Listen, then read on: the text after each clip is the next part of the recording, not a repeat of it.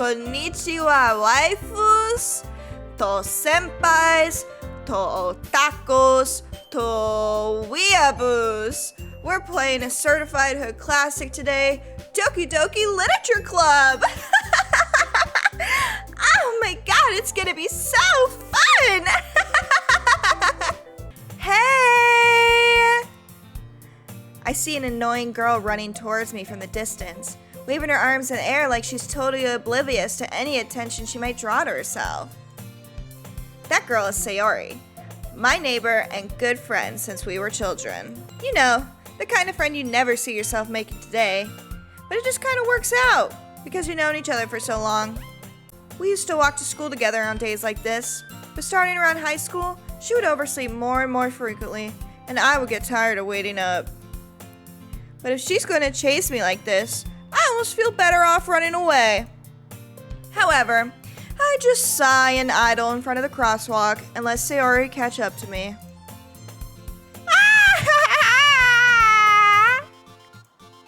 I overslept again! She's cute, look at her! But I caught you this time! Maybe, but only because I decided to stop and wait for you. You say like, You say that like you were thinking about ignoring me. That's mean, Gooby. Well, if people stare at you for acting weird, then I don't want them to think we're a couple or something. Oh my god. Fine. But you did wait for me after all. I guess you don't have it in you to be mean even if you want to. Whatever you say, Sayori.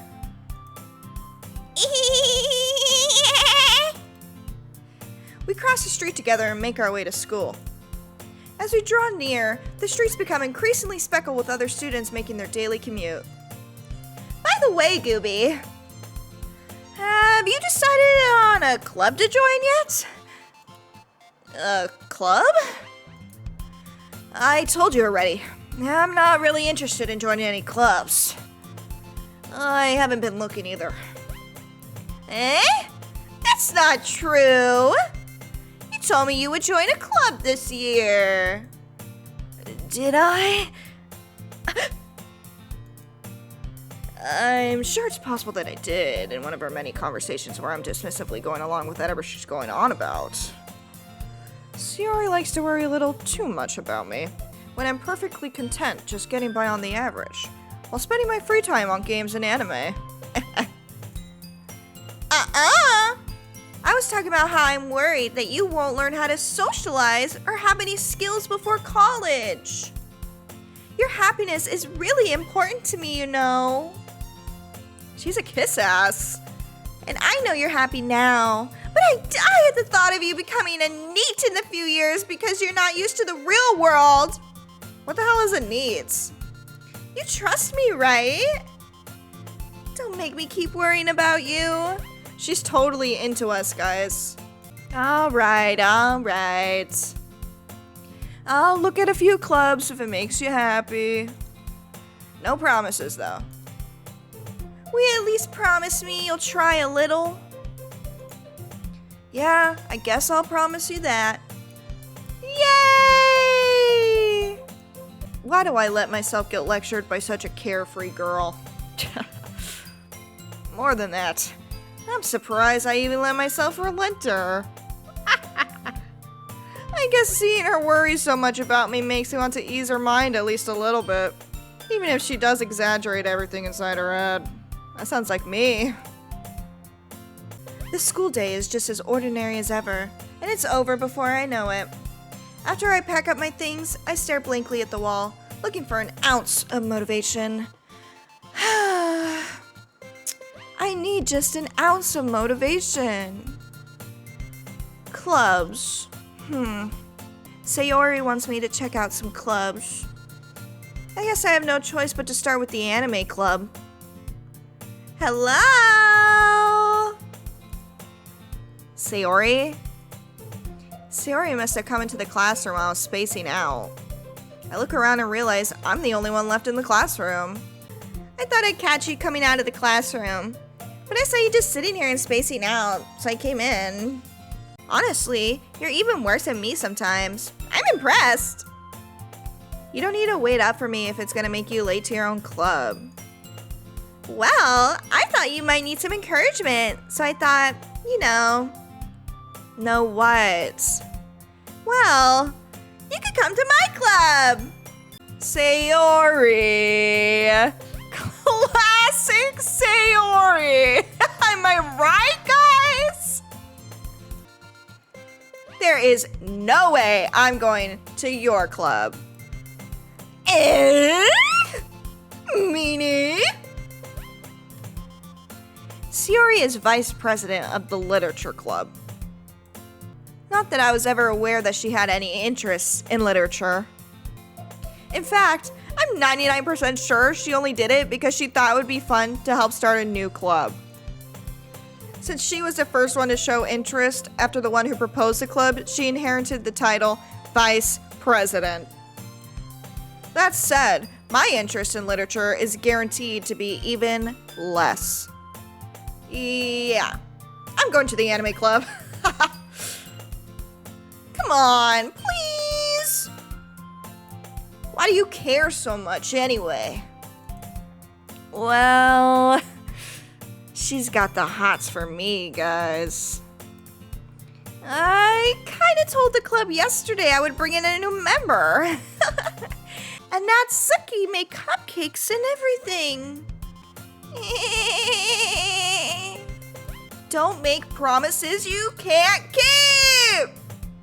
I can't tell if Sayori is really that much of an airhead or if she's so cunning as to plan all of this out. I let out a long sigh.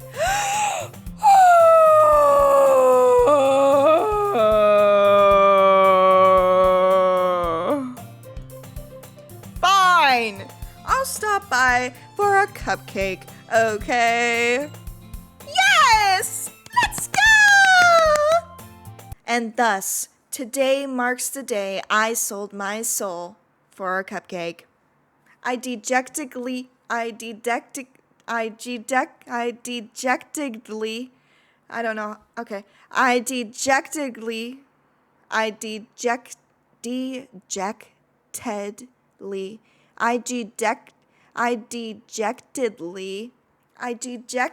follow Sayori across the school and upstairs, a section of the school I rarely visit, being generally used for third-year classes and activities. Sayori, full of energy, swings open the classroom door. Everyone! The new member is here! I told you, don't call me a new member! I glance around the room. Welcome to the Literature Club. It's a pleasure meeting you. Sayori always says nice things about you. Seriously? You brought a boy? Way to kill the atmosphere. Ah, Gooby! What a nice surprise! No, that's not good voice for her. What about... Ah, Gooby! What a nice surprise! That's a good one. Welcome to the club!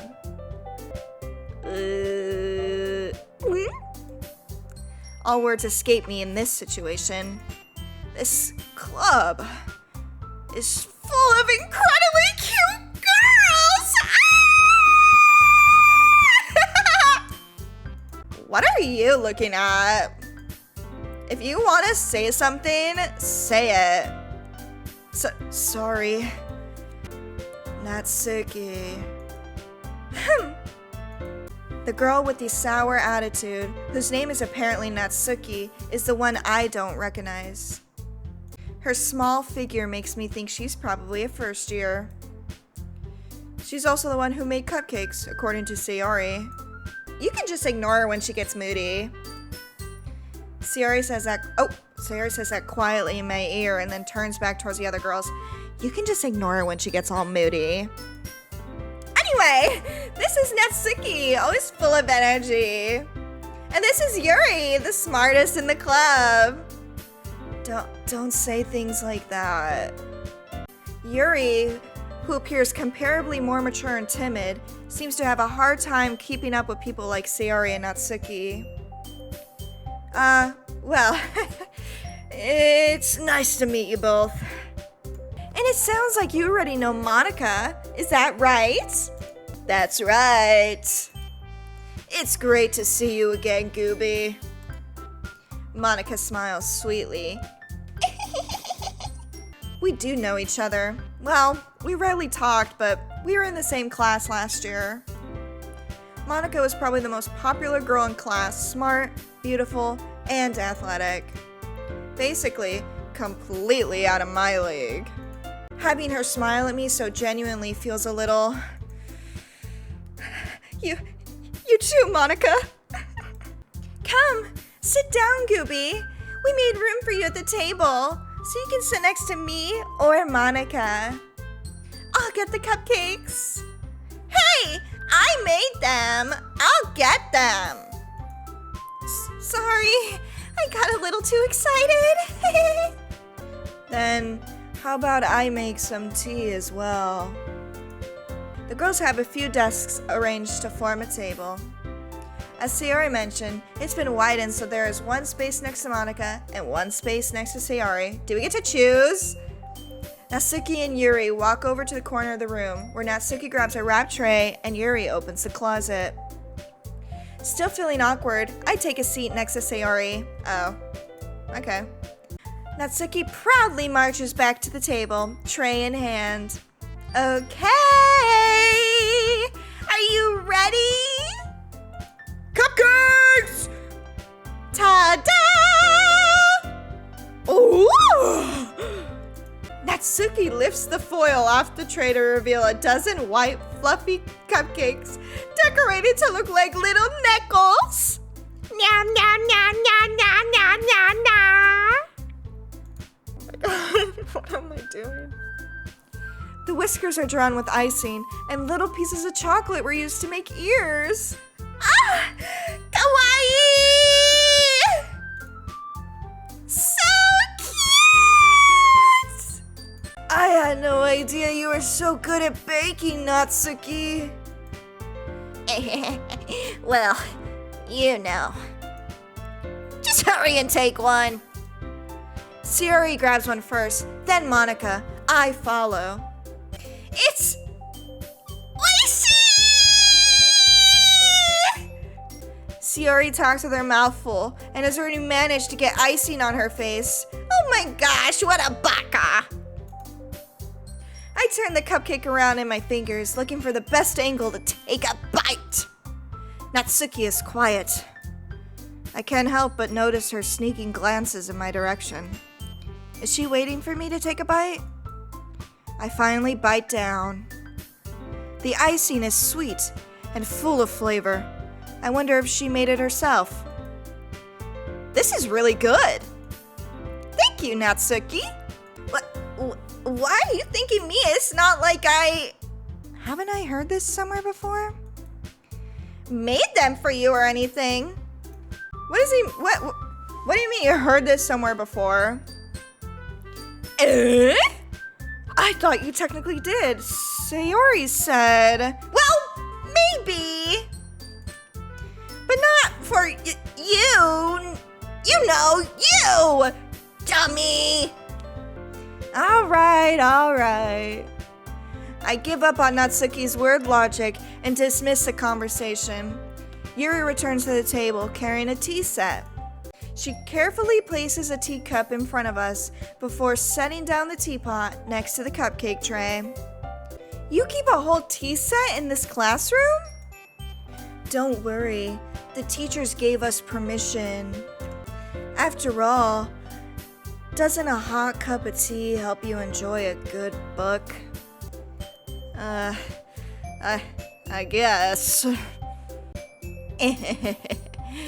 Don't let yourself get intimidated. Yuri's just trying to impress you. So I actually sound like an anime antagonist. What am I doing? That's not. Insulted, Yuri looks away. Oh! I meant that, you know. I believe you. Well, tea and reading might not be a pastime for me, but I at least enjoy tea. I'm glad. Yuri faintly smiles to herself in relief. Monica raises an eyebrow, then smiles at me. So, what made you consider the literature club? I was afraid of this question. Something tells me I shouldn't tell Monica that I was practically dragged here by Sayori. Well, I haven't joined any clubs yet, and Sayori seemed really happy here, so that's okay. Don't be embarrassed. We'll make sure you feel right at home, okay? As president of the literature club, it is my duty to make the club fun and exciting for everyone. Monica, I'm surprised. How come you decided to start your own club? You could probably be like a board member for any of the major clubs. Were you the leader of the debate club last year? Well, you know. To be honest, I can't stand all the politics around the major clubs.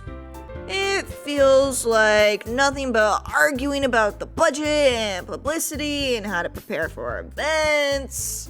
I'd much rather take something I personally enjoy and make something special out of it. And if it encourages others to get into literature, then I'm fulfilling that dream. Monica really is a great leader. Yuri also nods in agreement. Then I'm surprised there aren't more people in the club yet. It must be hard to start a new club. You could put it that way. Not many people are interested in putting out all the effort to start something brand new. Especially when it's something that doesn't grab your attention like literature. You have to work hard to convince people that you're both fun and worthwhile. But it makes school events like the festival that much more important. I'm confident that we can all really grow this club before we graduate. Right, everyone? Yeah! We'll do our best. You know it! Everyone enthusiastically agrees. Did that sound enthusiastic enough, guys?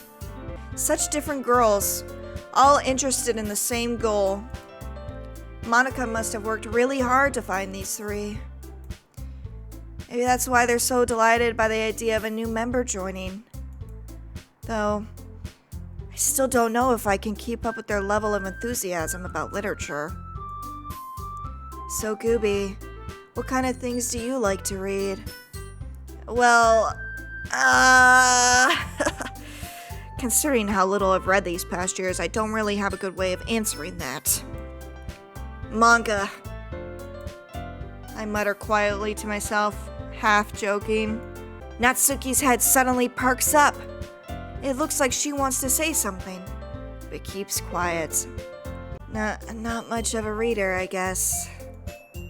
Well, that can change. What am I saying? I spoke without thinking after seeing Yuri's sad smile. Anyway, what about you, Yuri? Well, let's see. Yuri traces the rim of her teacup with her finger. My favorites are usually novels that build deep and complex fantasy worlds. The level of creativity and craftsmanship behind them is so amazing to me. And telling a good story in such a foreign world is equally impressive. Yuri goes on, clearly passionate about her reading. She seems so reserved and timid since the moment I walked in. But it's obvious by the way her eyes light up that she finds her comfort in the world of books, not people.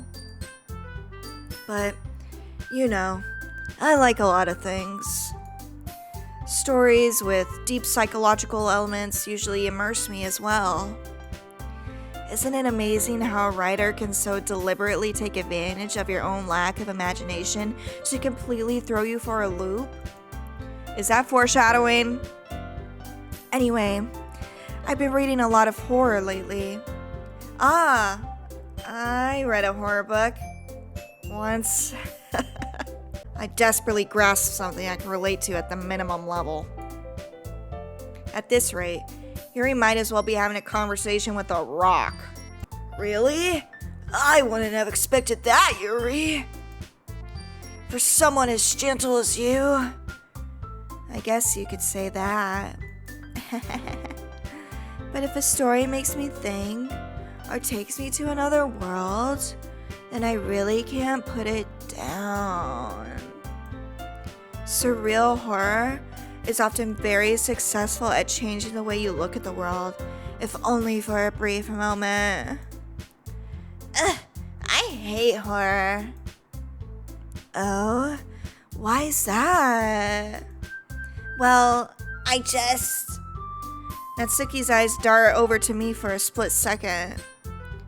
Never mind. That's right. You usually like to write about cute things, don't you, Natsuki? What? What gives you that idea? You left a piece of scrap paper behind the last club meeting. It looked like you were working on a poem called Don't Say It Out Loud! And give that back! Fine. Your cupcakes, your poems, anything you do is just as cute as you are! Shiori sidles up behind Natsuki and puts her hands on her shoulders. I'm not cute! Natsuki, you write your own poems?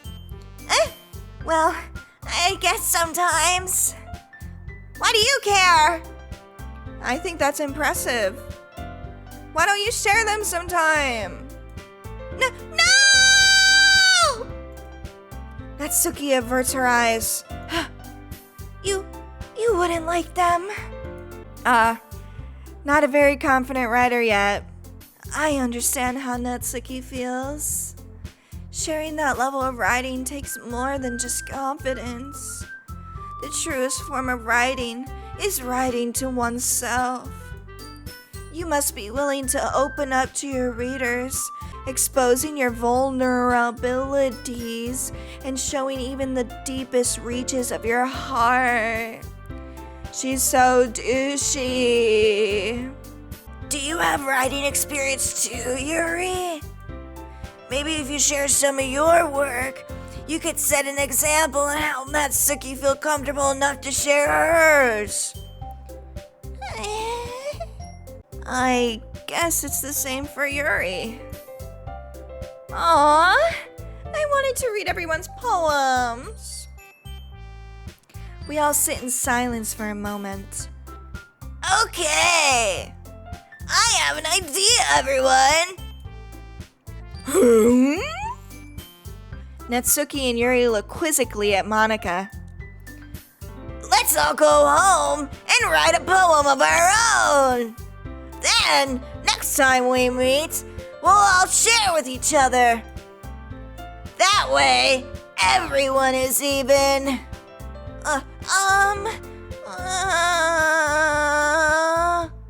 Yeah, let's do it! Plus, now that we have a new member, I think it'll help us all get a little more comfortable with each other and strengthen the bond of the club. Isn't that right, Gooby?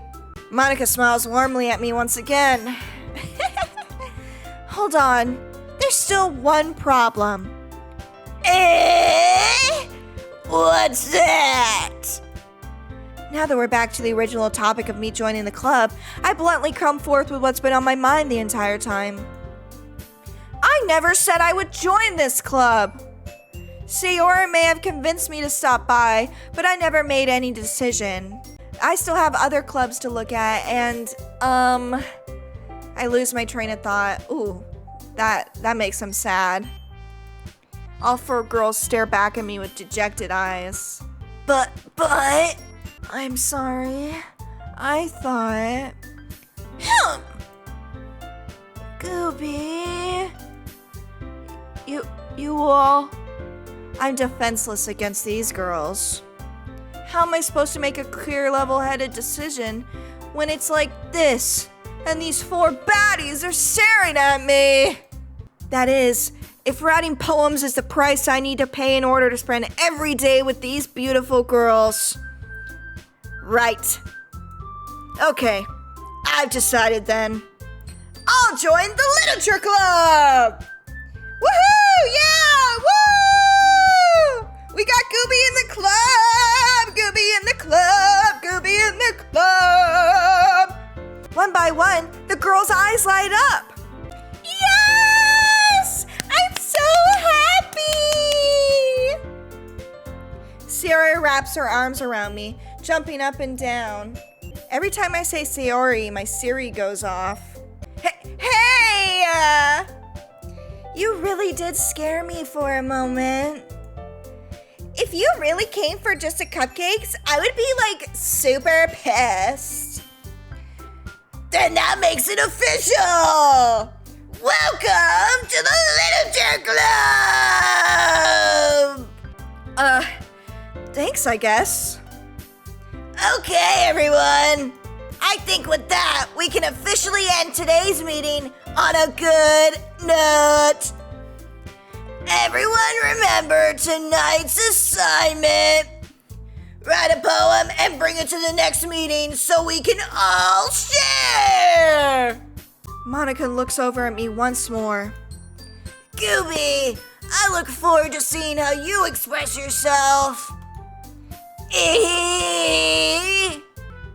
Yeah.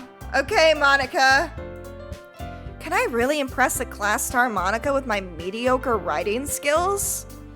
I already feel the anxiety welling up inside of me. Meanwhile, the girls continue to chit-chat as Yuri and Natsuki clean up their food. Hey, Gooby, since we're already here, do you want to walk home together? That's right.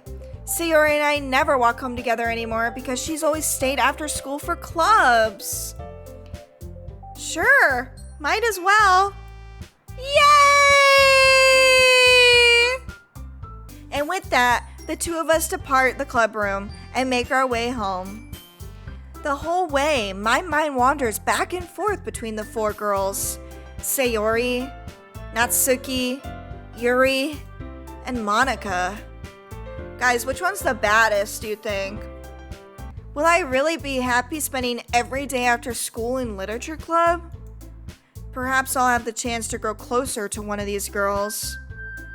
Alright. I'll just need to make the most of my circumstances, and I'm sure good fortune will find me. And I guess that starts with writing a poem tonight. Whoa, okay. I didn't know there was mini games. I thought it was just a visual novel. It's time to write a poem.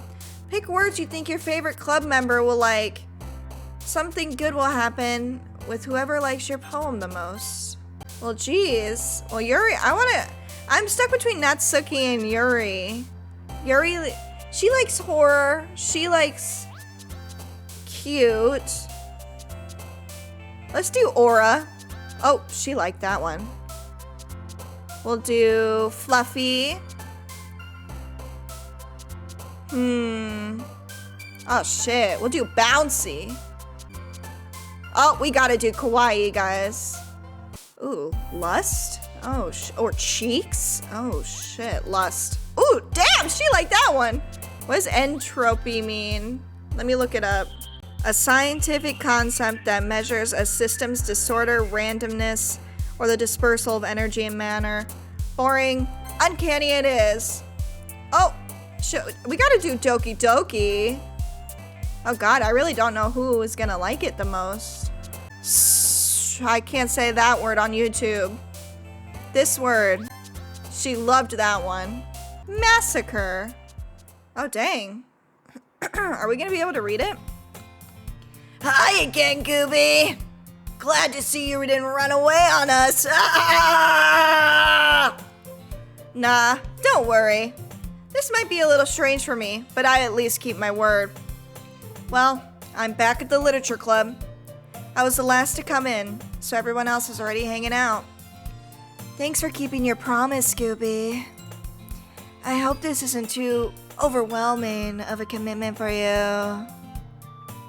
Making you dive headfirst into literature when you're not accustomed to it. Oh, come on. Like, he deserves any slack. Sayori told me you didn't even want to join any clubs this year. And last year, too. I don't know if you plan to just come here and hang out or what, but if you don't take us seriously, then you won't see the end of it. Natsuki, you certainly have a big mouth for someone who keeps her manga collection in the club room. Natsuki finds herself stuck between saying Monica and manga. Manga is literature! Swiftly defeated, Natsuki plops back into her seat. Don't worry, guys.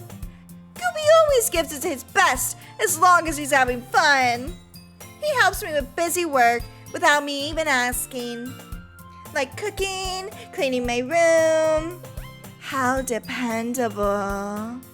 He's so hot and respectful. Sayori, that's just because your room is so messy it's distracting. And you almost set your house on fire once. Is that so? You two are really good friends, aren't you? I might be a little jealous. How come? You and Gooby can become good friends too. Sayori? Oh. As usual, Sayori seems oblivious to the weird situation she just put me into. Oh! Your even brought you something today, you know. Wait, Sayori. Me? Not really. Don't be shy. It's really nothing. What is it? Never mind. Sayori made it sound like a big deal when it's really not. What do I do? I'm sorry, Yuri. I wasn't thinking. I guess that means it's up to me to rescue the situation. Hey, don't worry about it. First of all, I wasn't expecting anything in the first place. So any nice gesture from you is a pleasant surprise. It'll make me happy no matter what. Is that so? Yeah, I won't make it a big deal if you don't want it to be. Alright. Well, here. Yuri reaches into her bag and pulls out a book. I didn't want you to feel, left out. So I picked out a book that I thought you might enjoy. It's a short read, so it should keep your attention, even if you don't usually read. And we could, discuss it if you want it. This is... How is this girl accidentally being so cute? She even picked out a book she thinks I'll like, despite me not even reading much. Yuri, thank you! I'll definitely read this! I enthusiastically take the book. Phew. Well, you can read it at your own pace. I look forward to hearing what you think. Now that everyone's settled in, I expected Monica to kick off some scheduled activities for the club. But that doesn't seem to be the case. Sayori and Monica are having a cheery conversation in the corner. Yuri's face is already buried in a book. I can't help notice her intense expression, like she was waiting for this chance. Meanwhile, Natsuki is rummaging through the closet. Man, it looks like no one wants to be bothered today. I slumped down into the nearest desk. How am I supposed to occupy myself with something literature related by myself like this? I guess I could always read some of that book Yuri gave me. But I'm feeling a little too tired to read. I could probably fall asleep right now.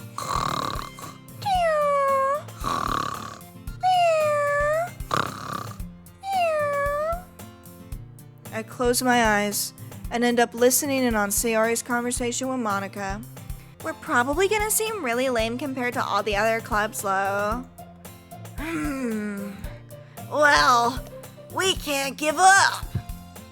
The festival is our chance to show everyone what literature is all about.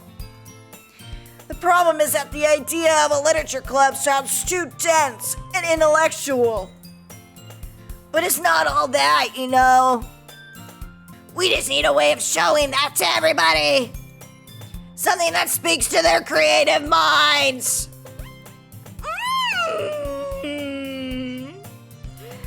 That doesn't solve the problem, though. What do you mean?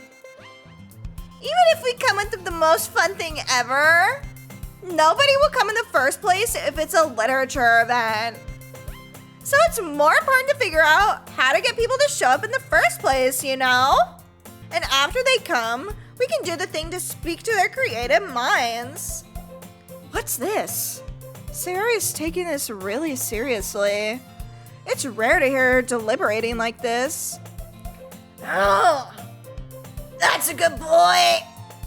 In that case, do you think food will do the trick? Whew, what kind?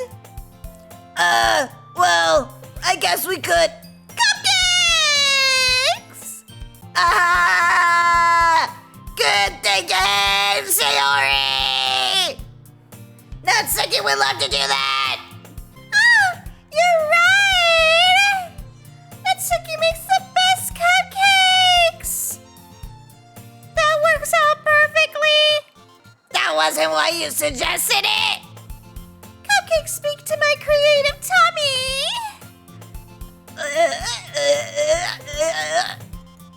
Cupcakes it is then! I'm hungry. Anyway, we still need to work out the details of the event itself. Oh! I find myself smiling. In the end, Sayori is still her usual self. But therein lies the unexpected reason I admire her.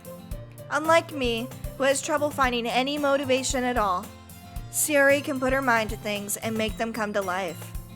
I suppose that's why I end up letting her get on my case about things.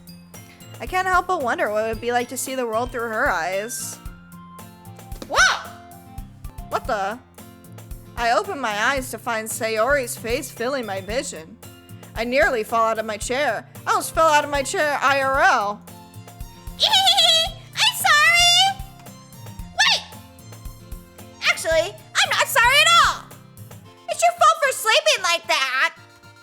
This isn't the napping club! Does our school have a napping club? You're staying up late again, aren't you? Now that you're in the club, you're gonna have less time for anime, you know. You'll need to get used to it. Don't say that so loud. I glance over my shoulder to see if Monica overheard. It's true, though. Yeah. I know. You're always looking out for me, Sayori. It's what I do best. That's a problem. What about you? You look out for me better than you look out for yourself. You're still oversleeping every day, aren't you? Not every day. That's not very convincing. How many days of this past week have you gotten up on time? It's a secret. I knew it. Come on. At least give me the benefit of the doubt. I can't even do that. Look, Sayori, it's written all over you. Sayori glances around at herself. How is it written all over me? You were clearly in a rush this morning. Look, your hair is sticking out all around here. Ah! I run my fingertips down the side of Sayori's hair, trying to straighten it out. Man, you really need a brush for this. My hair is just really hard to get right. I won't fall for that, baby. There's more than just your hair. Look, your bow isn't straight either. And there's a toothpaste stain on your collar, right here. I try to wipe off the stain with my finger. But, nobody would ever notice that. Of course they would. Nobody's gonna tell you about it because they don't want to embarrass you. Duh. Fortunately, I don't really care about that. Hey, you meanie. And you don't even keep your blazer button up. Seriously, Sayori. Why am I reading her to filth right now? Why do you think you don't have a boyfriend yet? Oh. She's gonna need some ice for that burn. Wee woo, wee woo, wee woo, wee woo. That's super mean. Sorry, but you'll thank me later. I start to button her blazer from the bottom. Why am I touching her like this? Once you see how better it looks, you'll change your mind. Whoa! Oh my god. My hands are right next to her breasticles. This is so funny. What is? Well, I was just thinking about how weird it is to have a friend who does these kinds of things. Don't say that. You'll make me feel weird about it, stupid baka. It's okay though. I'm happy we're like this. Aren't you? I guess. Hey, be careful. You hurt my chesticles. The button might come off. Why is this one so hard to close? I struggled to fully close the button near her chest. Really? Really? Does this thing even fit you properly? It did when I bought it. If you ever buttoned it, you would have noticed sooner that it doesn't fit you anymore. What are you smiling about? It means my boobs got bigger again! Don't say that out loud! Anyway, you look so much better now, so... Why does it feel strange to see Sayori's blazer buttoned up like that? But it's so stuffy on my big boobs. Ooh. It's not worth it at all. Sayori hastily unbuttons her blazer once more. Phew. That's so much better. Sayori puts her arms out and twirls around. So if I keep it unbuttoned, then I won't get a boyfriend, right? What kind of logic is that? And why are you saying it like it's a good thing? Because if I had a boyfriend, then he wouldn't even let you do things like this. And you take care of me better than anyone else would anyway. She's got the hats for me! So that's why I'm keeping it unbuttoned. Stop saying all these embarrassing things, Sayori. Oh my god. I didn't say anything embarrassing. Jeez, jeez, man. Well, anyway, just focus on trying to wake up a little earlier. Only if you focus on going to bed earlier. Fine. It's a deal. I guess we really are better at taking care of each other than we are at taking care of ourselves. Yeah, I guess so, huh?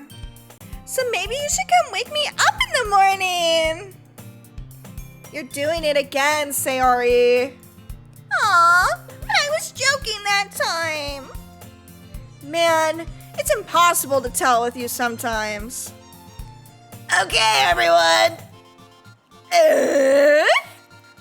Monica suddenly calls out, "Why don't we share the poems we wrote now?" Yay!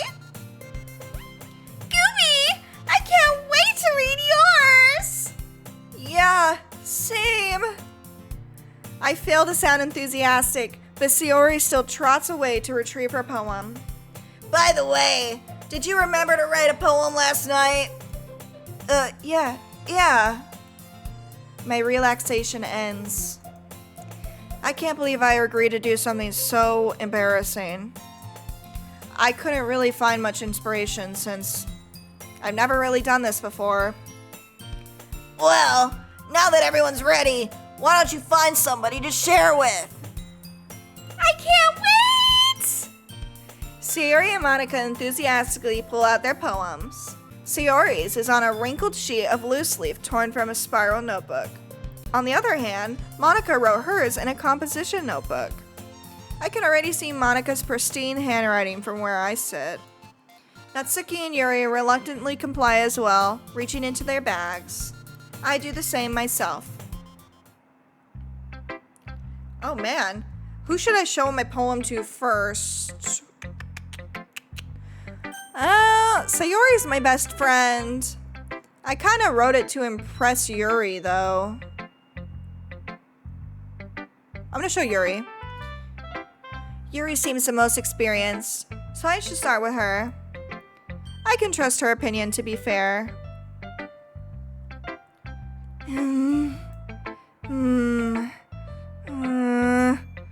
Yuri stares at the poem. A minute passes. More than enough time for her to finish reading. Oh! Sorry. I forgot to start speaking. It's fine. Don't force yourself. I'm not. I just need to put my thoughts into words. Hold on. She doesn't like it. Okay. This is your first time writing a poem, right? Yeah, obviously.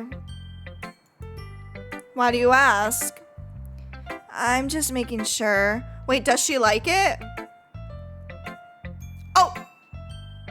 Oh, I guess that it might be after reading through it, though. So it's that bad. No! Did I just raise my voice? Oh, I'm so sorry. Yuri buries her face in her hands. I couldn't help but notice that it's been several minutes and we haven't really gotten anywhere. Might take Yuri a while to get used to new people. It's fine. I really didn't notice. What were you saying? Right, it's just that there are specific writing habits that are usually typical of new writers. And having been through that myself, I kind of learned to pick up on them. I think that the most noticeable thing I recognize in new writers is that they try to make their style very deliberate.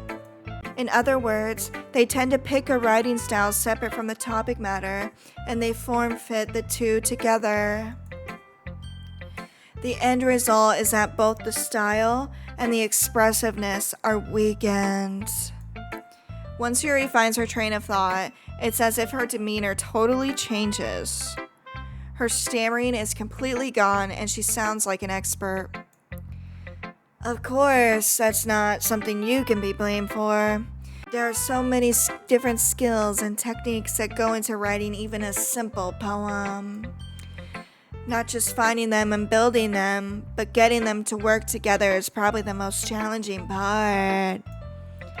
It might take you some time, but it all comes with practice and learning by example and trying new things. I also hope that everyone in the club gives you valuable feedback. Natsuki can be a little biased, though. Biased? How? Well, never mind. I shouldn't be talking about other people like that. Sorry. It's fine. I'm not sure if Yuri is apologizing to herself, to me, or to Natsuki. Do you mind if I read your poem now? Please do. I'd love to share my thought process behind it. Yuri smiles dreamingly, as if that's a rare opportunity for her. Oh, which itself is kind of funny. After all, isn't this supposed to be a literature club? Oh. Ghost under the light. The tendrils of my hair illuminate beneath the amber glow, bathing. It must be this one, the last remaining streetlight to have withstood the test of time, the last yet to be replaced by the sickening blue-green hue of the future. I bathe, calm, breathing air of the present but living in the past. The light flickers. I flicker back. Douche! I'm sorry I have such terrible handwriting. What? I wasn't thinking that at all. But it took you a long time to read. I'm just stupid. Well, I don't read script very often. I actually think your handwriting is pretty. That's a relief. Also, I like the poem. Even though it's short, it was really descriptive. It wasn't too short. I usually write longer poems. Not at all. I'm really glad you liked it. I'll be honest. Since it's our first time sharing, I wanted to write something a little more mild. Something easy to digest, I suppose. Are you into ghosts, Yuri?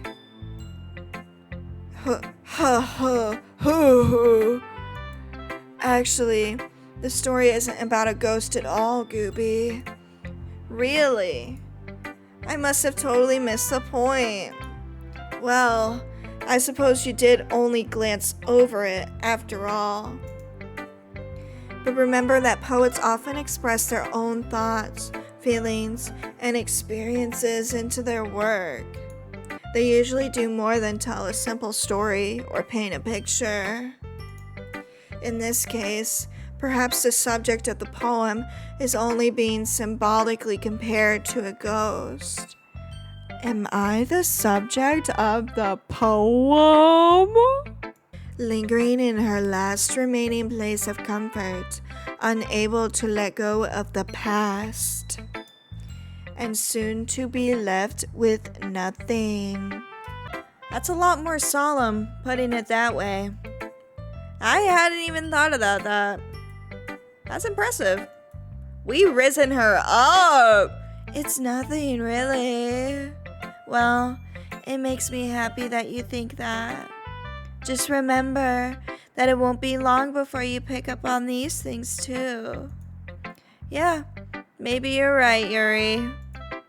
I guess I'll just have to keep trying. I'm counting on you. Yeah, we're rizzing her. Next, we're gonna rizz... I'm not really into Monica, honestly. Let's do Natsuki.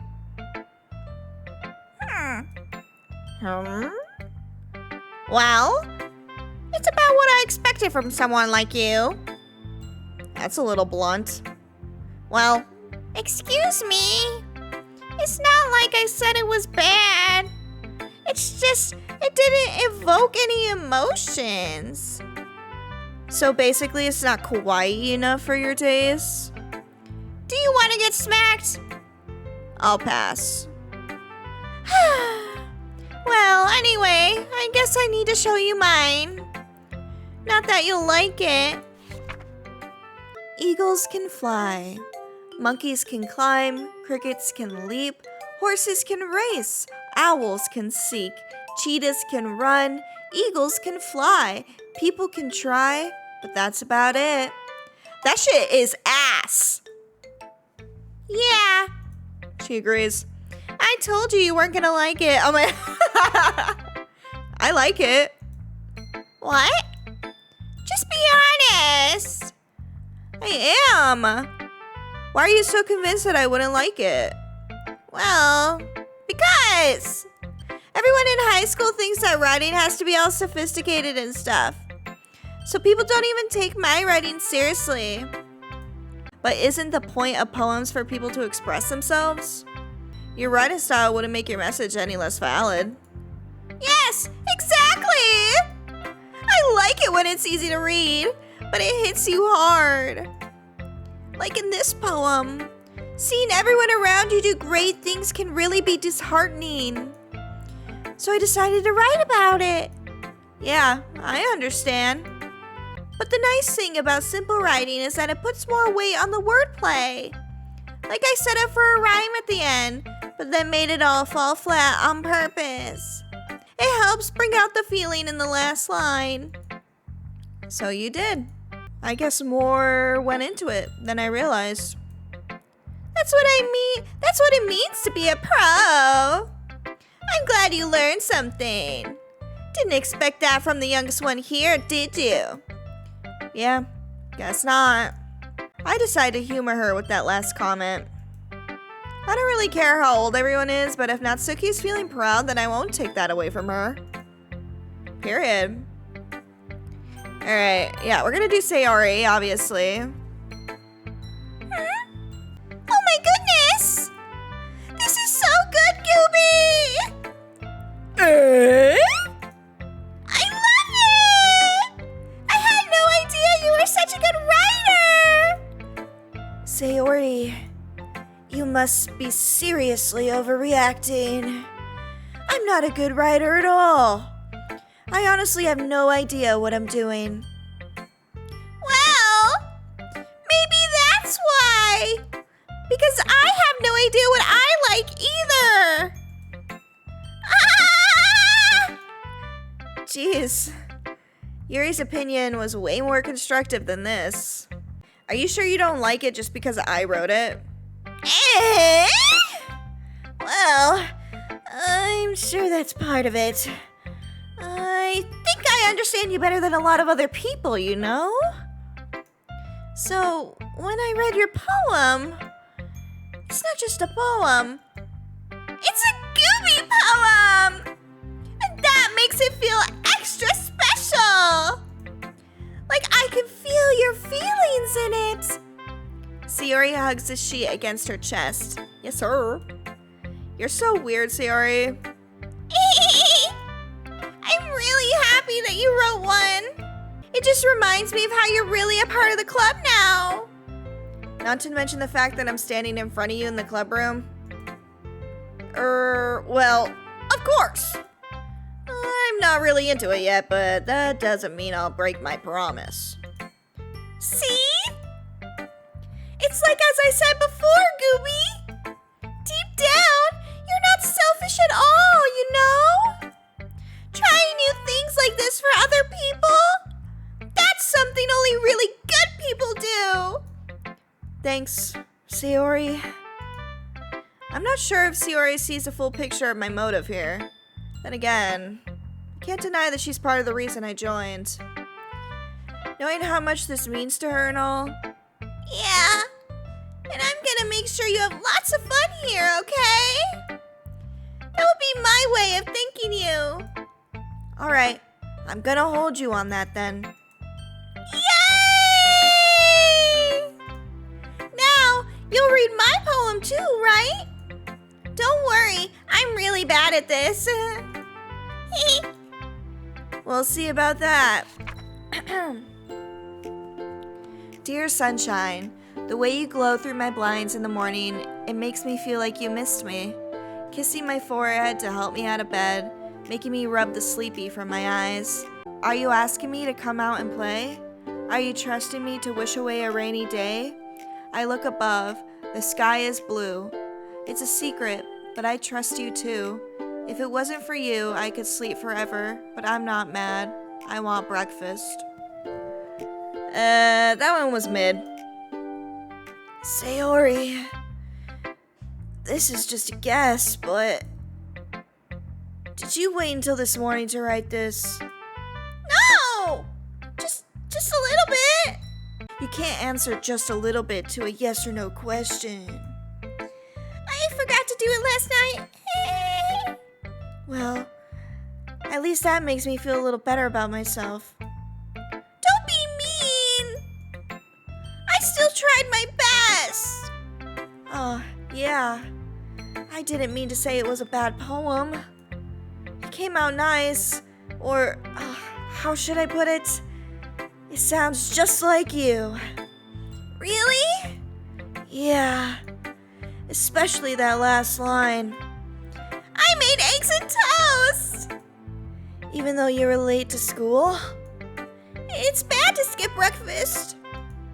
I get all cranky. Well, I guess there's no point in arguing. Anyway, thanks for showing me. This was just so much fun. Monica's the best. Yeah. But next time, I won't forget. And I'm gonna write the best poem ever! Well, I guess I'll look forward to it. Guess we gotta show bum-ass Monica. Hi, Gooby! Having a good time so far? Yeah.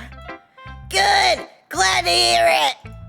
By the way, since you're new and everything, if you ever have any suggestions for the club, like new activities or things we can do better, I'm always listening!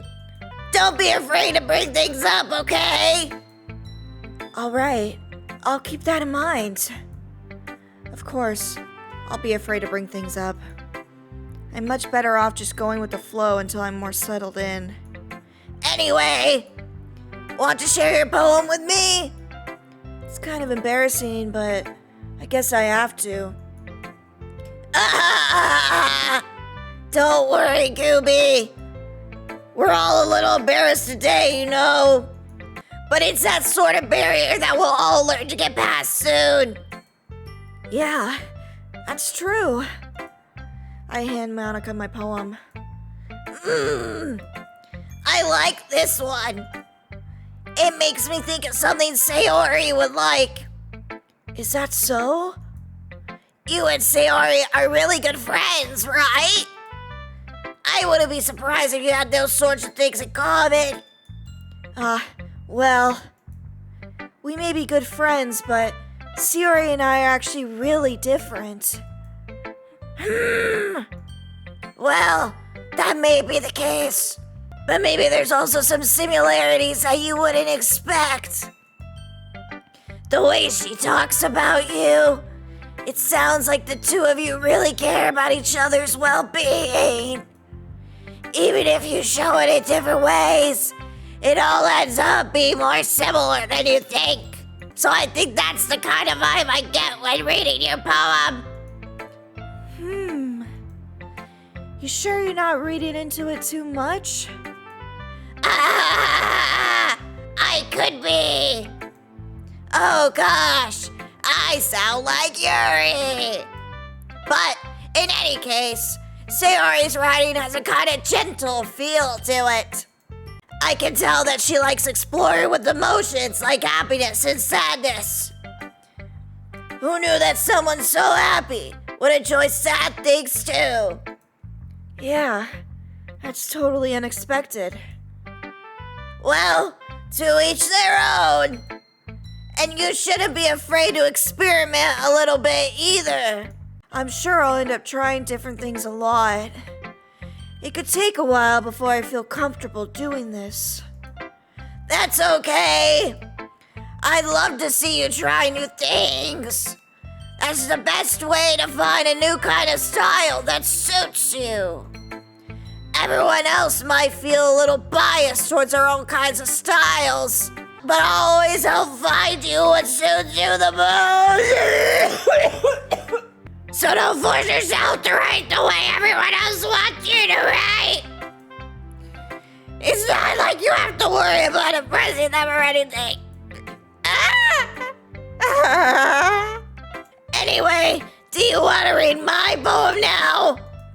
Don't worry, I'm not very good.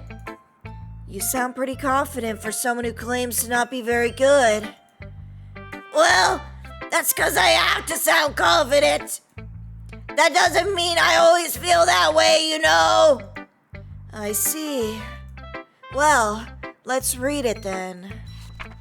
This is a long one. Hole in wall. It couldn't have been me. See? The direction spackle What? Hole in wall. It couldn't have been me. See? The direction the spackle protrudes? A noisy neighbor? An angry boyfriend? I'll never know. I wasn't home. I peer inside for a clue. No! I can't see. I reel, blind, like a film left out in the sun. But it's too late. My retinas! My retinas! Already scorched with a permanent copy of the meaningless image. It's just a little hole.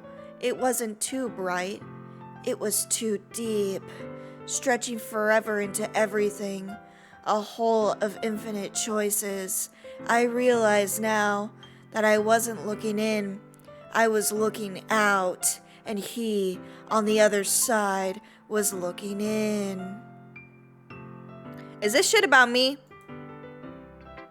So what do you think? It's very freeform, if that's what you call it. Sorry, I'm not really the right person to ask for feedback. It's okay. Yeah, that kind of style has gotten pretty popular nowadays. That is, lots of poets have been putting emphasis on the timing between the words and lines.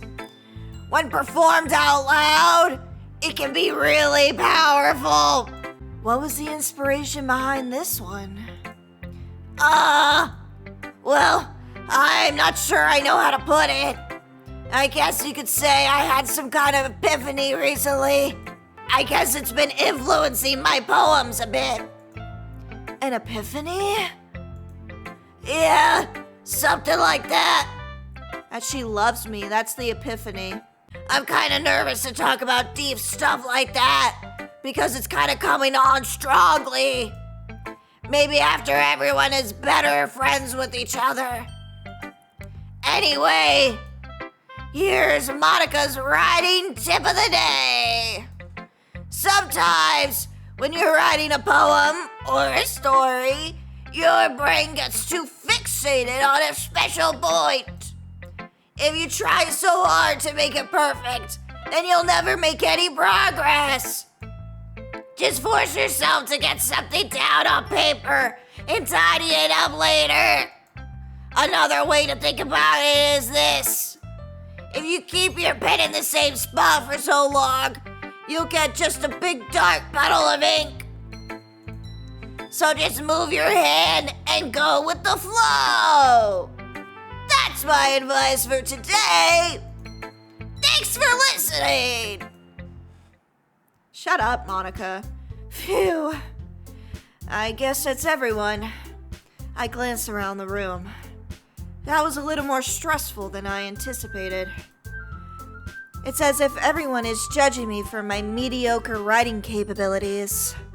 Even if they're just being nice, there's no way my poems can stand up to theirs. This is a literature club after all. I sigh. I guess that's what I ended up getting myself into. Across the room, Sayori and Monica are happily chatting. My eyes land on Yuri and Natsuki.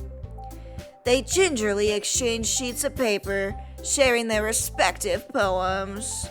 As they read in tandem, I watch each of their expressions change.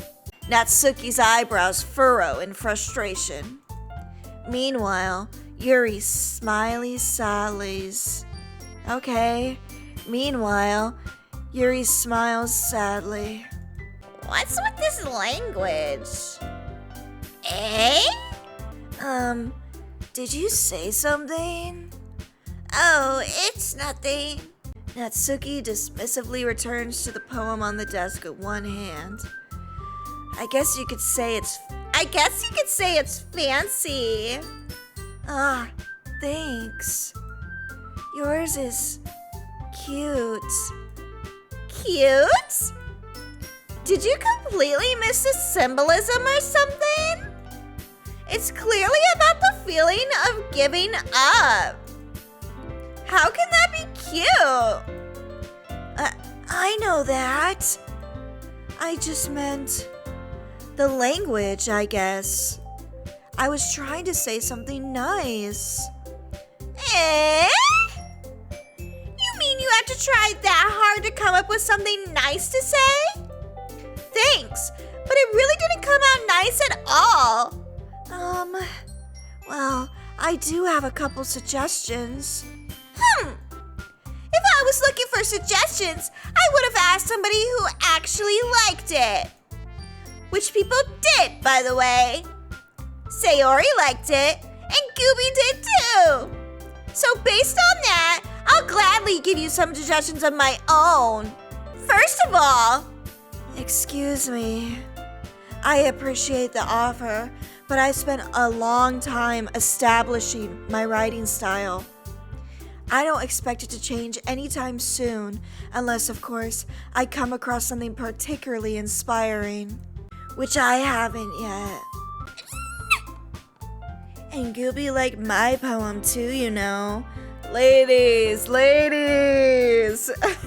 There's plenty of me to go around! He even told me he was impressed by it. Natsuki said, oh god, the music stopped. Natsuki suddenly stands up. Oh? I didn't realize you were so invested in trying to impress our new member, Yuri. That's not what you're just... Yuri stands up as well. Maybe you're just jealous. Maybe you're just jealous that Gooby appreciates my advice more than he appreciated yours. Huh? How do you know he didn't appreciate my advice more? Are you that full of yourself? No. If I was full of myself, I would deliberately go out of my way to make everything I do overly cutesy. Is everyone okay? You know what?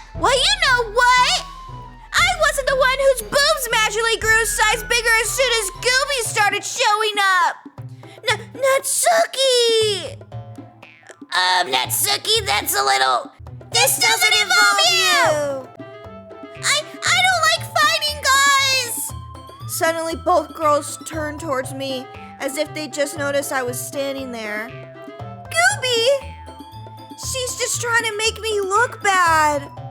That's not true! She started it! If she could get over herself and learn to appreciate that simple writing is more effective, then this wouldn't have happened in the first place. What's the point of making your poems all convoluted for no reason? The meaning should jump out at the reader, not force him to have to figure it out. Help me explain that to her, Gooby. Am I gonna have to pick sides right now? Wait! There's a reason we have so many deep and expressive words in our language. It's the only way to convey complex feelings and meaning the most effectively. Avoiding them is not only unnecessary limiting yourself, it's also a waste. You understand that, right, Gooby? Well? How did I get dragged into this in the first place? It's not like I know anything about writing. But whomever I agree with, they'll probably think more highly of me. No! So of course it's going to be...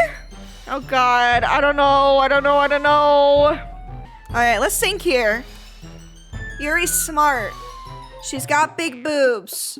I like her hair. Natsuki is cute. I like her hair and I like how she's a little grumpy all the time. Or I could say, help me, Sayori. Oh god. I agreed with... Natsuki, you're right that I liked your poem. See? Wait! That's not an excuse for you to be so mean. You shouldn't pick a fight just because someone's opinion is different. That's not what happened at all! Yuri wouldn't even take my poem seriously! I understand. Yuri. You're a seriously talented writer. It's no secret that I was impressed. Well, that's... But here's the thing. No matter how simple or refined someone's writing style is, they're still putting feelings into it, and it becomes something really personal. That's why Natsuki felt threatened when you said her poem was cute. I see. I didn't notice that I'm sorry. But Natsuki, you took it way too far. Yuri means well, and if you had just told her how you felt, then this wouldn't have happened in the first place.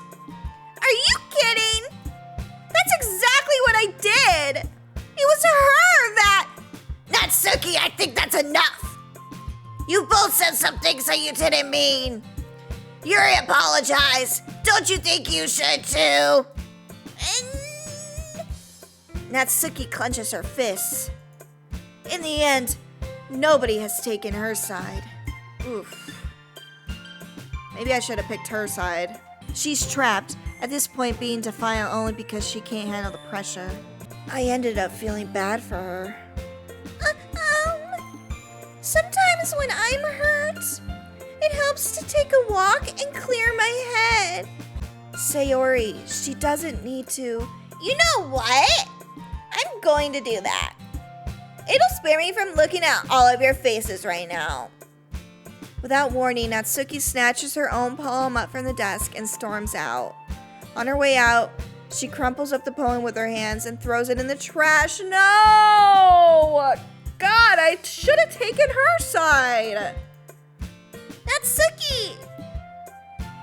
She really didn't need to do that. I look across the room. Yuri has her chin buried in her hands while she stares down at her desk. I gingerly approach her and sit in the adjacent chair. Everything all right? I'm so embarrassed. I can't believe I acted like that.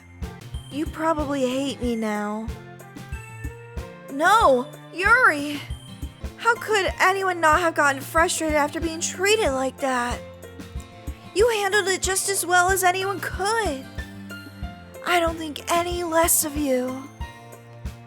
Well, alright. I believe you. Thanks, Gooby. You're too kind. I'm thankful to have you a part of this club now. Or, it's nothing. One more thing. That one thing that Natsuki said about, my humongous boobies. I would never do anything so shameful. So, what thing did Natsuki say? Well, never mind that. I'm going to make some tea. Good idea. Make enough for more than one person, okay? Yeah. Okay, everyone. It's just about time for us to leave. How did you all feel about sharing poems? It was a lot of fun! Well, I'd say it was worth it. It was alright. Well, mostly. Gooby, how about you? Yeah, I'd say the same. It was a neat thing to talk about it with everyone. Awesome! In that case, we'll do the same thing tomorrow. Huh? Another poem tomorrow? And maybe you learn something from your friends, too. So your poems will turn out even better. I think to myself, I did learn a little more about the kinds of poems everyone likes. With any luck, that means I can at least do a better job impressing those I want to impress. I nod to myself with a newfound determination. Gooby! Ready to walk home? Sure, let's go. Sayori beams at me. It truly has been a while since Sayori and I have spent this much time together. I can't really say I'm not enjoying it either. Sayori, about what happened earlier? What do you mean? You know, between Yuri and Natsuki, does that kind of thing happen often? No. That's really the first time I've seen them fight like that. I promise they're both wonderful people. You don't hate them, do you? No, I don't hate them. I just wanted your opinion, that's all. I can see why they make good friends with you. Phew! You know, Gooby, it's nice that I get to spend time with you in the club. But I think seeing you get along with everyone is what makes me the happiest. And I think everyone really likes you, too. That's... Every day is going to be so much fun! It looks like Sayori still hasn't caught on to the kind of situation I'm in. Sure, being friends with everybody is nice, but does it really need to stop there? We'll just have to see what the future holds, Sayori. I pat Sayori on the shoulder.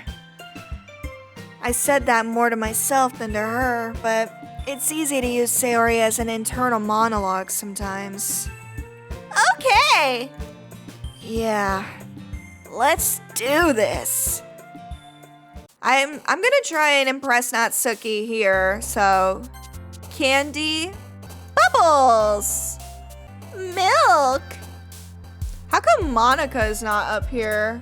Is she not like one of our love interests?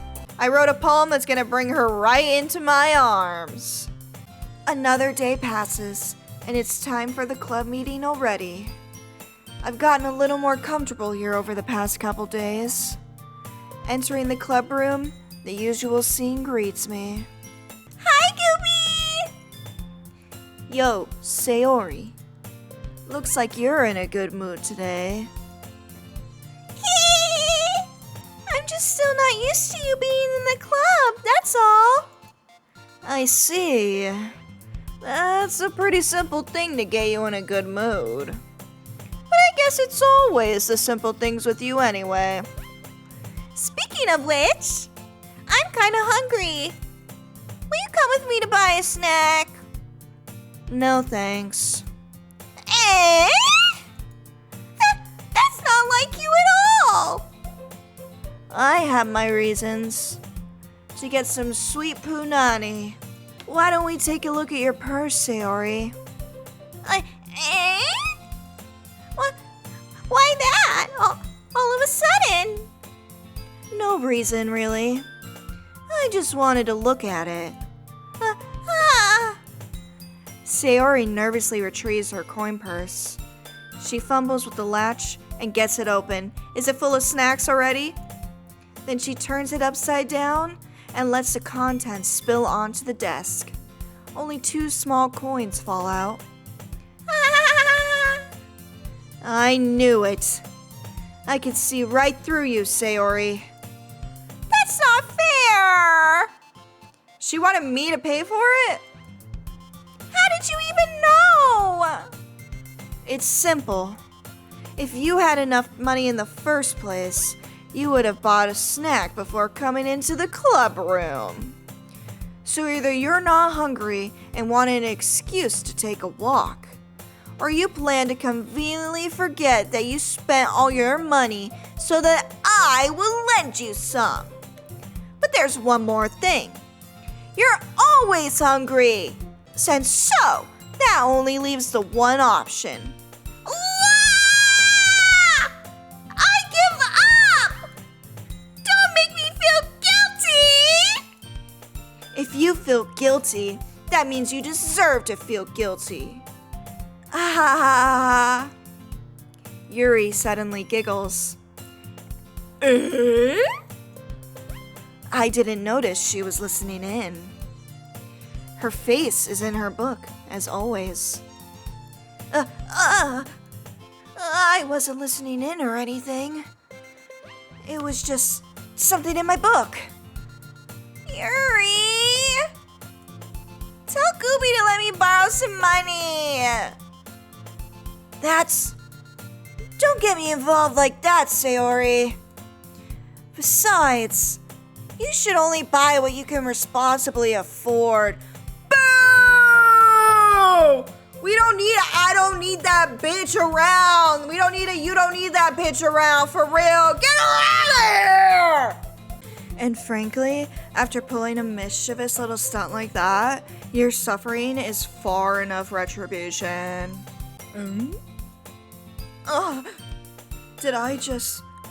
I didn't mean that. I got too absorbed in my book. Ooh.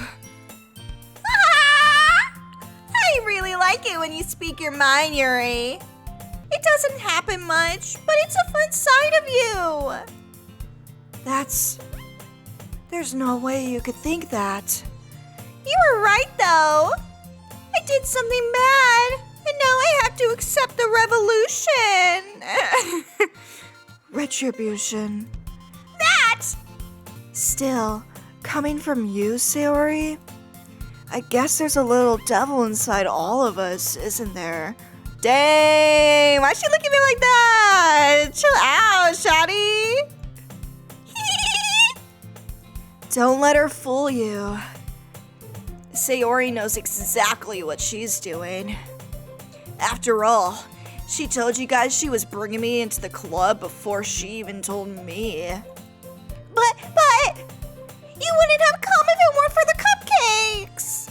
So I had to trick Natsuki into making them. Come on, give me more credit than that, Sayori. What the? Who smacked her?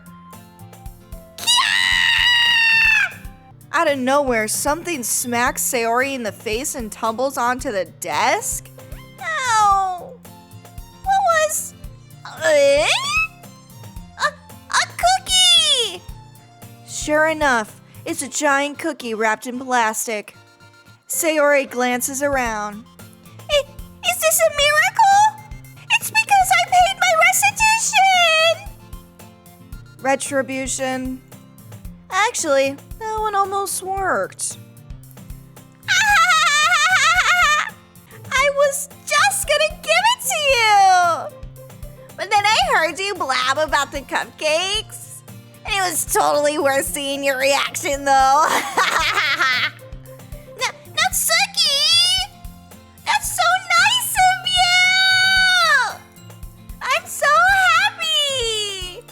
Sayori hugs the cookie. Jeez, just eat it. Sayori rapidly tears open the wrapper and takes a big bite. So good! Sayori suddenly clasps her hand over her mouth. I bit my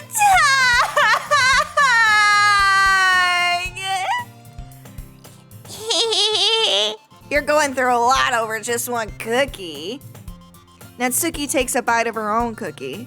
Yours looks really good too, Natsuki. Can I try it? Jeez, beggars can't be choosers. But yours is chocolate.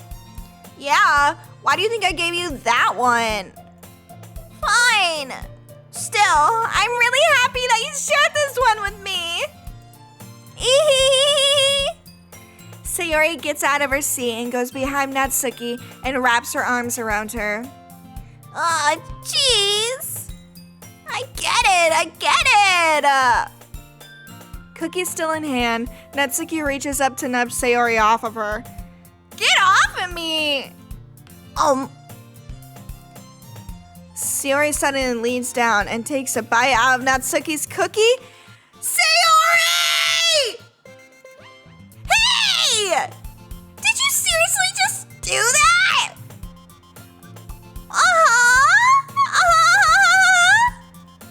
Mouthful, Sayori trots away to safety. Yuri and I laugh as well. Jeez, you're such a kid sometimes. Monica, can you tell Sayori? Eh? Natsuki glances around. Monica isn't in the club room. Huh. Where's Monica anyway? Good question. Have any of you heard anything about her being late today? Not me. Yeah, I haven't either. That's a bit unusual. I hope she's okay. Of course she's okay. She's probably just got something to do today. She's pretty popular after all. Eh? You don't think she has a... I wouldn't be surprised. She's probably more desirable than all of us combined. I would not say that, Yuri baby! That's true. Excuse me? Suddenly, the door swings open. Sorry, I'm super sorry. Ah, there you are. I didn't mean to be late. I hope you guys weren't worried or anything. Eh? Monica chose a club over her boyfriend after all. You're so strong-willed. But boyfriend? What on earth are you talking about? Monica quizzically glances at me. Never mind that. What held you up anyway? Well, my last period today was study hall. To be honest, I kinda just lost track of time. That makes no sense, though. You would have heard the bell ring at least. I must not have heard it since I was practicing piano. Piano? I wasn't aware you played music as well, Monica. I don't really. I kinda just started recently. I've always wanted to learn piano. That's so cool! You should play something for us, Monica! Monica looks at me. Maybe once I get a little better, I will. Yay! That sounds cool. I'd also look forward to it. Is that so? In that case, I won't let you down, Gooby. Monica smiles sweetly. I didn't mean any pressure or anything like that. Don't worry. I've been practicing a whole lot recently. And I'd really love the chance to share once I'm ready. I see. In that case, best of luck, Monica. Thanks! So, I didn't miss anything, did I? No, not really. I choose to leave out Sayori's mischievous escapade. I'm sure Natsuki will end up complaining to her anyway. It looks like everyone has already settled down. Sayori somehow already finished her entire cookie. Yuri is back to her book, and Natsuki disappeared into the closet. She's reading manga. She's reading boy love manga in there. I hear Natsuki utter an exasperated sigh within the closet. She seems to be annoyed by something. I approach her in case she needs a hand. You looking for something in there? Freaking Monica! She never puts my stuff back in the right spot! What's the point of keeping your collection organized if someone else is just gonna mess it up? Natsuki slides a bunch of stacked books and boxes across the shelf. Manga? You like manga, Natsuki? You read manga, right? Sometimes. Manga is one of those things where you can't admit you're really into it until you figure out where the other person stands. How did you know, anyway? I heard you bring it up at some point. Besides, it's kind of written on your face. No! I look like a gooner! What's that supposed to mean? I see.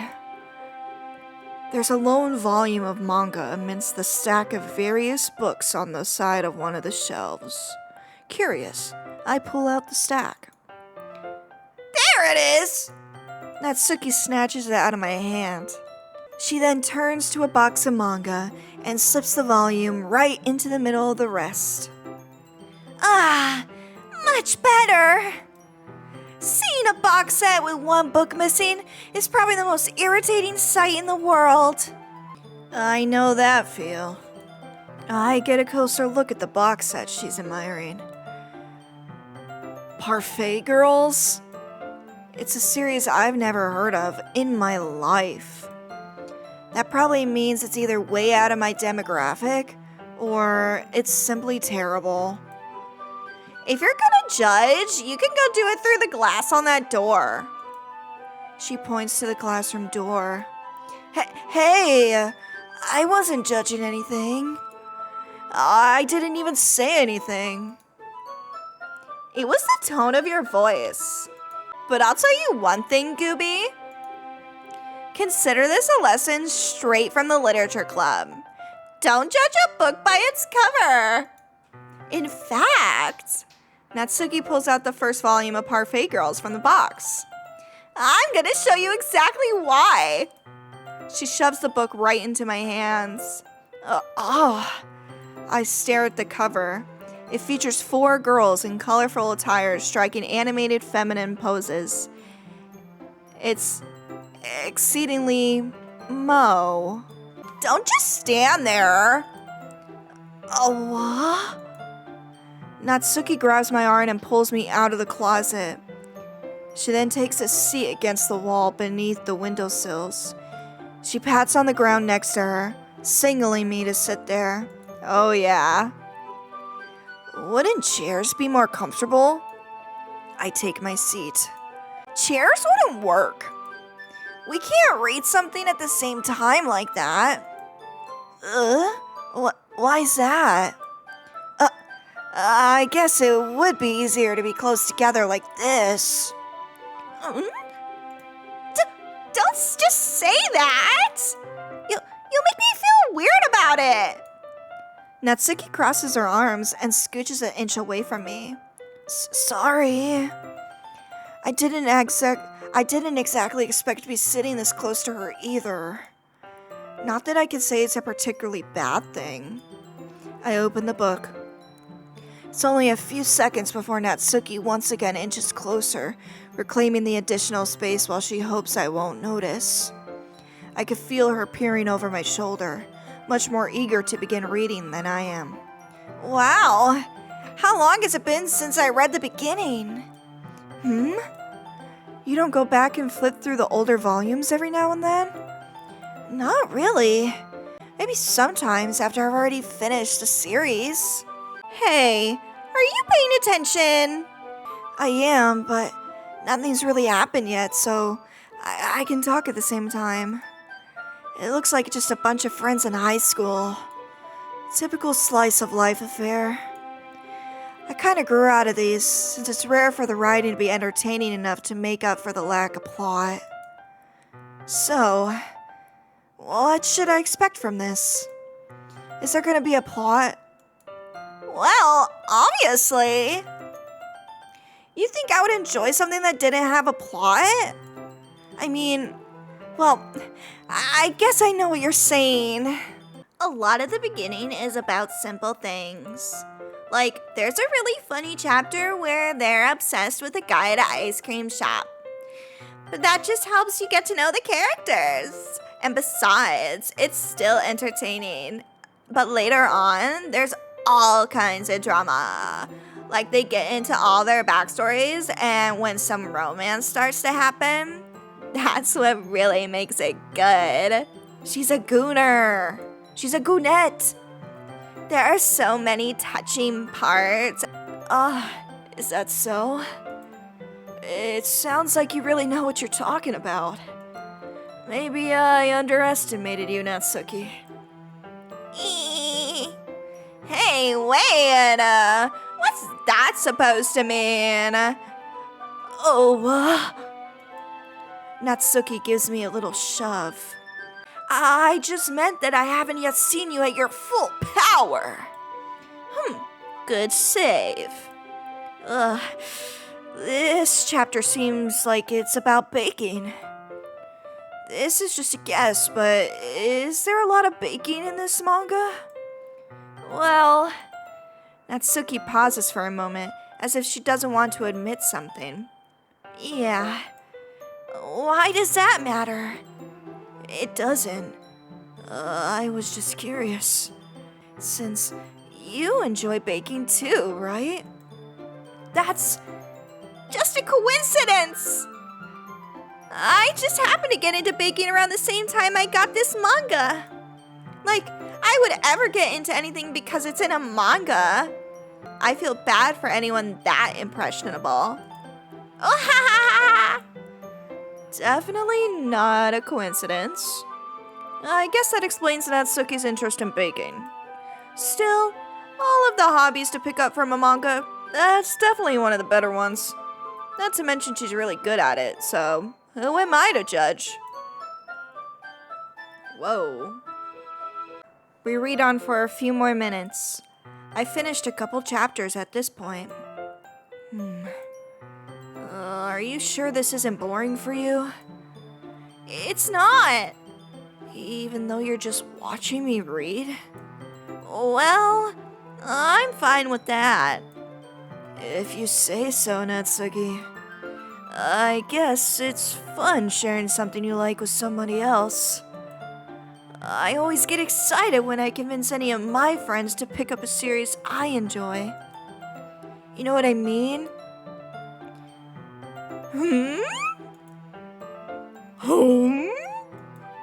You don't? That's not... Well, I wouldn't really know. What do you mean? She doesn't have friends. Don't you share your manga with your friends? Could you not rub it in? Jeez, sorry. Like I could ever get my friends to read this. They think manga is for kids.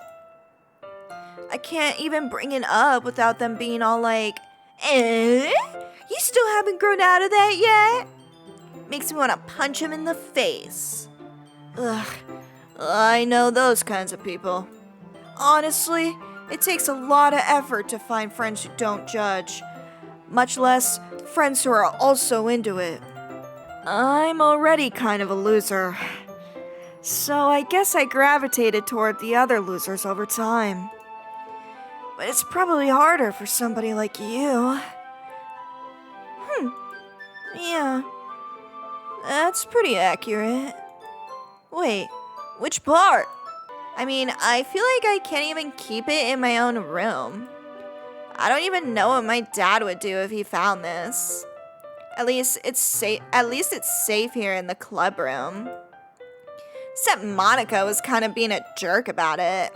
Ugh, I just can't win, can I? Well, it paid off in the end, didn't it? I mean, here I am, reading it.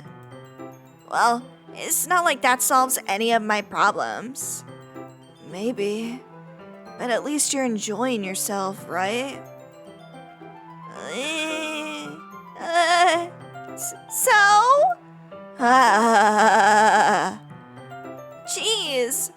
Jeez, that's enough. Are you gonna keep reading or what? Yeah. I flipped a page. Suddenly, Natsuki starts laughing. I totally forgot that happens. Natsuki puts her finger on one of the panels. Minori is my favorite character. You always feel a little bad for her since she's so unlucky, but it gets especially bad when... I shouldn't be talking about that yet. Just finish this chapter. Natsuki's voice sparkles with excitement. It's a stark contrast to her usual bossy tone. But if she's not used to sharing her favorite manga with her friends, I can understand why. It's hard to express in words the feeling you get when connecting with somebody like that. And being able to provide that to Natsuki, for whom it's a rare experience, the thought makes me smile a little to myself. Okay, everyone. Are you all ready with today's poems? Oh, come on. Could your timing be any worse? Sorry. I just need to make sure we have enough time. Though you do look pretty cozy over there.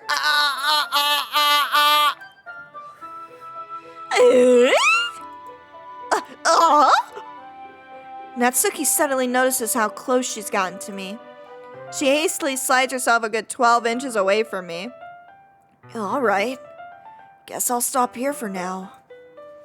I close the book and hand it towards Natsuki. You're just giving it back? Don't you want to know what happens? Yeah, but Monica just said, don't be dumb. Just take it home with you. Is that really alright?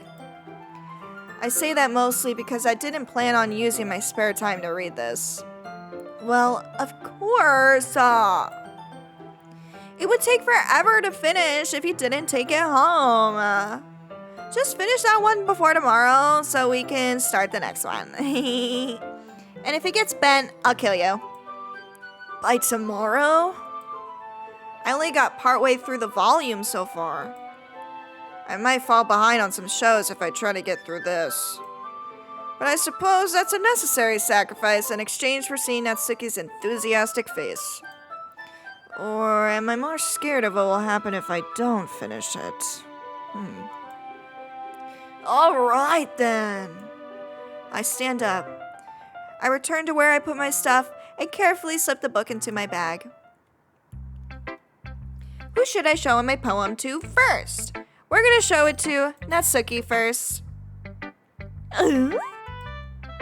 Natsuki reads my poem. She keeps glancing at me, then back at the poem. By now, she must have read it more than once. Aren't you supposed to be bad at this? Is that a compliment? No! I mean, you know. Natsuki struggles to find the words she wants. I just expected a lot less after what you showed me yesterday. That's all. Well, I guess I just got lucky with this one. Yeah, exactly. You just got lucky, you know. Don't get used to it. Don't mind my voice for her changing every 3 seconds. It's hard to keep up with. You won't always manage to write poems this cute. I mean, well written. So that's how it is. My poem is kawaii. No! Why are you smiling, Baka? It's not like I like kawaii things. Natsuki shoves my poem back towards me. I made that shit kawaii on purpose, bitch! You're my bias! Huh?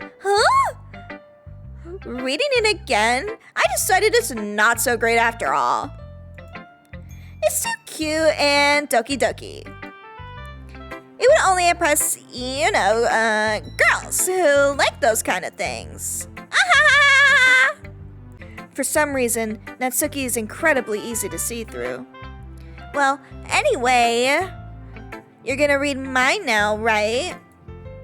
Judging by your taste, you'll probably like it a lot. You'll probably learn something too. Don't forget who the real pro is. Amy likes spiders. You know what I heard about Amy?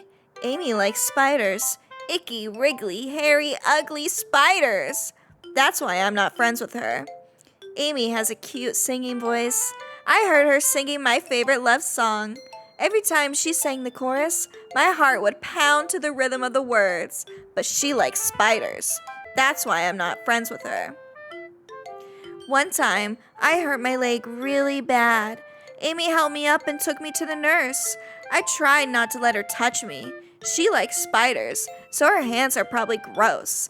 That's why I'm not friends with her. Amy has lots of friends. I always see her talking to people. She probably talks about spiders. What if her friends start to like spiders too? That's why I'm not friends with her. Lily? It doesn't matter if she has other hobbies. It doesn't matter if she keeps it private. It doesn't matter if it doesn't hurt anyone. It's gross.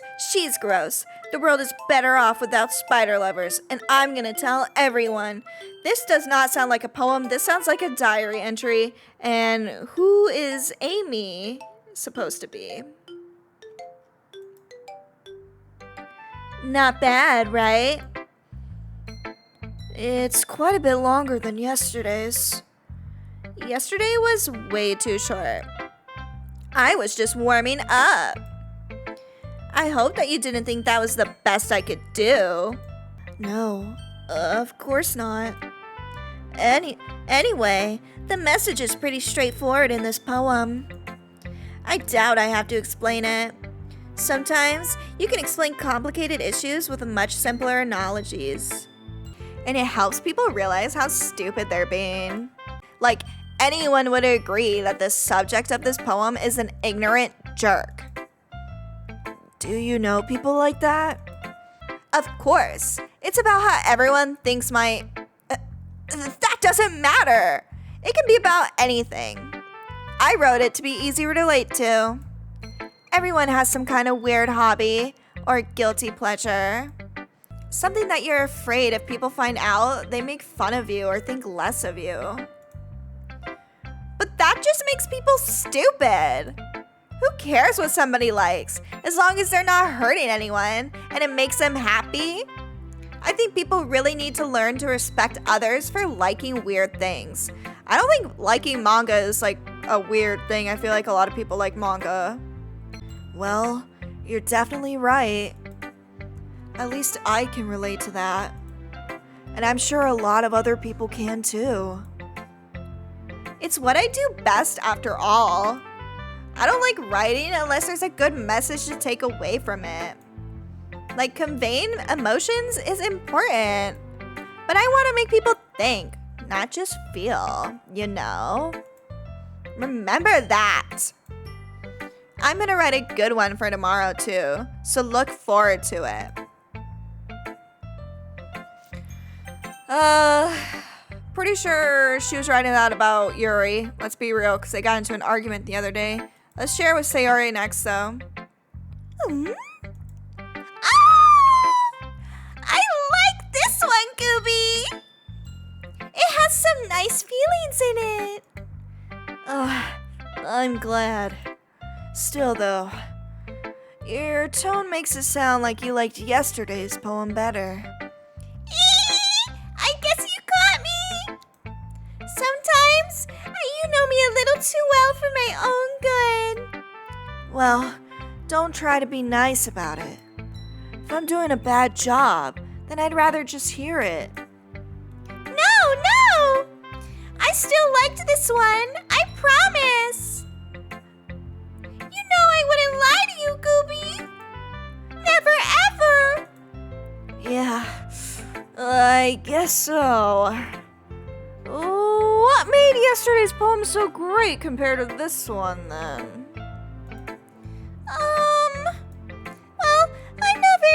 figuring out if poems are good or bad. But that's why I just go by my heart. If it makes me feel things, then it must be a good poem. I'm not sure that's exactly how it works. Then again, I guess conveying feelings is a pretty important part of this whole thing. Yeah, maybe. Honestly, I don't even know what kind of writing you like in the first place. Yeah, me neither. Ugh. Why don't you at least try giving it some thought? Aw, you want to write something for me? That's so sweet! Yeah, right. But you're always thinking about other people. You need to think about yourself once in a while. If you don't, you might end up getting hurt at some point. And I can't see that, Sayori! Well, I don't really know what you mean, but I'll try to keep it in mind. Well, whatever. Anyway, let's see. I guess I like happy poems.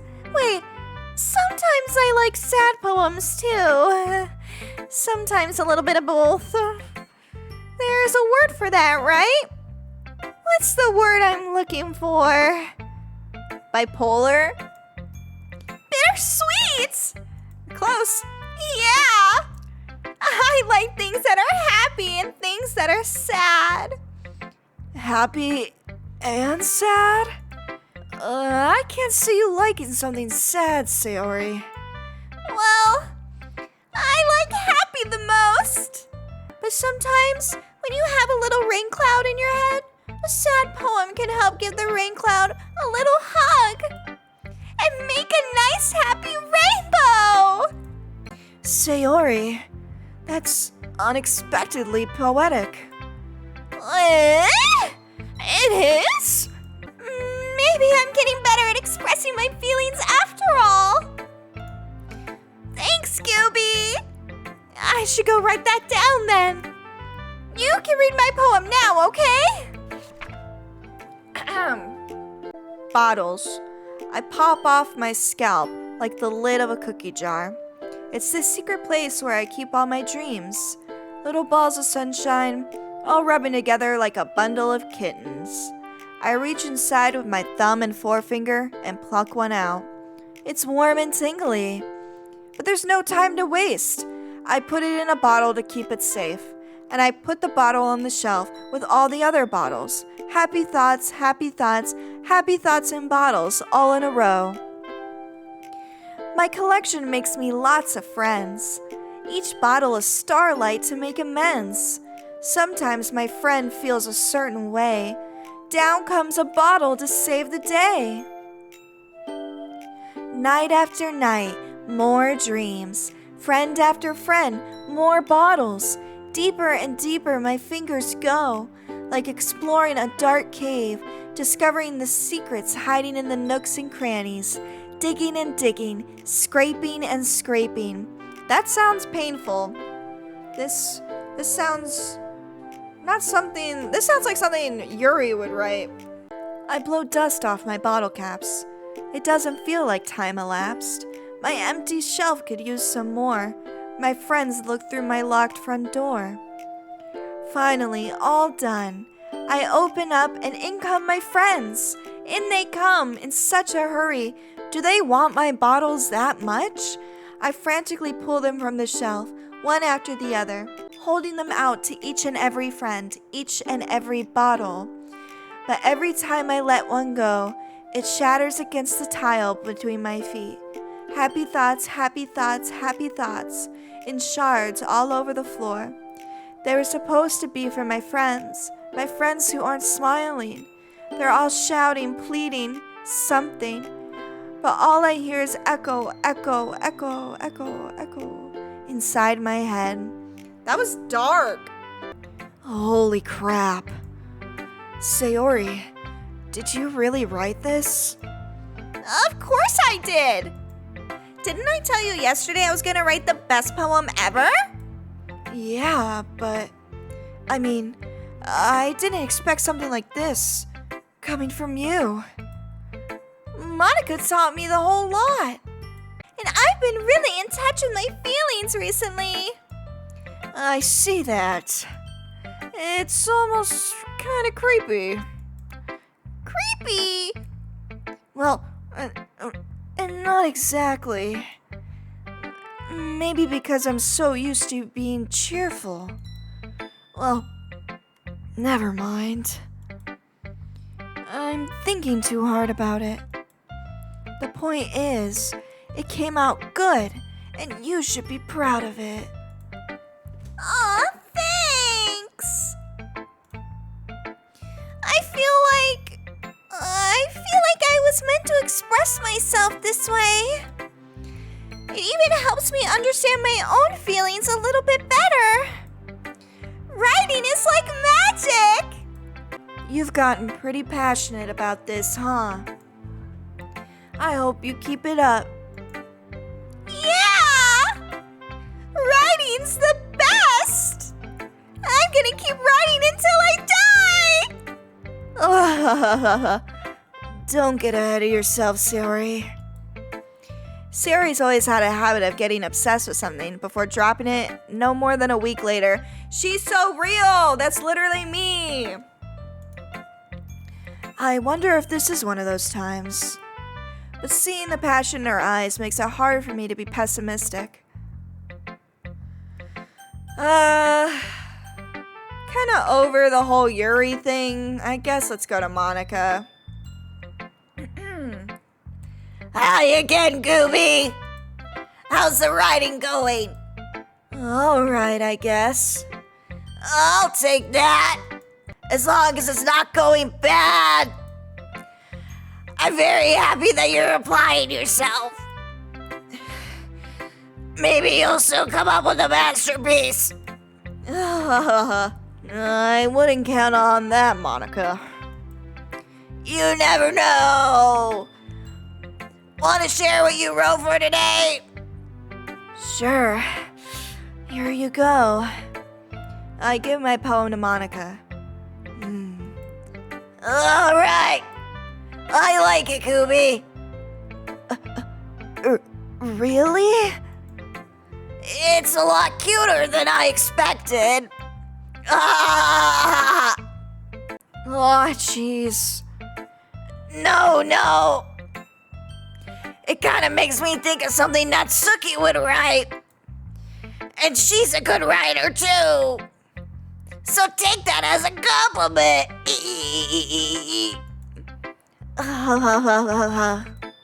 If you say so. Yep. By any chance, have you read anything by Shel Silverstein? Like Where the Sidewalk Ends, Monica? You bet your ass I have.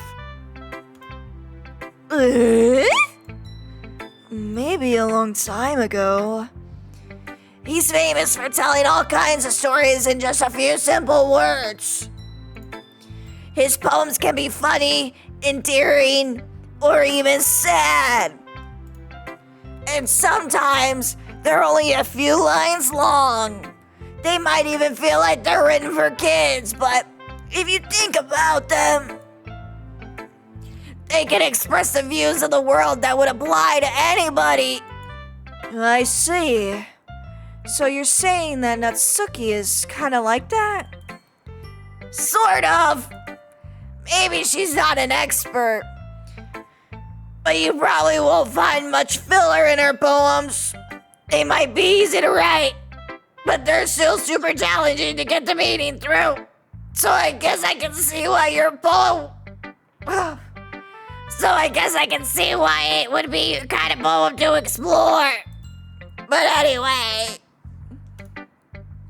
You want to read my poem now? I like the way this one turned out, so I hope you do too. All right, let's take a look. Save me. The colors, they won't stop. Bright, beautiful colors. Flashing, expanding, piercing, red, green, blue, an endless cacophony of meaningless noise. The noise, it won't stop.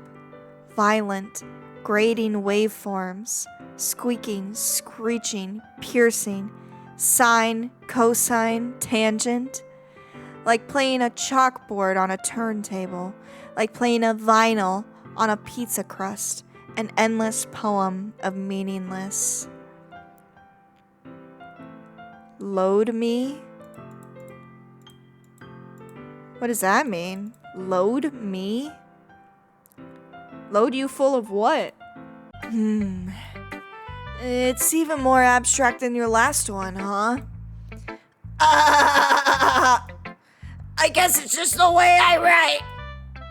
I'm sorry if you don't like it. No, I never said that. It's just a kind of thing I've never really seen before, I guess. I kind of like playing with my space on the paper. Choosing where and how to space your words could totally change the mood of the poem. It's almost like magic. The way I wrote the lines really short makes it feel like they're trying to speak over the noise. I see. It's still hard for me to tell what it's about, though. Sometimes asking what a poem is about isn't the right question. A poem can be as abstract as physical expression of a feeling or a conversation with the reader. So putting it that way, not every poem is about something. Anyway, here's Monica's writing tip of the day. Sometimes you'll find yourself facing a difficult decision. When that happens, don't forget to save your game. What? You never know when you might change your mind. What?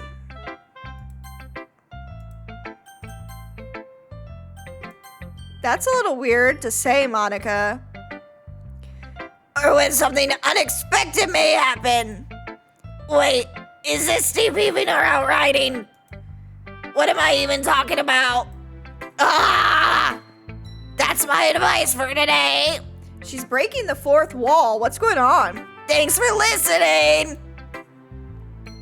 I guess let's go talk to Yuri. I know last time, I know earlier I was all about Yuri, but now I'm all about Natsuki.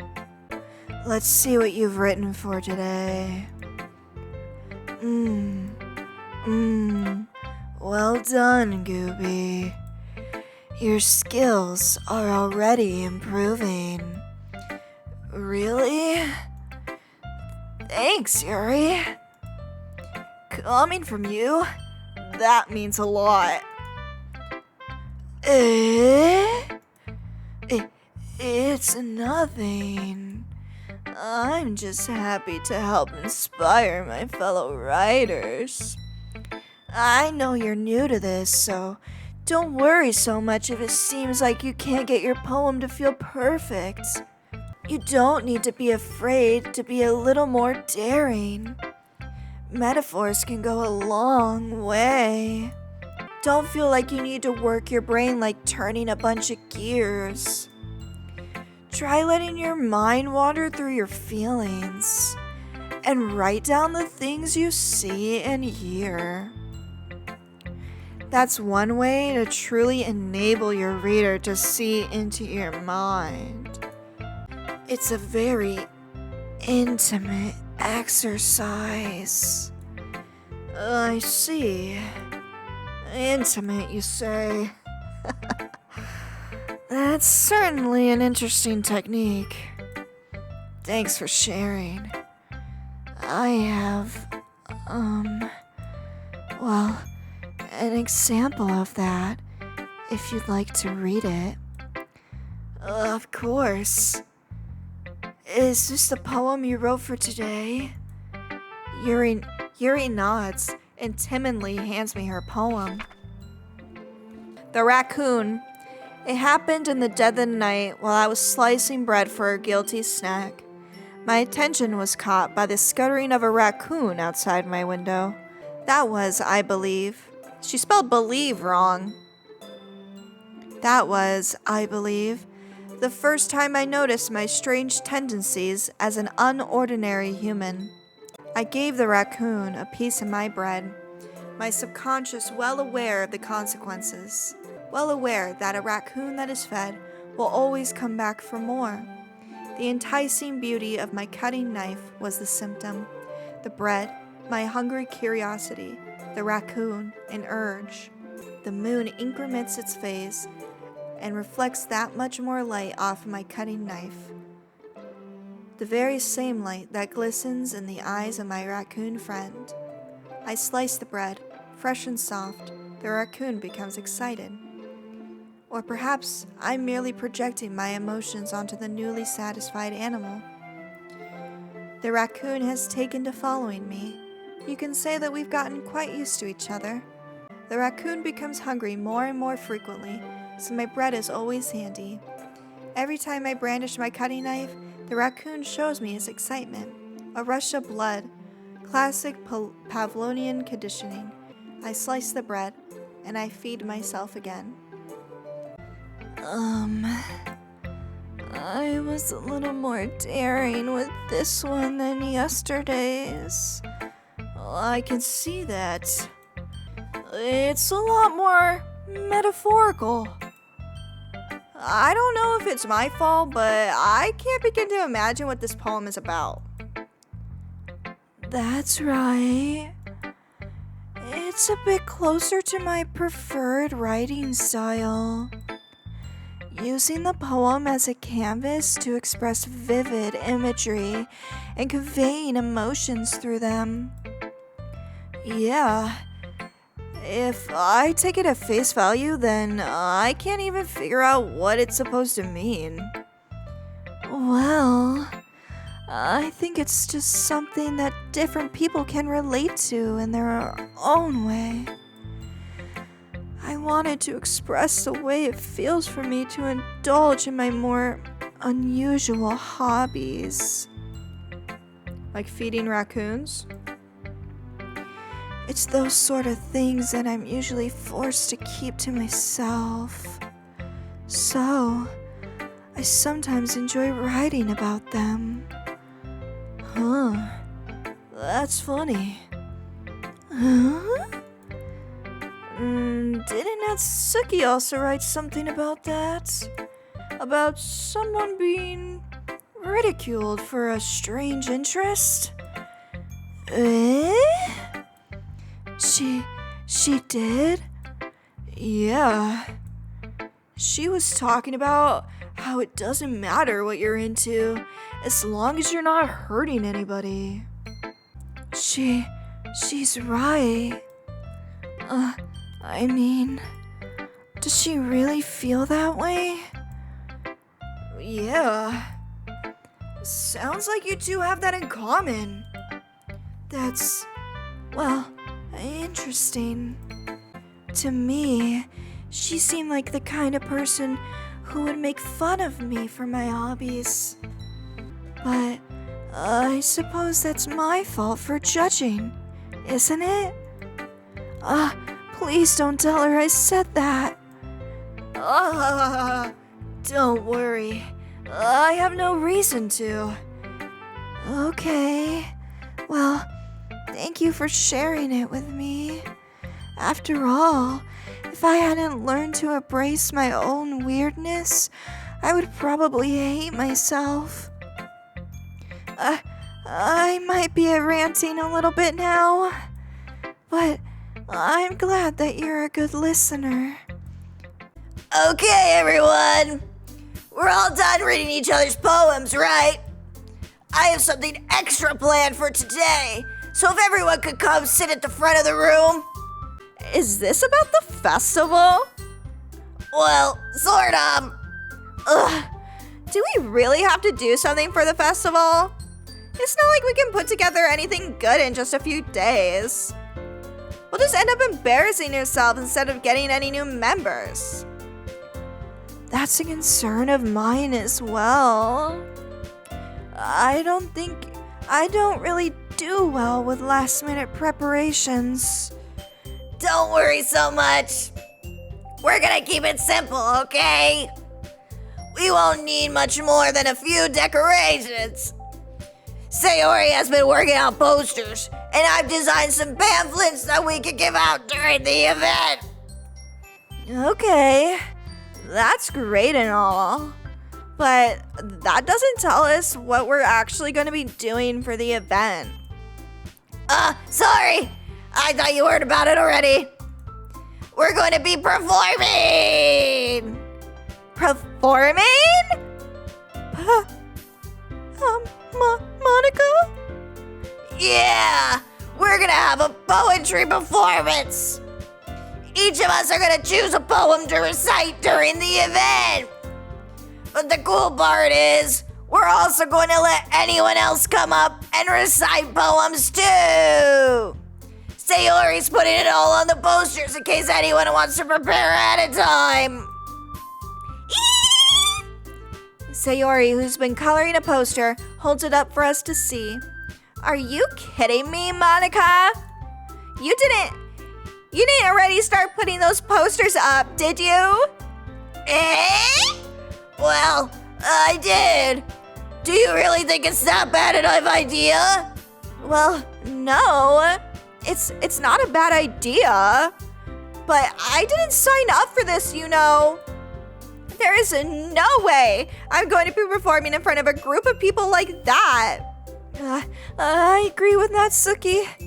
I could never, in my life, do something like that. Imagining it, Yuri shakes her head in fear. Guys! No, Sayori. I understand where they're coming from. Remember that Natsuki and Yuri have never shared their poems with anyone until just a couple days ago.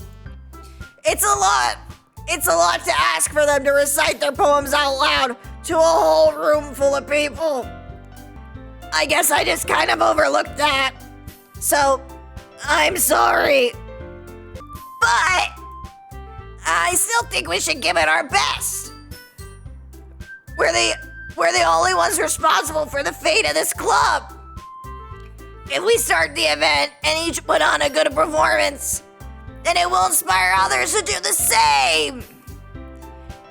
And the more people who perform, the better we'll be able to show everyone what literature is all about. Yeah! It's about expressing your feelings, being intimate with yourself, finding new horizons, and having fun! That's right! And it's those reasons why we're all in this club today. Don't you want to share that with others? To inspire them to find the same feelings that brought you here in the first place? I know you do. I know we all do. And if all it takes is standing in front of a room for 2 minutes and reciting a poem, then I know you can do it! Natsuki and Yuri remain silent. Sayori looks worried. I guess that leaves me no choice. I agree.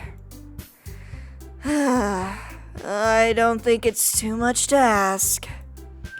I think that Sayori and Monica have really been trying hard to get new members. The least we could do is help them out a little bit. Well, maybe, but...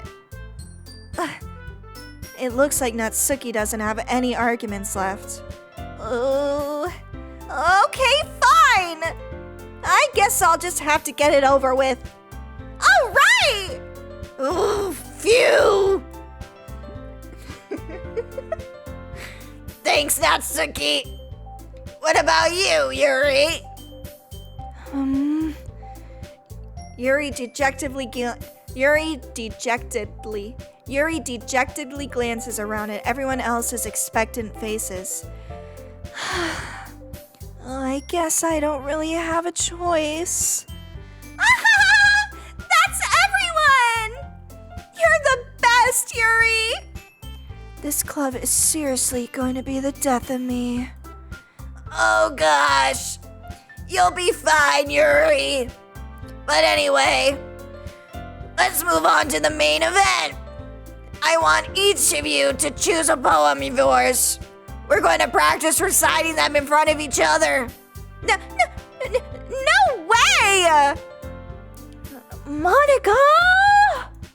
This is all too sudden. Well, if you can't recite your poem in front of the club, how do you expect to do it in front of strangers? Oh no. Oh no. Don't worry. I'll start off to help everyone feel a little more comfortable. Can I go next? Of course. Now, let's see. Monica flips through her notebook to a specific poem she has in mind for herself. She then stands behind the podium. The title of this poem is The Way They Fly. Ahem. Monica begins reciting her poem. Her clear, confident voice fills the room. More than that, her inflection is pristine. She knows exactly how to apply emotion behind each line she recites, bringing the words to life. Is this something she's done before, or is she simply a natural? I glance around me. Everyone has their eyes on Monica. Sayori looks amazed. Yuri has an intense expression on her face that I don't understand. Finally, Monica finishes the recitation. Recitation? I don't know. The four of us applaud. Monica takes a breath and smiles. That was so good, Monica! Thank you very much.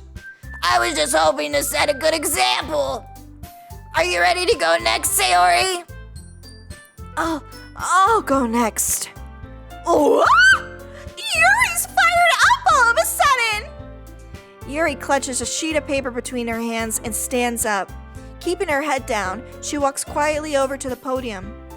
This poem is called... Yuri anxiously glances at each of us. You can do it, Yuri! It's called After Image of a Crimson Eye. Yuri's voice shakes as she starts reading the poem. Just a moment ago, she practically refused to do this. Why is she suddenly putting in so much effort? I think I know. I think it's to impress me. As Yuri gets past the first couple of lines, her voice changes.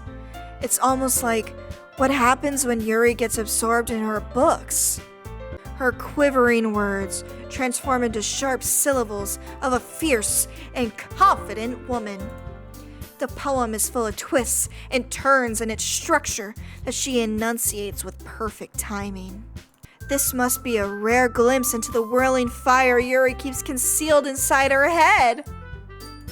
Suddenly, she's finished. Everyone is stunned. Yuri snaps back into reality and glances around her, as if she bewildered even herself.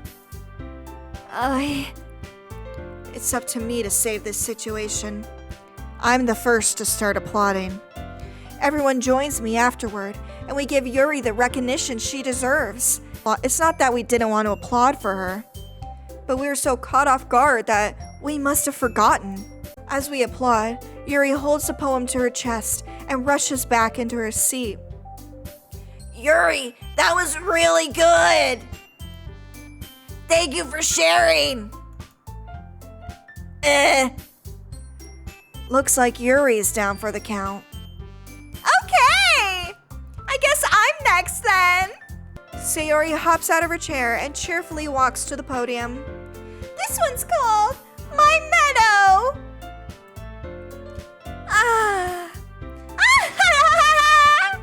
Sorry, I giggled. Sayori. It's a lot harder than I thought. How did you guys do it so easily? Try not to think of it like you're reciting to other people. Imagine you're reciting it to yourself, like in front of a mirror or in your own head. It's your poem, so it'll come out the best that way. I see. Okay then. Sayori begins her poem. Somehow, it feels like her soft voice was made as a perfect match. This poem isn't aimlessly cheery like Sayori is. It's serene and bittersweet. If I were to read this on paper, I probably wouldn't think much of it. But hearing it come from Sayori's voice almost gives it a whole new meaning. Maybe this is what Sayori meant when she said she likes my poems. It's like I get to reach more deeply into someone I thought I knew through and through. Sayori finishes and we applaud. I did it! Good job, Sayori. Even Gooby liked it. I guess that's a good sign. What does that even mean? It came out nicely, Sayori. The atmosphere of the poem fits you really nicely. But it might be that other poems wouldn't work quite as well with that kind of delivery. I don't really understand. In other words, I've seen poems of yours where that sort of gentle delivery wouldn't work as well. They might need a little more force behind them, depending on what you're reading. Oh, I know what you mean. I don't. Well, I've been practicing that kind of thing. It's just embarrassing to do it in front of everyone. That next time, I'm gonna make you pick a poem that challenges you even more. We don't have much time before the festival, you know. Okay. Now, who's next? Natsuki? Don't make me go before Gooby. It's not like I compare to you guys anyway. Might as well let Gooby lower everyone's standards a little before I have to do it. Natsuki! It's fine. I might as well get it over with. But it's not like I have much of a selection of what to read. I'll just have to go with what I wrote for today. I stand up and step in front of the podium. Everyone has their eyes on me, making me feel terribly awkward. I recite my poem. Since I'm not exactly confident in my own writing, it's hard to put energy into it. Despite that, once I finish, I receive applause anyway. Sorry, I'm just not as good as everyone else. Don't worry about it so much. I think it's less about your abilities and more about your lack of confidence in your writing. Despite that, once I finish, I receive applause anyway. Sorry, I'm just not as good as everyone else. Don't worry about it so much. I think it's less about your abilities and more about your lack of confidence in your writing. That. Why, babe? No! What are you doing? I love you. You're so cute. I like how you did the thing even though you're sitting here by yourself. What the hell? Let me see that. That's something that'll improve over time, though. Yeah, maybe. All right, then. That just leaves you, Natsuki. Yeah. I'm going. Natsuki begrudgingly gets out of her seat and makes her way to the podium. This poem is called. What? Why are you all looking at me? Because you're presenting. Anyway, this poem is called Jump. Natsuki takes a breath. Once she starts reciting her poem, her sour attitude disappears a little. While she's still a little unenthused, her poem has a rhythm and rhyme to it. It's Natsuki's trademark style, and it works surprisingly well when spoken aloud. The words feel like they bounce up and down as if giving life to the poem. Natsuki finishes and everyone applauds. She huffs back to her seat. That wasn't so bad, was it? easy for you to say. You'd better not make me do that again. Well, do you at least feel prepared enough to recite a poem in front of other people? I mean, doing it in front of other people would be way easier. I can put on whatever face I want for other people. But when it's just my friends, it's just embarrassing. That's a surprise, Natsuki. I think it would be the other way around for me. Well, that's just the way it is, so. Well, I guess in that case, you won't have much to worry about for the festival. That said, I want to thank everyone for coming through. It might be hard, but I hope that you all have an idea of what it's like now. Make sure you pick a poem and get enough practice before the festival, okay? I'll be making pamphlets, so just let me know ahead of time what you'll be reciting. Jeez. I should probably find some other poem to recite instead. That's fine too. It doesn't have to be your own. I'm already pleasantly surprised that you're putting in all this effort for the club. It makes me really happy. Ah, yeah. No problem. Okay, everyone. I think that's about it for today. I know the festival's coming up, but let's try to write poems for tomorrow as well. It's been working out nicely so far, and I'd like to continue that. As for the festival, we'll finish planning tomorrow, and then we'll have the weekend to prepare. Monday's the big day. I can't wait! I can do this. I can do this. All right. I stand up. There's no way I'll be able to find the same enthusiasm as Sayori and Monica, but I'll do my best to get through it. If it's for the sake of the club and impressing Monica, then I'll have to do my best. Ready to go, Sayori? Yep. Look at you two.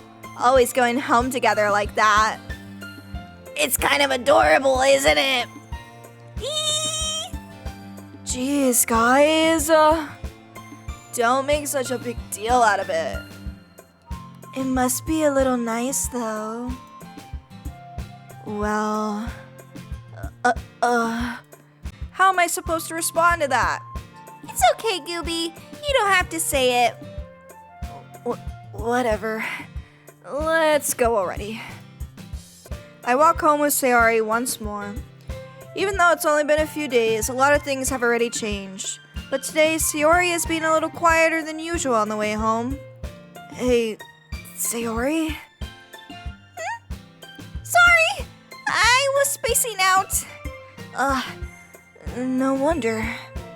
I was thinking about something from earlier. I like how we get to, Sayori fumbles with her words. So, let's just say that one day, Natsuki has to walk home with you. Huh? What would you do? What kind of question is that? You're kind of putting me on the spot here. Uh-oh. Oh, man. What would I do? I'm trying to get with Natsuki. Let's be real. I think I'm going to say I'm going to walk home with Natsuki because I've been walking home with Sayori for years. So I think one day that Natsuki wants to walk with me, I think that's fine. Walking home with Natsuki? Huh. Why does the thought of that make my heart pound? I think I would be afraid of what she'd do to me if I turned her down. Isn't she so cute and fun to be around? That has nothing to do with what I just said. You admitted it. Jeez. There's not even any point in speculating something that's never gonna happen. Well, maybe. but I just like to think about it. It's not long before you won't need me anymore, you know? Need you? Sayori. I can't figure out how you're seeing things in your head right now. Sorry. Everyone is different, Sayori. Nobody in the club is a replacement for you. If you say so. The conversation trails off and I'm left feeling awkward. It was kind of her fault for trapping me with such a weird question. I just can't lie to her. But if there's something that makes her happy, I would hate to take that away from her. That's why I said there's no point in speculating. Then again, the festival is only a few days away. Who knows what will happen in that time? We're gonna get with Natsuki, that's what's gonna happen in that time. Okay, she's hiding behind Yuri right now. I'm focused on Natsuki, let's be real. Twirl, yes sir. Okay, Rosie, you gotta get down. Get down please. Come in. Or behind, that's fine. Oh man, I'm the last one here again. Don't worry, I just walked in too. Were you practicing piano again? Yeah. You must have a lot of determination. Starting this club, now picking up piano? Well, maybe not determination, but I guess passion. Remember that the club wouldn't be here if it wasn't for all of you. And I'm super happy that you're all willing to help out for the festival, too. I can't wait for the festival. It's gonna be great. Weren't you complaining about it just yesterday, Natsuki? Well, yeah. I'm not talking about our part in the festival, but it's a whole day of school where we get to play and eat all kinds of delicious food. You sound a bit like Sayori all of a sudden. Monica, do they usually have fried squid? Squid? That's a pretty specific thing to look forward to. Oh, come on. Are you saying you don't like squid? You, of all people? I didn't say I don't like it. Besides, what do you mean by you, of all people? Because, it's right in your name. Mon-ika. That's not how you say my name at all. Also, that joke makes no sense in translation. Never mind. Let's just focus on our own event for now, okay? Fine. Your reactions aren't as fun as Yuri's or Sayori's anyway. Excuse me. Where is Sayori anyway? Oh, there you are. Sayori is sitting at a desk in the corner of the room looking down at nothing. What's wrong, girl? Oh shit, she's sad because I picked Natsuki. I walk over to her. Hey, Sayori?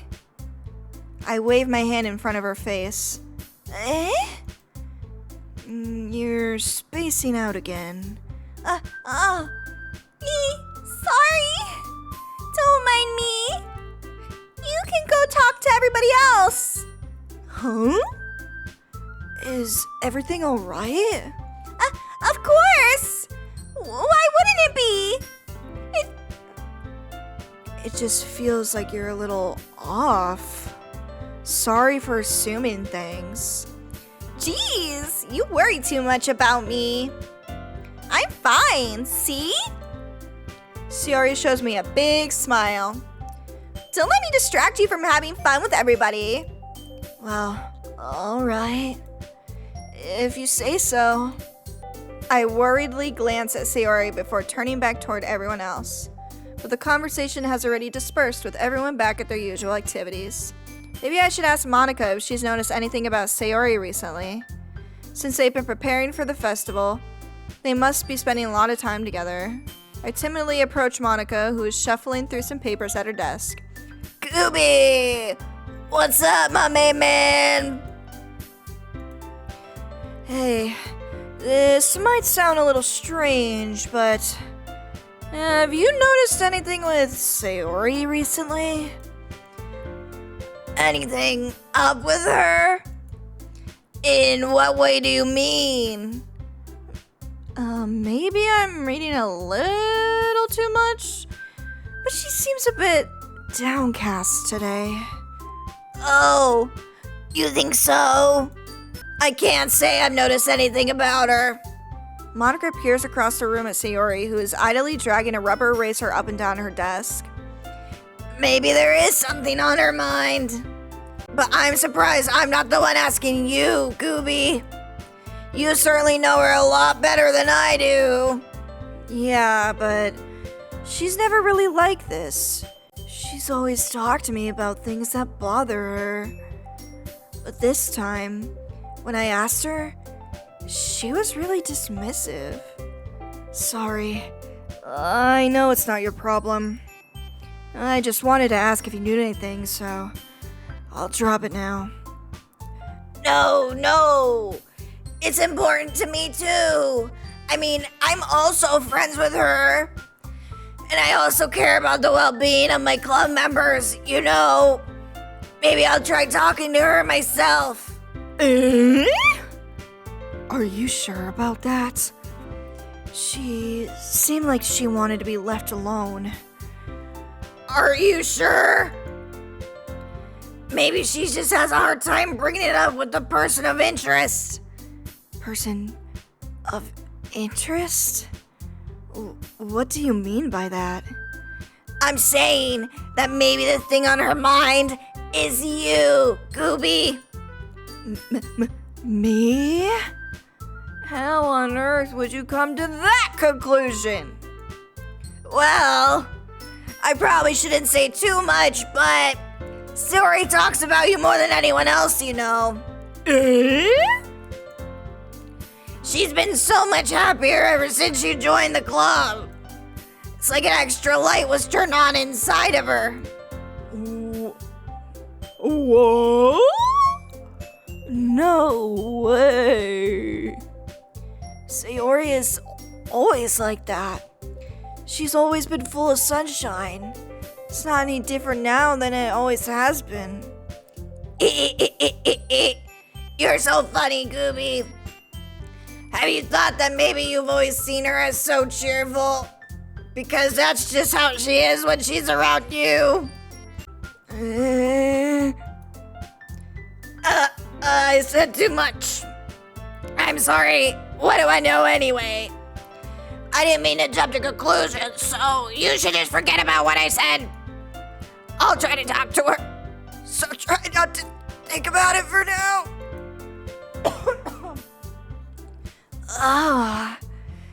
All right. Monica smiles meaningfully. I know she said to forget it, but I already know that I won't be able to get her words out of my head. Monica stands up from her desk and walks across the room to where Sayori is sitting.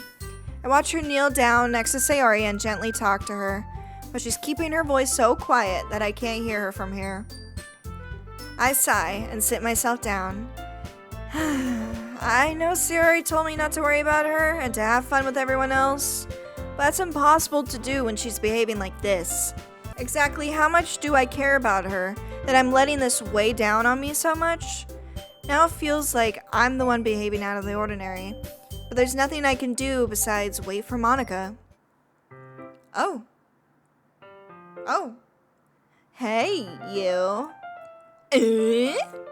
I look up to see Natsuki next to me. Are you just gonna sit there and keep staring at nothing? There isn't much time, so... sorry. I didn't mean to make you worry or anything. It's not like I'm worried. I was just... Natsuki glances down at her side. She's holding a volume of manga in her hand. That's right. Something something just came up for a minute, but we can get started now. I won't make you wait any longer, Natsuki. Jeez, now you're making me feel like a jerk. If something's bothering you, then you could just tell me to leave you alone, and I will. Assuming you didn't feel like talking about it or anything. She practically mumbles at the last part. She wants to talk about my problems! Dang, she's on this D. Nah, I'm probably making it seem like a bigger deal than it is. I've just been thinking about Sayori, that's all. Sayori? Thinking about her? Yeah, she seems pretty down today. But she didn't want to admit it to me. So I can't help but wonder if something happened to her. Oh. Natsuki exhales. Well, first of all, you should really work on your phrasing. But anyway, you're her best friend, right? Yeah, I guess so. Yeah. And in that case, I think you should trust her a little more. If she needed you, then wouldn't you be the first person she would go to? Well, I guess that's true. I mean, some people just have those days. You can't always avoid it. If anything, she probably doesn't want you to worry about her because it's not important. Dang, she's wise. Yeah, that's kind of what she said to me. Maybe it's not right for me to go against her wishes. Exactly. If she needs you to worry about her, then it'll be a lot more obvious. Yeah. I should have thought about it that way from the start, Natsuki. Natsuki fiddles with her book she's holding in her hands. She really means a lot to you, doesn't she? Don't get the wrong idea or anything. We've just been friends for a long time. It's normal to be worried about your friends. I mean, you were worried about me, so I was not. Jeez, if you're fine, then let's hurry up and get started already. Yeah. I pull the first volume of Parfait Girls out of my bag. Natsuki takes it from my hands and quickly turns it over, presumably checking for wrinkles. Hey, I'm not that careless, Natsuki. I handle manga all the time, you know. I just wanted to make sure. Can you blame me for being paranoid? I don't give people my manga every day, you know.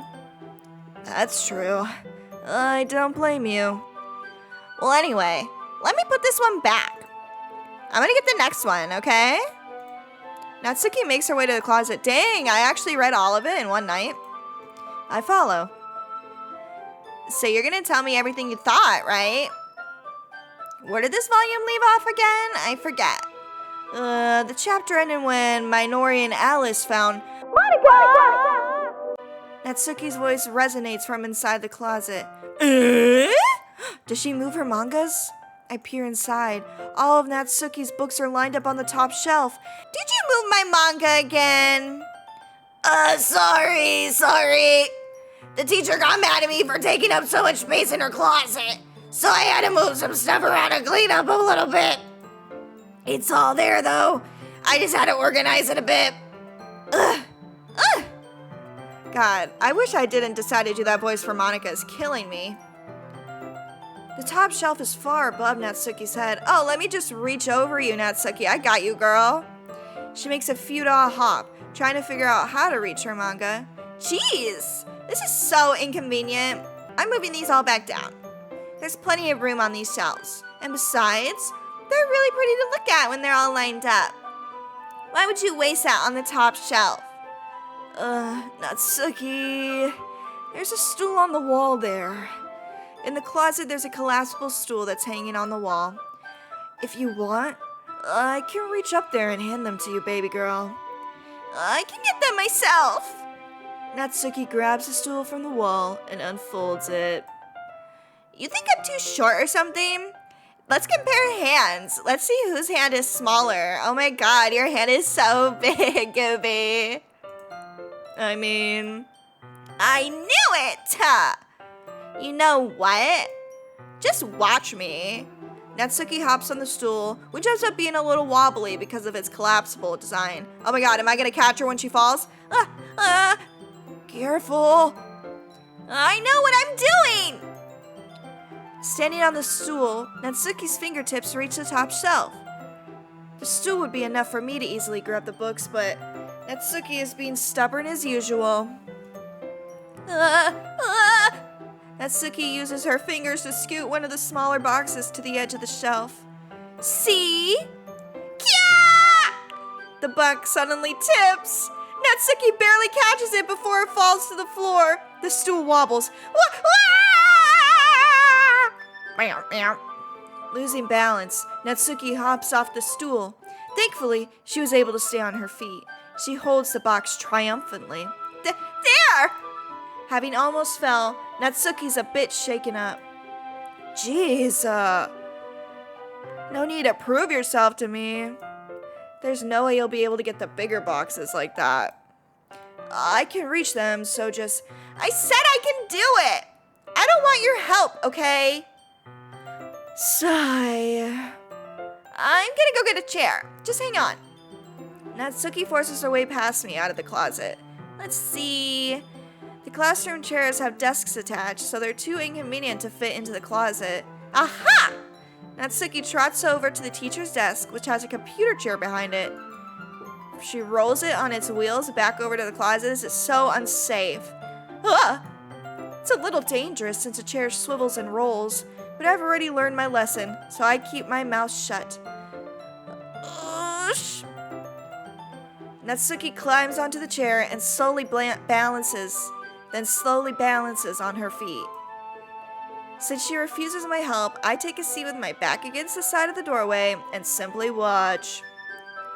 Oh, girl! Aha! There we go!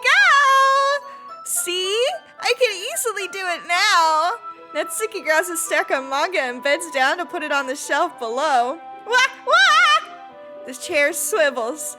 Natsuki catches herself on the shelf. What are you doing? Can you at least hold the chair steady instead of sitting doing nothing? Who was it who told me not to help, by the way? Yeah. I got ya. I hold the chair while Natsuki reaches back up. I can almost see up her skirt. What? Gah! I forced myself to turn away. Oh my god, I can't look. Natsuki seriously didn't think this through. Once she realizes, I'll be dead. Natsuki wraps her arms around the PARFAIT girl's box set, easily one of the largest on the shelf. Heavy. Hey, Gooby. I don't think I can bend down without falling. Hurry and take this one. But then I have to let go of the chair. That's fine. Just for a second. Hurry up. All right. Let me just stand up. I slowly release my grip from the chair. What do you mean? Stand up! Natsuki looks down at me. Why are you all the way back? Natsuki looks like she just realized something, but she'll lose her balance if she moves. Natsuki, the box. What are you looking at? You're trying to look at my... Natsuki's legs shake. I'm not. I was just... Natsuki, don't try to move! Just give me the box! You perv! You set me up! Go away! Get out! But... I'll do it myself! The chair suddenly swivels beneath Natsuki's feet. Natsuki! The scene turns to chaos in a split second. The chair flies from under Natsuki's feet. Frantically, I try to catch her. The box topples out of her hands, and the books go flying. I got you. Crash. Oh my god, is she in my arms? The full force of Natsuki's body against me throws me to the ground. A whole bunch of books pelt me in the face. Natsuki tries to shield herself with her own arms as her face lands straight onto my chest. Ugh. My right arm and my back seriously felt the impact. Slowly, Natsuki comes to her senses. Gook? She presses her arms straight into me to prop herself up. Natsuki seems to realize that it's not the floor that's beneath her. Gross! Gross! A fist pounds into my chest. Natsuki then hoists herself to her feet. What were you thinking? You sicko! Everything okay over there? I heard a loud noise. Monica suddenly peers in. Monica! See what happens when you put the manga on the top shelf? Are you trying to kill your club members or something? Jeez! Sorry. Oh, and one more thing. It seems like your most recent club member is a total pervert! So, I hope you're happy. I didn't. Somehow it's impossible for me to explain this whole bizarre situation to Monica. I didn't do anything, I swear! I know, don't worry. Monica says that quietly to me. Oops. I know, don't worry. Looks like I'm off the hook. Oh no! I look down. Natsuki's kneeling onto the floor, holding one of the books that are scattered all over. There's a large diagonal crease along the page that she desperately tried to smooth out. Ugh, it must have landed on that page. Natsuki tries a bit more to fix the crease, but she can't get it out. Oh god, she's gonna scream and cry. Suddenly she gives up and slams the book shut, then throws it to the floor. Instead of continuing to yell, she just lowers her head. Oh no! Natsuki, no! It's okay!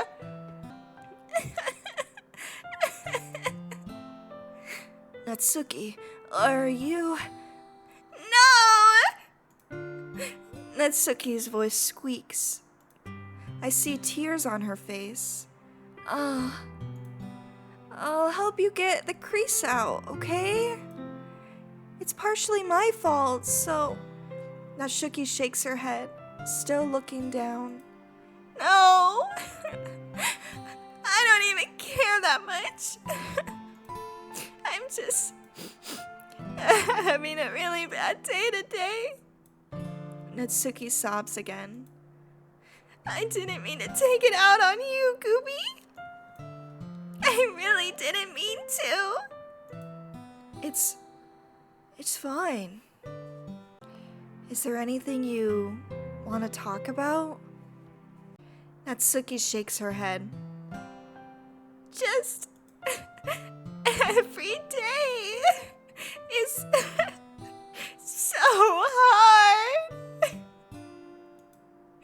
I just want to come to the club and... Natsuki falls silent again. I can't press her, so I can only do what I know how to do. Alright.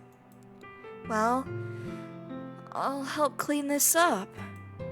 And I'll move the rest of your manga for you. I pick up volume 2 of PARFAIT Girls. We'll set this one aside. This will help cheer you up a bit, right? We can get started on it once I'm done here. Natsuki looks up with her glossy eyes. Her lip quivers.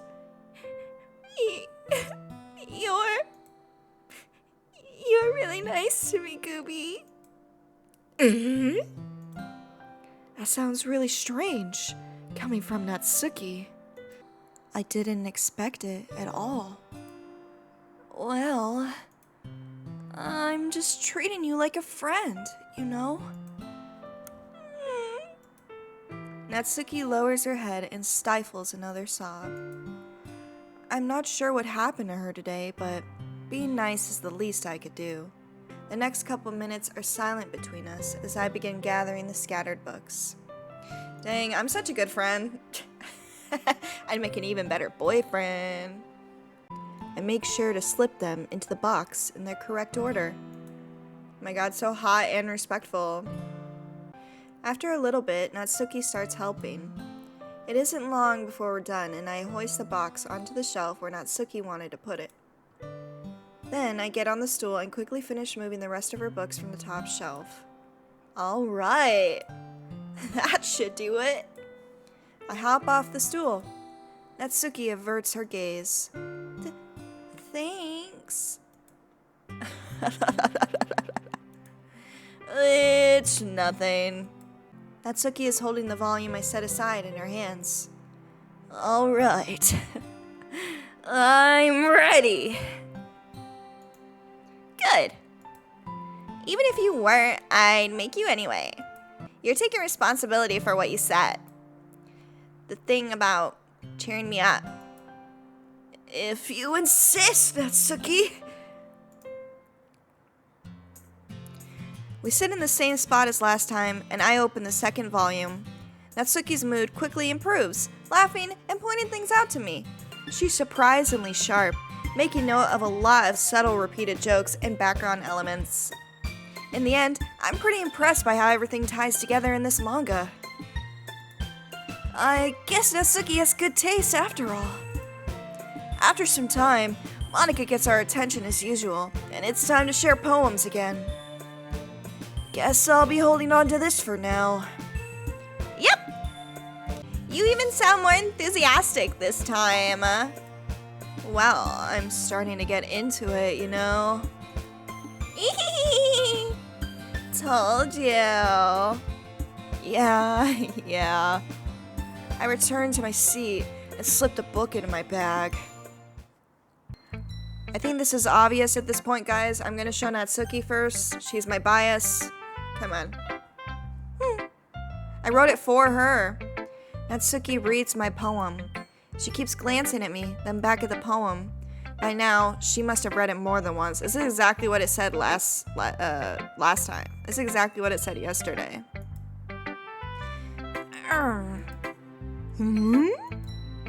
Is it that bad? No, it's not. It's good. It's really good, okay?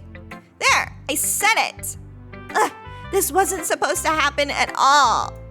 Why can't you be bad at this? My poems are supposed to impress you, not the other way around. You're trying to impress me, Natsuki? Oh, you silly girl. Once you hear that deep growl like, oh, you know, you're about to get dominated.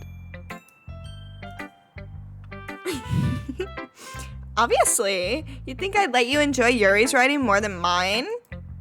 Give me a break. Well, in that case, what's the problem with me trying to impress you? I'll tell you, Natsuki's face freezes, like she just realized something. You're trying to impress me?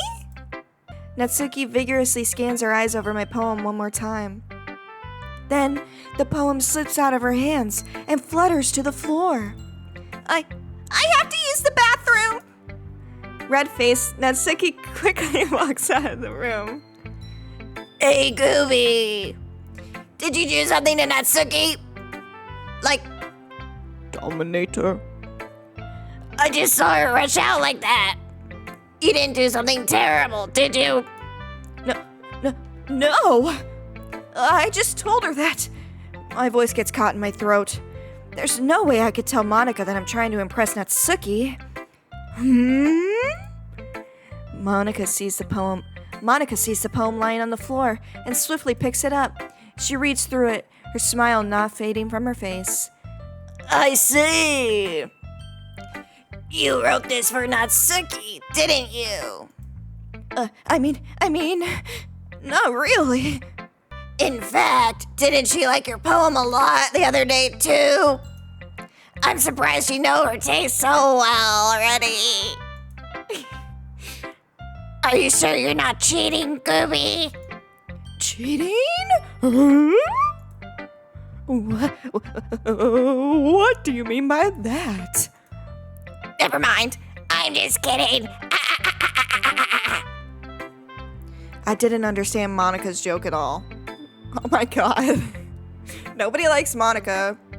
Anyway, how do you think Natsuki feels about you? Oh, you don't need to answer that. It was just something for you to think about. Hey, Natsuki comes up and snatches a poem out of Monica's hands. Neither of us had noticed her re-enter the classroom. Did you read this, Monica? Of course, I liked it. You should really stop reading things that aren't for you, you know. You have a bad habit of doing that. But Gooby wrote this poem, and we're supposed to share with everyone, right? Ooh.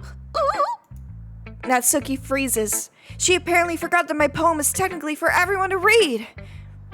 Oh, okay, well, I think Gooby's done sharing this poem with everyone. It's not like anyone would want to read this anyway. In fact, I'm just gonna hold on to this. If you insist. What? Why are you looking at me like that? Like what? Never mind. Natsuki.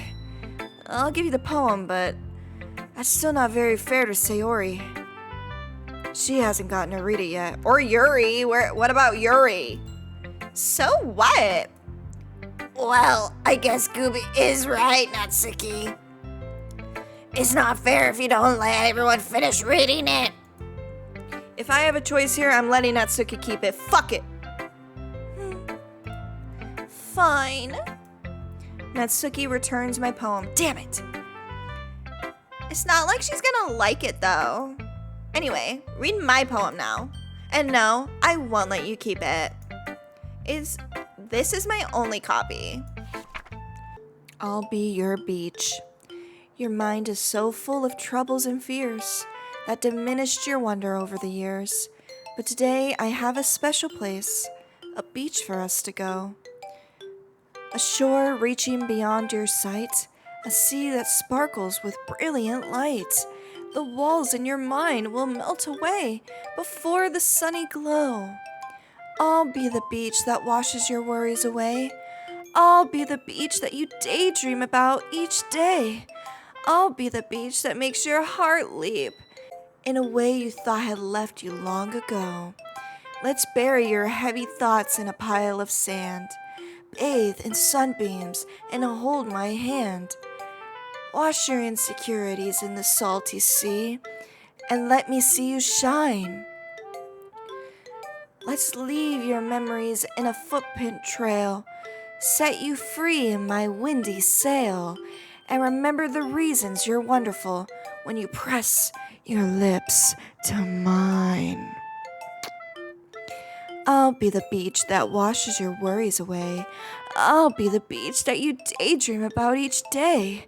I'll be the beach that makes your heart leap in a way you had thought left you long ago. But if you let me by your side, your own beach, your own escape, you'll learn to love yourself again. This is obviously about us. Let's be real. She's in love with me. Yeah. I felt like I kept writing about negative things, so I wanted to write something with a nice message for once. Besides, the beach is awesome. Kind of hard to write anything negative about the beach. So, you decided to write about the beach first and then came up with the message later? Yeah, well, it's only because of what happened yesterday. I mean, after Yuri and I realized we kind of wrote about the same thing, she wanted to pick a topic and have us both write about it or whatever. You can really see her doing that too. making us write about a simple topic and then trying to impress me by coming up with something all fancy. That fucking bitch. Well, it's not like I care. I just did it anyway. I mean, I guess mine kind of ended up being metaphorical too, but there's nothing wrong with doing that once in a while. At the very least, it was good practice. Hell yeah. Let's show Sayori. It's nice, I guess. Come on, I can tell you don't like it. Well, you don't need to worry about what I think. After all, you wrote this for someone else, didn't you? Probably Natsuki. She's getting jelly. I didn't write this for anyone specifically. Maybe. That's not really what I meant, though. But it's okay. You're making new friends, just like I was hoping. That makes me really happy. And you're happy too, right? In this club? Well, of course I am. Good! That's all that matters to me. Thank you, Gooby. Sayori, is there something wrong? Obviously there's something wrong. She's in love with me. She's been in love with me since childhood. And I'm over in the corner reading manga with Natsuki. God. Huh? No, nothing. I'm just a little tired today. Alright. Just tell me if you need anything. I will. Don't worry about me, okay? You can go play with everyone else now. If you insist. Yay! I'm gonna go home a little bit early today. Sayori. Tell Monica I wasn't feeling well, okay? I'll see you tomorrow. Before I can say anything else, Sayori cheerfully walks out of the classroom, humming to herself. Well, we don't even get to read her poem. Come on, let's show Monica. I want to see what creepy little things her poem has to say. Hi, Gooby! Have you thought about what you want to submit to perform at the festival? Well, being in this club is one thing, but performing in front of a bunch of people, I'll have to give it some more thought. Okay, no pressure. But whatever you do, I'm sure it'll turn out great. It would also make me happy to see. Anyway, I already read your poem, but you can go ahead and read mine now. Alright, let's see. Monica's poem. The Lady Who Knows Everything. An old tale tells of a lady who wanders Earth. The lady who knows everything. A beautiful lady who has found every answer, all meaning, all purpose, and all that was ever sought. And here I am, a feather, lost adrift in the sky, victim of the currents of the wind. Day after day I search with little hope, knowing legends don't exist. But when all else failed me, when all others have turned away, the legend is all that remains, the last dim star glimmering in a twilight sky. That's not how you spell twilight. Twilit. Oh, maybe that is a word. Maybe that is a word. I'm stupid. Until one day, the wind ceases to blow. I fall, and I fall and fall, and fall even more. Gentle as a feather, a dry quill, expressionless. But a hand catches me between the thumb and forefinger. The hand of a beautiful lady. I look at her eyes and find no end to her gaze. The lady who knows everything knows what I'm thinking. Before I can speak, she responds in a hollow voice. I found every answer, all of which amount to nothing. There is no meaning, there is no purpose, and we seek only the impossible. I am not your legend. Your legend does not exist. And with a breath, she blows me back afloat, and I pick up a gust of wind. Damn, what the hell does that mean? You know, I feel like learning and looking for answers are the sort of things that give life meaning. Not to get too philosophical or anything philosophical, but it was kind of on my mind, so that's what I wrote about. I see. I never really put that much thought into it, Monica. In a way, it's almost paradoxical. I don't know what that means, Monica.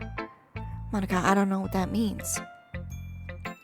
Because if we all had the answers, wouldn't the world start to lose its meaning? You know, there's one thing I noticed. It seems like everyone in the club prefers writing about things that are more sad than happy. Are you surprised? I mean, if everything was okay, we wouldn't really have anything to write about, would we? Humans aren't two-dimensional creatures. I think you know that better than anyone. You mean one-dimensional? Yeah, that. Anyway, here's Monica's writing tip of the day. Are you ever too shy to share your writing because you're afraid it's not that good? It can be really disheartening to get a lukewarm response to something you put so much into. But if you find other people who enjoy writing, then sharing becomes a lot easier. Because instead of telling you that your writing is good or okay or bad, they'll want you to focus more on everything that went into it and the things you can work on. It's so much more encouraging that way, and it'll make you want to continue improving. It's almost like having your own little literature club, don't you think? That's my advice for today. Thanks for listening. Decided to try something different today? I guess so. Is that good or bad? Well, neither. I have my preferences.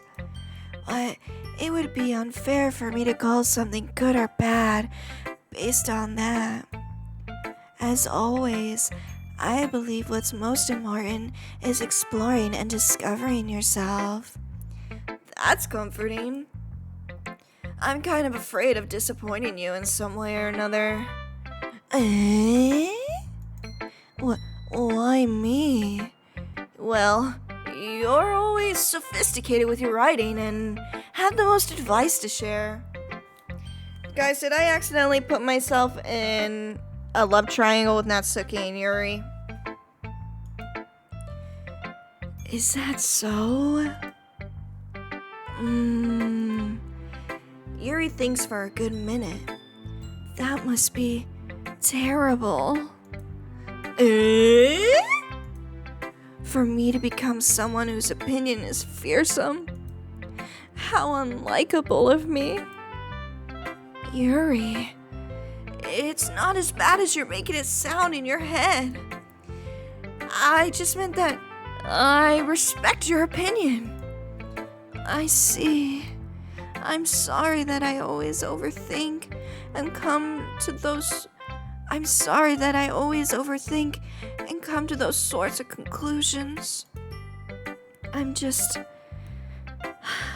a little too used to it. Overthinking? Being disliked. Yuri? What am I saying? I'm sorry. I didn't mean to bring that up. Let's move on. Alright. Do you want to share your poem now? Okay, here. Beach. A marvel millions of years in the making, where the womb of Earth chaotically meets the surface, under a clear blue sky, an expanse of bliss, but beneath gray rolling clouds, an endless enigma. The easiest world to get lost in is the only one where everything can be found. One can only build a sandcastle where the sand is wet. But where the sand is wet, the tide comes. Will it gently lick at your foundations until you give in? Or will a sudden wave send you crashing down in a blink of an eye? Either way, the outcome is the same. Yet, we still build sandcastles. I stand where the foam wraps around my ankles, where my toes squish in the sand. The salty air is therapeutic. The breeze is gentle, yet powerful. I sink my toes into the ultimate boundary line, tempted by the foamy tendrils. Turn back, and I abandon my peace to erode at the shore. Drift forward, and I return to earth forevermore. Douchey! Douchey! Douchey! I'm aware that the beach is kind of an inane thing to write about, but I did my best to take a metaphorical approach to it. Yeah, Natsuki already told me about it. She did? She didn't say anything weird, did she? She just wanted us to write about the same topic again. I suppose it's better to compare the differences in our writing styles or thought processes. Anyway, it was her idea. Knowing her, it's no surprise that she wanted to do something like that. She probably just wants to show off. It's not like I have a particular interest in her writing style. Oh my god, they're frenemies! I just went with her request. But, well, I suppose it's not so bad to write about something simple on occasion. It can be really refreshing, you know?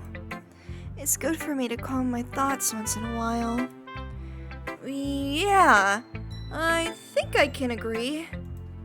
Thanks for sharing. Okay, you three. We're all done sharing poems, right? Why don't we start figuring out... Hold on a second. Is it just me, or did you say something strange just now? Something did sound a bit unusual. That's right. You deviated from your usual catchphrase when addressing the club. Catchphrase? I don't want to have a catchphrase. Jeez. Why is the mood so weird today? Look, even Yuri isn't immune to it. Ooh. Stagnating air is common foreshadowing that something terrible is about to happen. In your books, maybe. Look, the only difference is that Sayori is in here. It seems you're right. Sigh. Sayori always helps lighten the mood a little bit, doesn't she? It's almost like everyone's balance is thrown off a little when she's not around. Where the heck did she run off to anyway?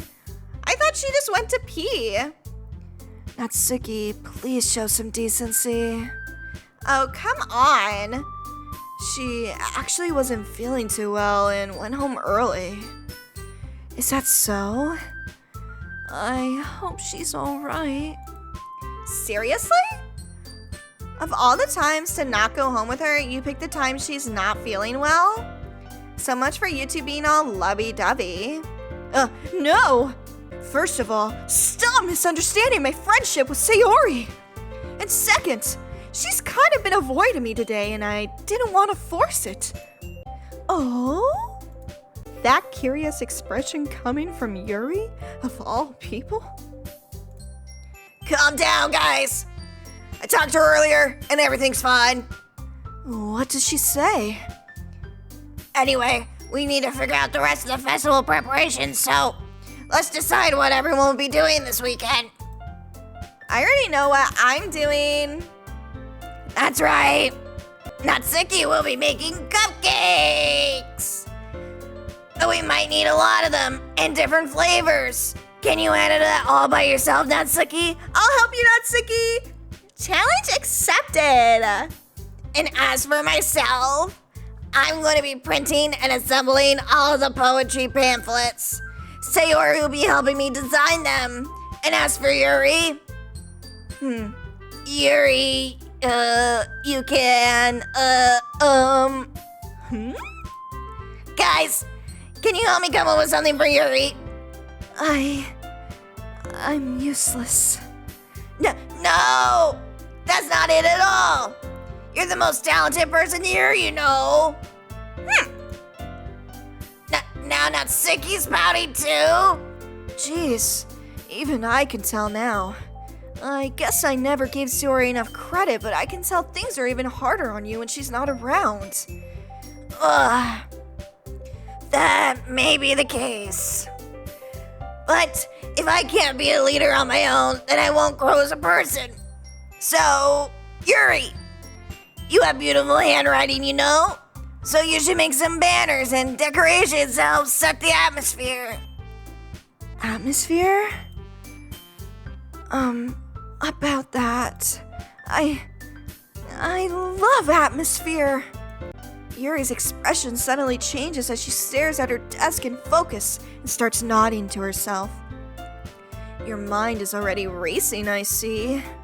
That's great. You'll be a wonderful help, Yuri. But anyway, that just leaves you, Gooby.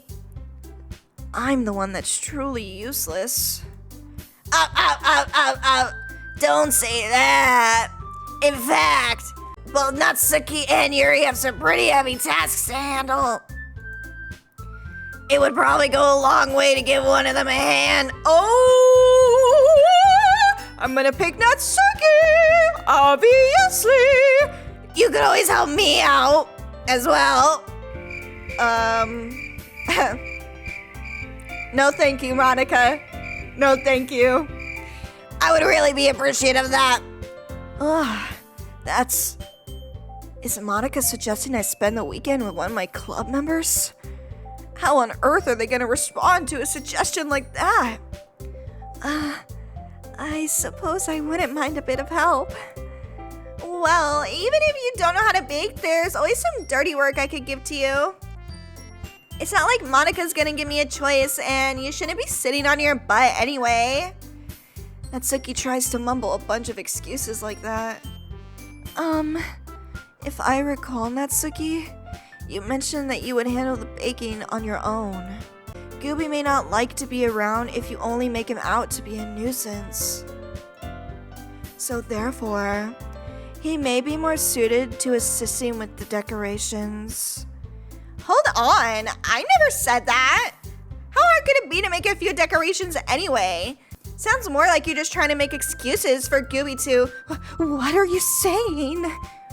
It will be extremely meticulous work. And baking isn't? Just what do you think? Guys, let's settle down for a moment. In the end, I think it's up to Gooby to decide what he'd like to contribute. Ladies,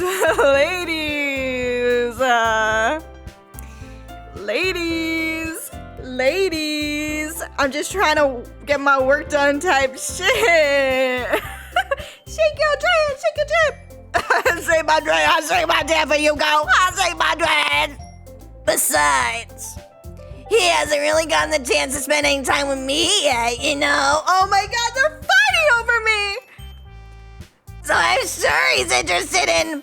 You literally just said, I'm surprised as well. Sorry. I was just saying, though. Jeez. Can we just settle this? Oh, can we just settle this already? Yeah. Gooby, you're okay with this, right? In the end, it's up to you. Of course. Very well. In that case... Everyone looks straight at me. Oh god! Ah! Guys, actually I'm not sure. Sayori's an option. Sayori had a really bad day. But I'm trying to get with Natsuki. I don't know. I'm gonna save here. Well, baking sounds like it could be fun. And you guys made it sound like a lot of work, so it could probably use 2 people. Don't worry! Baking is a ton of fun! And you'll definitely agree, especially after reading Parfait Girls. Just a minute ago, you were saying that. That's because...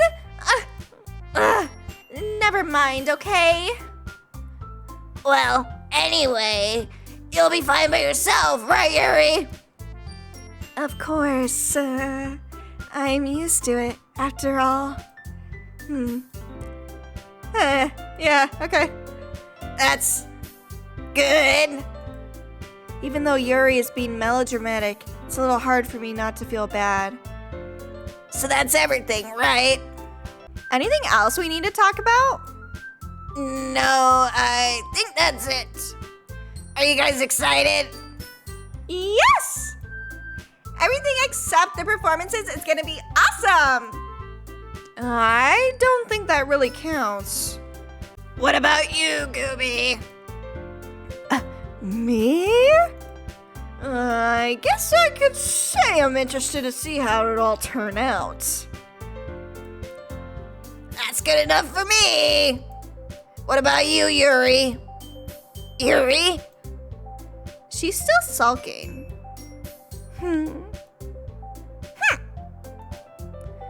Natsuki starts pouting too.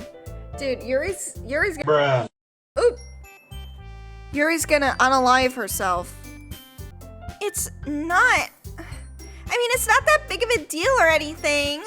Well, it might not be just that. I think Yuri might be feeling a little underappreciated in general. Having to come up with something for her to do and then nobody offering to help. That doesn't mean...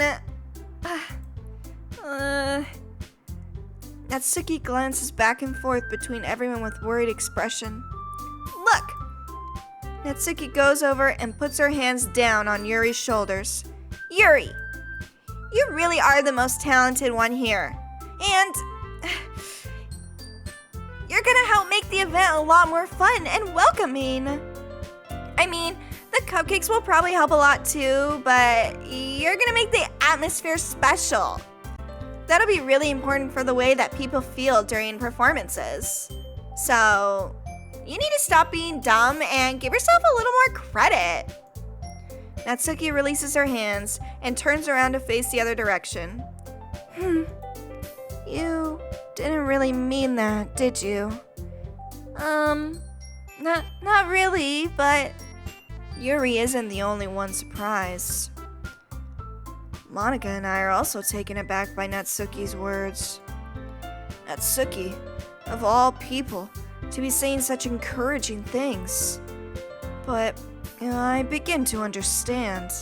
Natsuki was trying to sound like Sayori. Even if it didn't work perfectly, I can tell she tried to say something Sayori would say at a time like this. Because Sayori always helps everyone smile and feel good about themselves. I'm sorry for being dumb. I'm going to do my best, and all of us are going to make it a really great event. Yeah. Yeah! I hope to see everyone do their best. But with that, there's nothing more for today, so I guess it's time for us to head out. Okay, but I'm staying here a bit longer.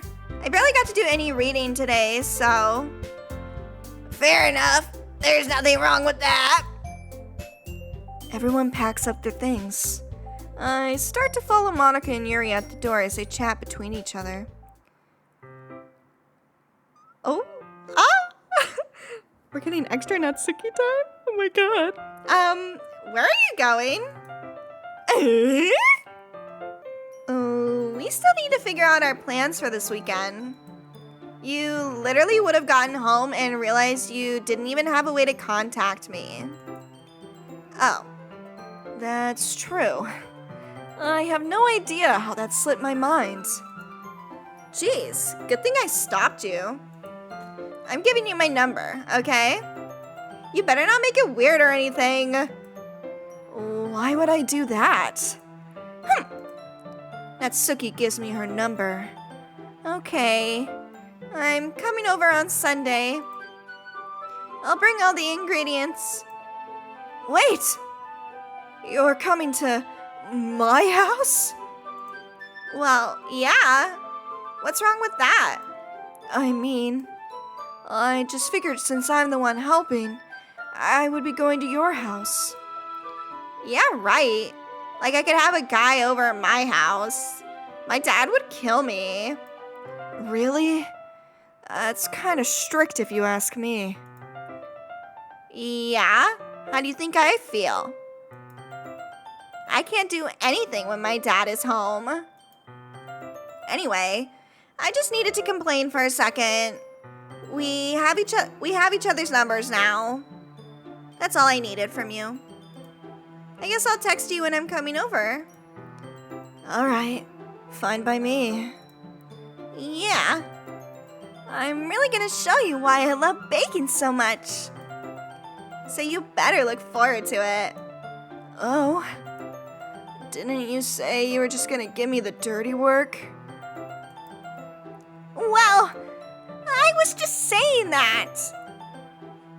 It's not like I could act like in front of everyone that I was looking forward to this. Wait, really? Well, kind of. Just because I never got to bake with someone else before. That's all it is, so... Alright. I get it, girl. Sorry for overreacting. Anyway, I'll be heading out now. See you on Sunday. Never mind. I can't believe this. Natsuki's gonna be coming over to my house on Sunday?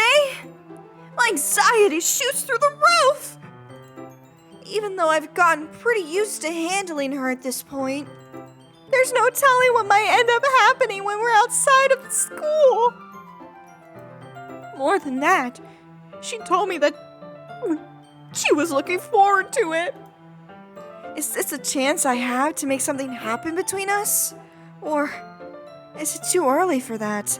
It is not too early. It is not too early. We sat down. We put in the man hours. We put in the man hours. Reading PARFAIT girls, writing poems for her, reading her poems, talking to her, showing her the poems first. Girl, we got this. Only time will tell. But until then, I won't be able to take my mind off it. I seriously can't wait. It's already Sunday. I've been getting increasingly anxious about Natsuki's upcoming visit. I keep telling myself there's no real reason to be nervous, but it doesn't help much. I wonder if she'll act any different when it's just the two of us. Meanwhile, she's been texting me a lot. We sent each other one after exchanging numbers to double check, but it turned into a conversation. She's almost a different personality on the phone, using a ton of emoji and cute language. She also really likes complaining about things, but I kinda saw that one coming. But putting Natsuki aside, I haven't heard a thing from Sayori since she left the club early the other day. It's not like we text each other all the time or anything, but I've been worried about her in the back of my mind. Between what Sayori said and what Monica said, is it really okay for me to put Sayori's feelings aside when she might need me? Oh my god. Oh! I decide to visit Sayori before Natsuki comes over. Rather than asking, I simply tell her I'm coming over, much like we've done in the past.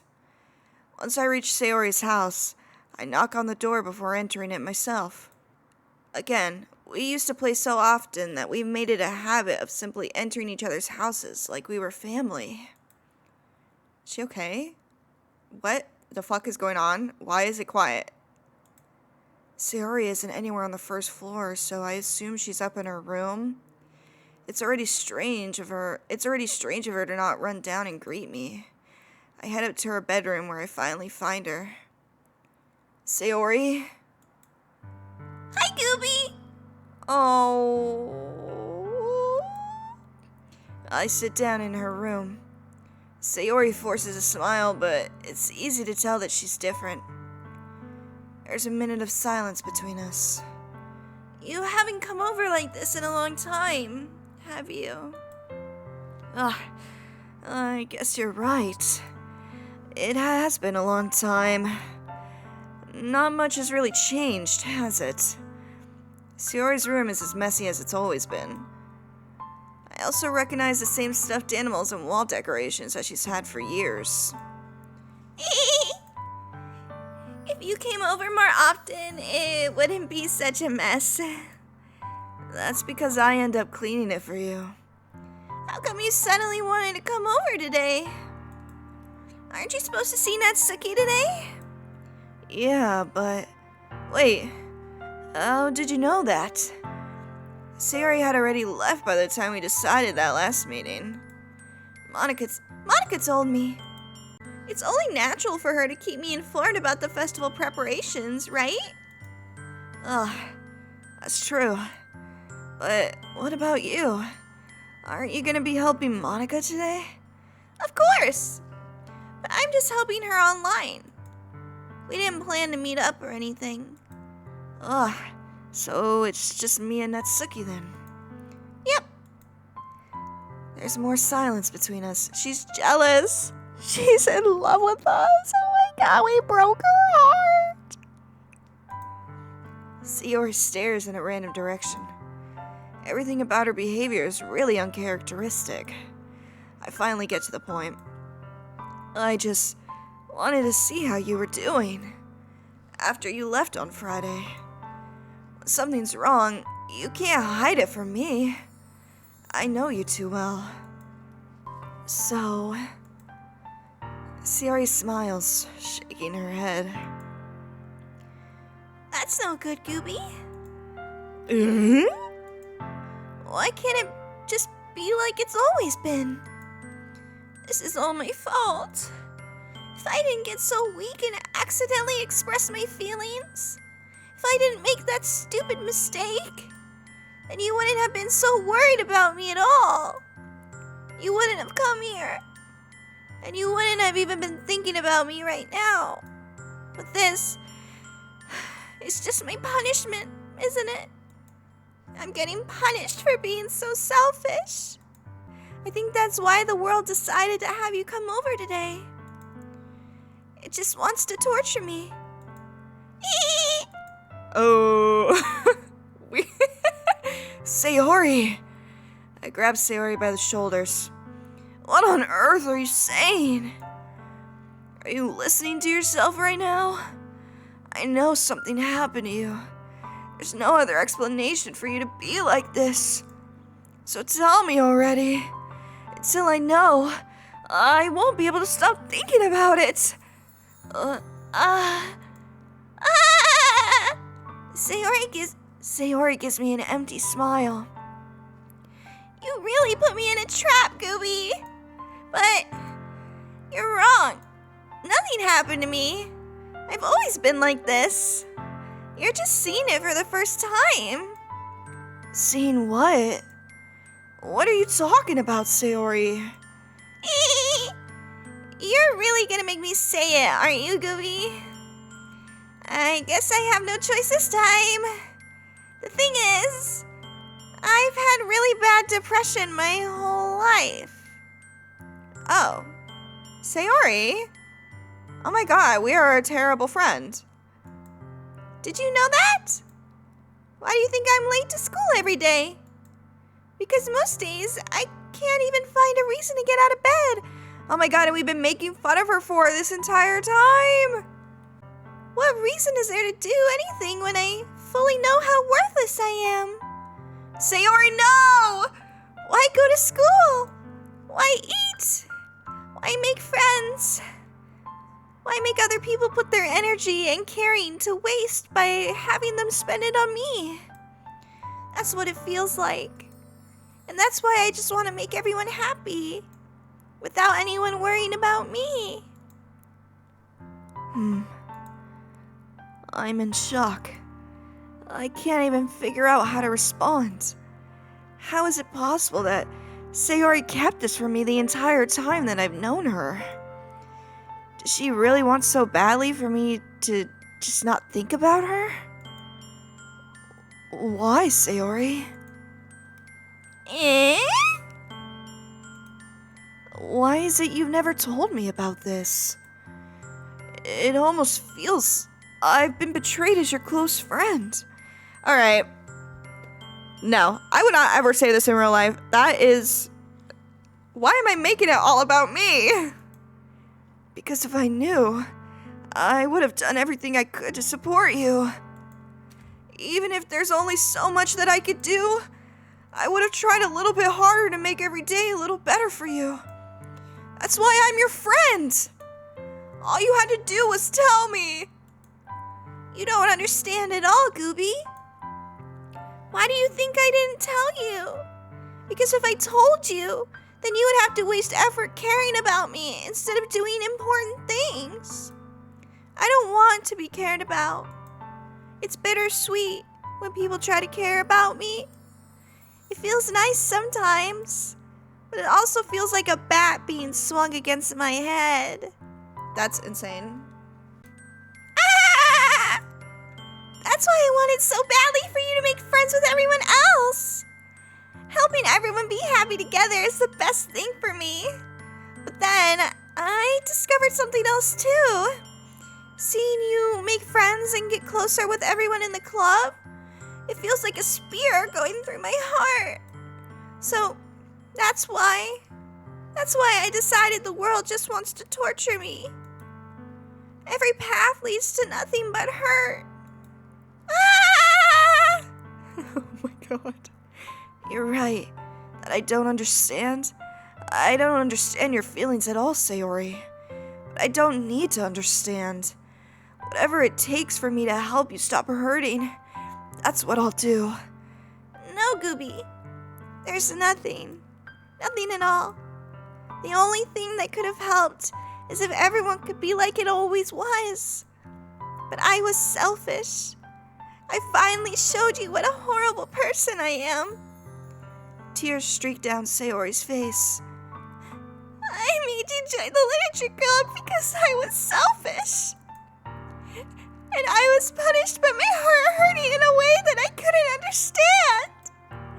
And now you came here and I made you hurt too. I'm just weak and selfish.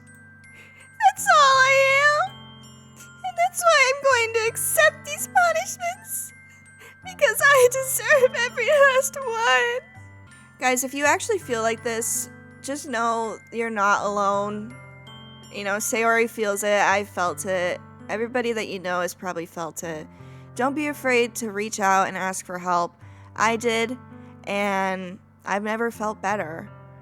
You know, it's always going to get better. So, never ever think like this. Without thinking, I once again grab Sayori's shoulders.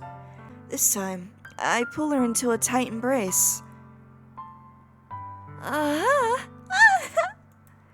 Gooby.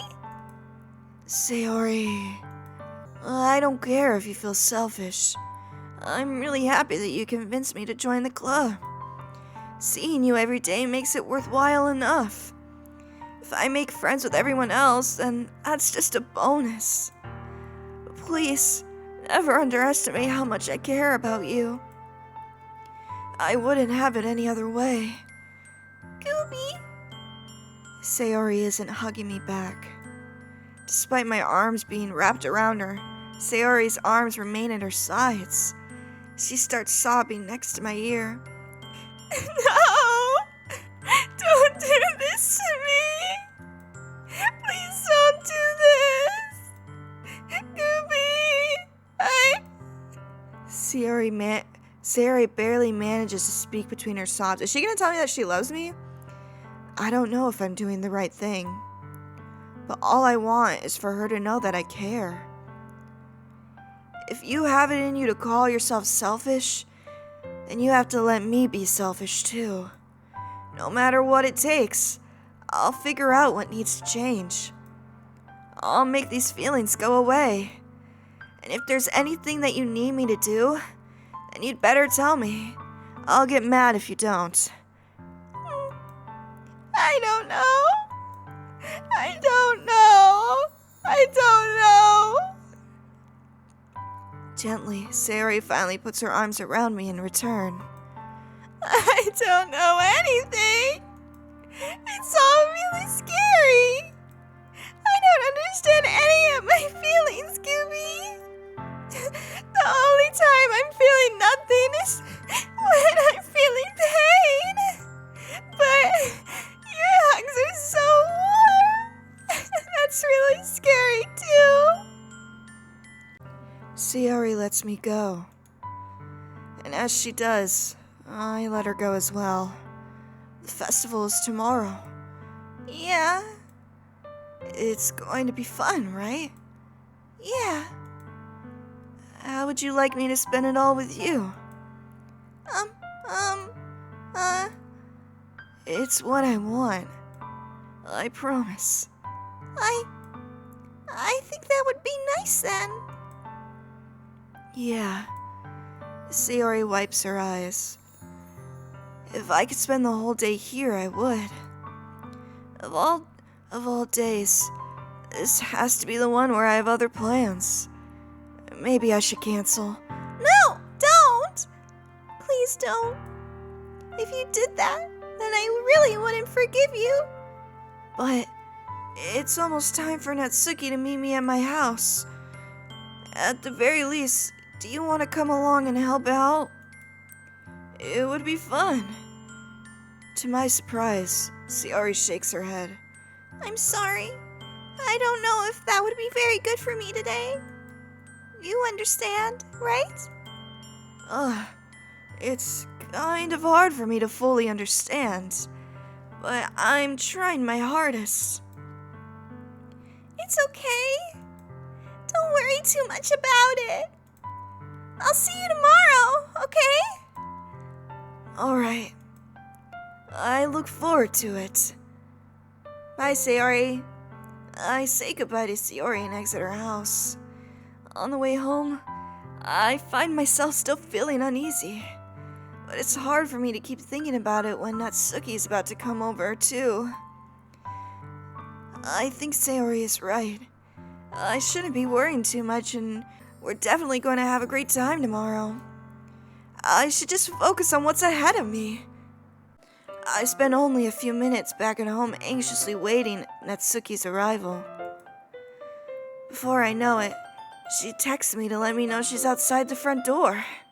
Without delay, I open the front door to let her in. Oh my god, why is she dressed so cute? That is like actually something I would wear. Sup? Hey, I don't know what I was expecting, but seeing Natsuki in something other than her school uniform totally threw me off. Seeing her in such cute clothes makes the uniform seem totally unfitting in comparison. Jeez, don't make me feel so awkward already. It's gonna be a long afternoon, so don't be weird just because you're not don't be weird just because you're not used to seeing me outside of school. Anyway, I'm coming in. I see you brought a lot of stuff. Natsuki is carrying a large bag that is probably full of baking supplies. Well, I didn't want to come all this way to find out that your kitchen isn't equipped for the job. You bought everything I asked you to, right? Yeah, I did. Yesterday, Natsuki asked me to buy a bunch of ingredients if I didn't already have them at home. Good. Glad I can count on you to do your part. Well, of course. I'm surprised to hear Natsuki suddenly say that rather than something snarky like she usually does. Could it be that she is a little different outside of school after all? Anyway, let's go to the kitchen. What? You're not even gonna offer to take this heavy bag from me? Where's your hospitality, Gooby? Come on. Since when did I need to be a gentleman? I grab the bag Natsuki holds out to me. This is ridiculously heavy. I carried that all the way here. Are you impressed? I see now. Yeah, I am impressed, Natsuki. Seems like I always underestimate you. It's because I'm so small, isn't it? I'm so small and petite and demure and skinny. Oh my god, how can I carry such a big bag? You jerk. Natsuki hits a fist into my chest. Hey, your size has nothing to do with it. Do you really hate being small that much? It's not like I hate it. I mean, sometimes I like proving people wrong when they only think I'm worth my size. It's fun when I get to be small and also better than other people. But, geez, never mind. What are you making me say? Don't think you can make me talk about weird things just because we're not at school. Are we getting started or what? There's a lot of stuff I gotta teach you. What? That's a little bit more like you. You're more fun when you just speak your mind like that. Hey! Now you are treating me like a kid. I was just trying to be a little nicer to you, you know. And just because I don't have a mature and sexy figure like Yuri, doesn't mean you should treat me like... Natsuki catches her words, her face turns red. Natsuki! Forget it! I didn't say anything! I should apologize. I appreciate that you were trying to be nicer. I should have been a little more considerate too. But also, if that's what you're thinking, then you should know that there are tons of guys who are into body types like yours. How would you know that anyway? Just trust me on this one, Natsuki, baby girl. Gross. Hey! Was that to me? Who else? Man, let's just get started already. You get all sour when a girl calls you gross. I finally found your weakness, Gooby. Natsuki smiles deviously. Please spare me. Well, if Natsuki decides to dish out more insults like that, then there's no way I'm not fighting back. But she's satisfied enough for now, finally starting to pull things out of her bag so we can get started. Before long, the whole kitchen is a mess. Spoons, dirty bowls, flowers, spilled fluid. Oh, what? Fluid? And plastic bags are strewn about every countertop. The mixer isn't big enough to make all the batter at once, so we've had to do it several times. Meanwhile, Natsuki is babysitting all my movements to make sure I don't mess up her precious baking. Gooby, where did you put the food coloring? The batter's going in the oven soon, so I need to fill the trays. I think that's still in the bag next to the table. What are you using it for? To color the batter, of course. I'm making each tray a different color. That way, even if the flavors aren't different, everyone can pick their favorite. That's a cute idea. Are we doing anything like that with the icing? Do you want to? You're asking me? I don't really have a preference, so... Come on. You're not putting any heart into this at all. Can't you at least try to have some fun? I'm having fun. I'm not really sure what Natsuki is trying to get out of me. Meanwhile, I see her separate the batter into smaller bowls and put a few drops of food coloring into each. That does look pretty cool. See? It's not like baking is just about following instructions. The presentation is where you get to be creative and have the most fun. It's like 1,000,000 times more worth it in the end if just looking at it makes everyone's eyes lighten up. Like the ones you made on my first day, huh? I recall Natsuki proudly presenting her cat-shaped cupcakes and Suri and Monika's delighted expressions. I wonder if I can make Natsuki proud like that too. Yeah, Maybe I will use the food coloring then. Sounds like you're starting to understand.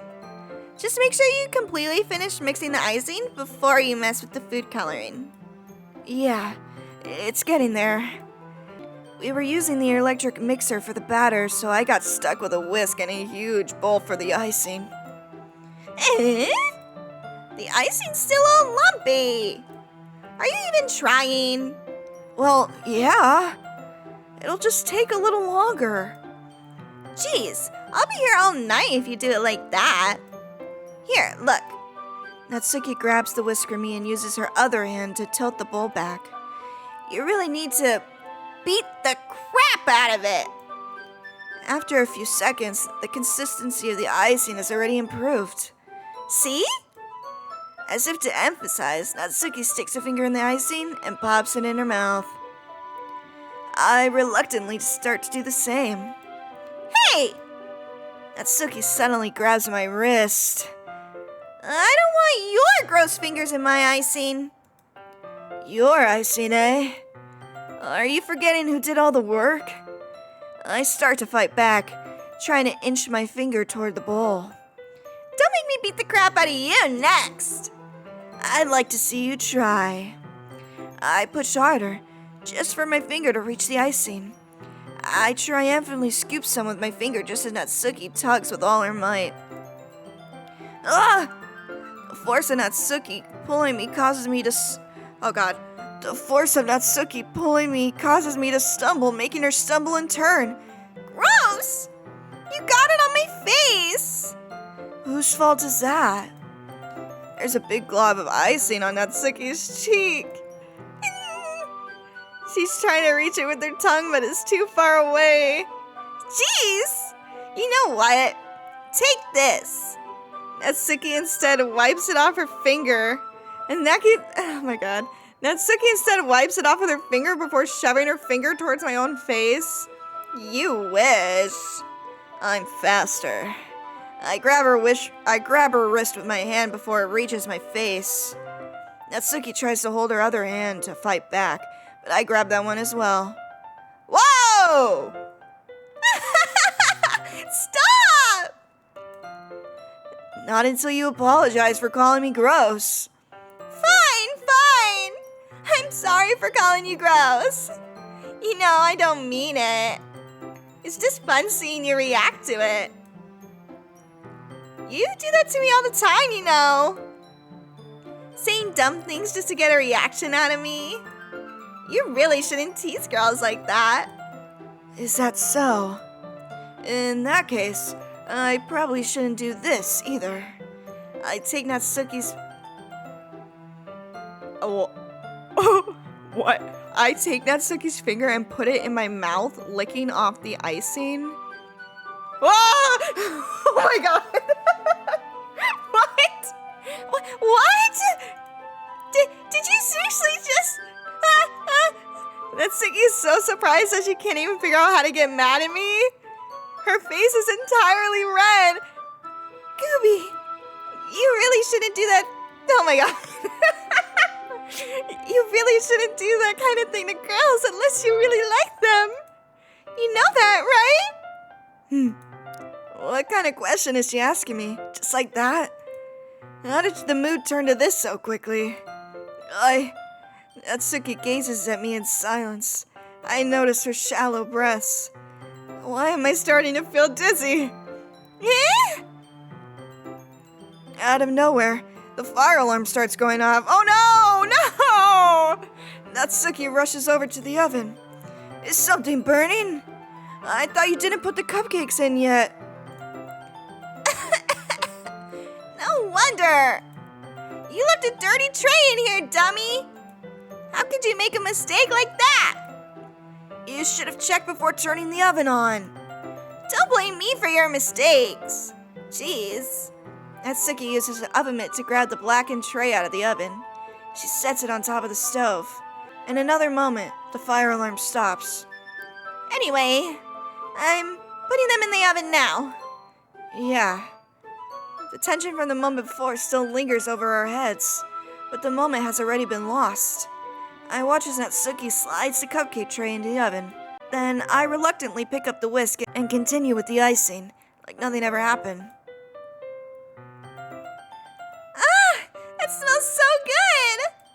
The cupcakes are ready to be pulled out of the oven. As soon as Natsuki opens the oven door, a blast of sweet-smelling warm air fills the room. Look how cute they all look! She proudly shows off the different colored cupcakes in each of the trays. They'll look even better once we add the icing. Not like you need to tell me that. I brought decorating stuff, so I hope you can get creative. Here, scoop the icing into these bags. Natsuki hands me some plastic bags. I have these nozzles that'll make it look nice and fluffy. This one can even make flowers. We probably won't be using it this time, though. What's this one for? I pick up one of the nozzles that has a much thinner tip than the others. That one's really thin, so you can use it to make stripes or other patterns. But you can also use it to write stuff on a cake. Like, happy birthday, or whatever. Huh, I see. That gives me an idea, actually. Eh? Well, it's a literature event, right? We could make it more literature-themed by writing a different word on each of the cupcakes. It would be fun to see people choose their cupcake based on a word they like. I was kind of expecting you to say something really stupid, but that's actually a really cute idea, so... Maybe I'm getting it from you. What's that supposed to mean? I'm not cute. Come on. We're not at school. Nobody's judging. You can't dress and act like this and not expect me to think you're cute. Well... Natsuki's voice trails off. Same with you. Did you just say something? No, nothing. Let's just do the icing. Natsuki picks up the paste and fastens a nozzle onto each of the bags. There's a lot to do, so we shouldn't be wasting time. Here, I'll show you how to do it. Without giving me a chance to think about before, Natsuki quickly moves on. She shows me how to apply the icing, and then we get to work. When we're finally finished, Natsuki puts them all side by side to admire our work. Look how pretty they are together! Yeah, they are, aren't they? Just like us, Natsuki. I wish I could have one now! Well, there's no reason you can't, right? I don't see any harm in that. Well, yeah, but my dad's making dinner tonight, so I really need to save my appetite. Sayori's the exact opposite in that regard. If she was here, we'd probably down 10 cupcakes already. And she would still eat dinner. Come on, that's just unhealthy. Besides, when my dad cooks, I need to eat as much of it as I can. Well, anyway, her dad's like abusive, isn't he? I was hoping we would have time for manga, but I need to be home for dinner. Already? That's a shame. It's your fault for working so slowly. You should have thought about that. It's not like you'll always have this chance. Man, as usual, Natsuki places the blame on me. You can bring the cupcakes tomorrow, right? If you and Sayori each carry some, then you can probably do it in one trip. Yeah, I can do that. And don't worry, I won't let her eat any. I wish she would listen to me the way she listens to you. Yeah. I again think back to the conversation I had with Sayori earlier today. I felt so helpless. Sayori always does listen to me, but at that point, it felt like she couldn't listen to me at all. Okay, I'm packed up. Good work today. You too. I'll walk you out, I guess. Just like that, Natsuki is already about to leave. Feels like the afternoon went by in a flash. More than that. Did I even take the opportunity to get closer to her? Like I wanted? Yes. Definitely, that's it. Yes, we did. Well, I guess I'll be off then. Thanks for all the help and everything. I'll see you tomorrow. I'll see you tomorrow. Wait, Natsuki. Eh? What you said before about not always having this chance? Oh my god. Kiss her! Kiss her! It doesn't have to be that way at all. I had fun today. You showed me how fun baking can be, like you wanted. But aside from that, you can come over anytime, okay? I think that, if possible, I'd like to spend more time like this. If you want to read manga or go out somewhere. Do you really mean that? Natsuki looks at me tensely like she's trying to hide her expression. Yeah, I want to spend more time with you. Gooby, I thought you only cared about getting this done. Oh, I'm sorry I had to leave so early today. I really didn't want to. I would really stay here longer if I could. I feel the same way as you, so... Ah! Oh my god. Natsuki suddenly gets closer to me. Wait, Natsuki. Standing inches away from me, Natsuki looks up at me. I feel her fingers gently clutch at the sides of my shirt as if holding on to me. Her rose-colored cheeks and matching eyes fill my vision, along with her slightly parted lips. What is happening? My head starts to go dizzy as I feel her soft breaths against me. I felt it. For a while now. Oh my god. No! Kiss me! Natsuki suddenly jumps back. Oh! Sayori? Hi, Gooby. Sayori. Just now, we weren't... It's okay, Gooby. I just stopped by to say hi. Well, you should have come a little earlier. I'm already on my way out. I'm already on my way out, so... Aw, really? That's too bad. Yeah, well, I'll still see you at the festival tomorrow, so it's fine. Just don't eat any of the cupcakes before then. Anyway, later! Clearly flustered, Natsuki hurries off and Sayori waves goodbye. Sayori, no! Ah! She's blocking me! Sayori! Sayori, I thought you didn't want to come over today. Well, I tried staying in my room, but my imagination was being really mean to me. So I had to come here and see it for myself. See what? What are you talking about? You know, how much fun you were having with Natsuki, and how close you got to her. It makes me really happy. Oh, she's crying! That you've made such good friends. That's all that matters to me. Tears start to fall down Sayori's face. That's all that matters to me. Why am I feeling this way, Gooby? I'm supposed to be happy for you. Why does it feel like my heart is splitting in half? She's heartbroken! Oh my god! How can I be so blind? It hurts so much. Everything hurts so much. This would be much better if I could just disappear. Sayori, don't say that.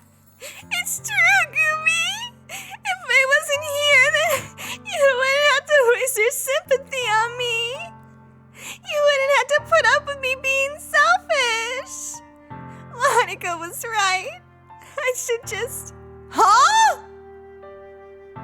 Monica was right about what? What? Sayori, what I said before was true. I'm not gonna let this continue. Caring about you like this isn't the burden your mind is making it out to be. It's something that makes me happy. It's something that I wouldn't trade for anything else. So, Even if it takes an entire lifetime. I'm gonna be by your side until you don't feel any more pain. But... Sayori looks away.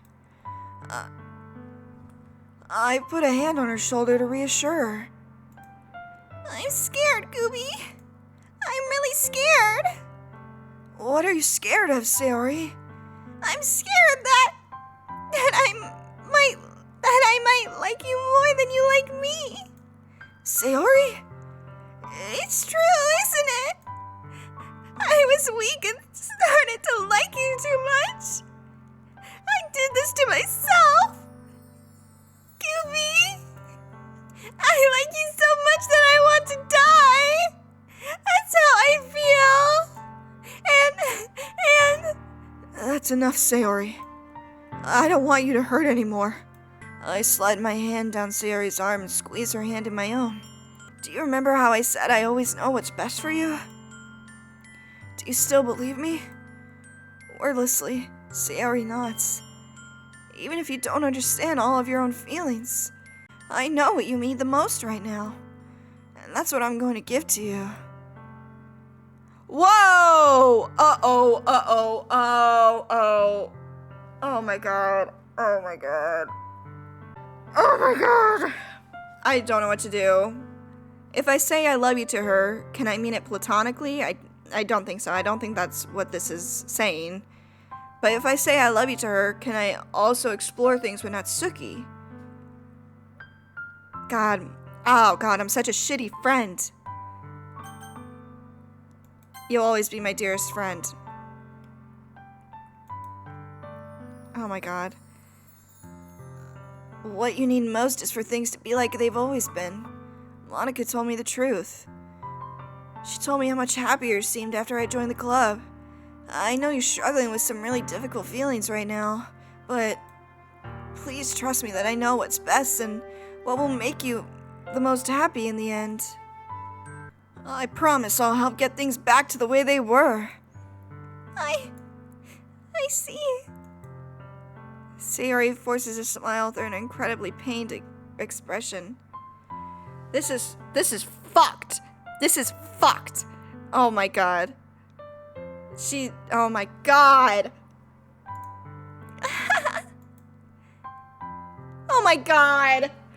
Is this what it feels like to get stabbed in the chest? I should write a poem about this. Sayori. It's okay. This is just my punishment, remember? Oh my god. My Siri keeps going off whenever I say Sayori. For being so selfish? So please don't worry about these stupid feelings. I know you're right. I knew this whole time that there's no happiness down that path. That's why I came here.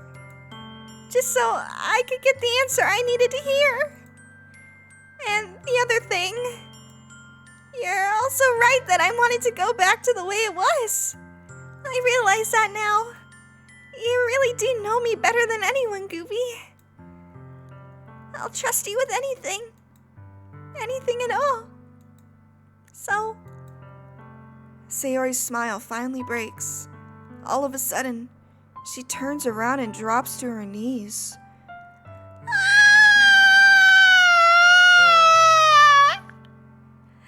Clutching her head with both hands, she screams as loudly as she can. I'm so shocked that I don't know how to react. Sayori looks over her shoulder and flashes me one more weak smile before turning around and running off. Sayori! I'm left helplessly standing in front of my house. What the hell? Why am I feeling so horrible about this? There's nothing more that I could have done. The most I could do is support Sayori through her feelings and help her on the path that's right. But I'm having just as much trouble understanding Sayori's feelings as she is. Even though I can comfort her, I keep wondering if I should be doing something more or something different. I know these thoughts will continue to plague me until things are back the way they were. I'm going to give everything I got. Sayori will always be my dearest friend. And I'll do whatever it takes to put a smile on her face every day. Dude, Oh my freaking gosh. Oh my freaking gosh. Oh my freaking gosh. Sayori's not gonna show up. Sayori's not gonna show up. There's no way she actually shows up to this thing. She walked in on me and Natsuki about to kiss, and then I tell her, "You'll always be my dearest friend." Oh my god, what is wrong with me? It's the day of the festival. All days, I expected this to be the one where I'd be walking to school with Sayori. But Sayori isn't answering her phone. I considered going to her house to wake her up, but I decided that's a little too much. No, it's not. No, it's not. Especially with everything she's been going through. Meanwhile, the preparations for the event should be nearly complete. I managed to carry all the cupcakes myself by carefully stacking 2 trays. Natsuki is already texting up a storm, but I can't respond thanks to my hands being full. Funnily enough, I probably feel the same way as Natsuki about the event. I'm more excited for it to be over so I could spend time with Sayori and Natsuki at the festival. But knowing Monica, I'm sure the event will be great too. Gooby! Why is there no music? You're the first one here. Thanks for being early. That's funny. I thought at least Yuri would be here by now. Monica is placing little booklets on each of the desks in the classroom. They must be the ones she prepared that have all the poems we're performing. In the end, I found a random poem online that I thought Monica would like and submitted it. So that's the one I'll be performing. I'm surprised you didn't bring Sayori with you. Yeah, she overslept again. That dummy. You'd think on days this important she'd try a little harder. Alright. I am a terrible friend, and I feel ashamed. I say that, but I suddenly remember what Sayori told me yesterday. Yeah, no shit, dummy. I am the dummy. And I suddenly feel awful, knowing it's not nearly that simple for her. I only said it because it's the way I'm used to thinking. But maybe I should have gone to wake her up after all. Yeah, we should have. You should take a little responsibility for her, Gooby. I mean, especially after your exchange with her yesterday. What? Huh? How does she know about that? What? How does she even know about... You kind of left her hanging this morning, you know. Exchange? Monica, you know about that? Of course I do. I'm the club president after all. But... I stammer, embarrassed. Did Sayori really tell her about it that quickly? About how I basically turned down her confession? That makes me seem like the bad guy here. But I'm the one who knows what's best for her, right? Jeez. You don't know the full story at all, so... Don't worry. I probably know a lot more than you think. Monica is being as friendly as usual, but for some reason I felt a chill down my spine after hearing that. Okay, what the frick is wrong with Monica? What is wrong with Monica? Hey, do you want to check out the pamphlets? They came out really nice. Yeah, sure. I grab one of the pamphlets laid out on the desks. Oh yeah, they really did. Something like this will definitely help people take the club more seriously. Yeah, I thought so too. I flip through the pages. Each member's poem is neatly printed on its own page, giving it an almost professional feel. I recognize Natsuki and Yuri's poems from the ones they performed during our practice. What's this? I flip to Sayori's poem. It's different from the one she practiced. It's one I haven't read before.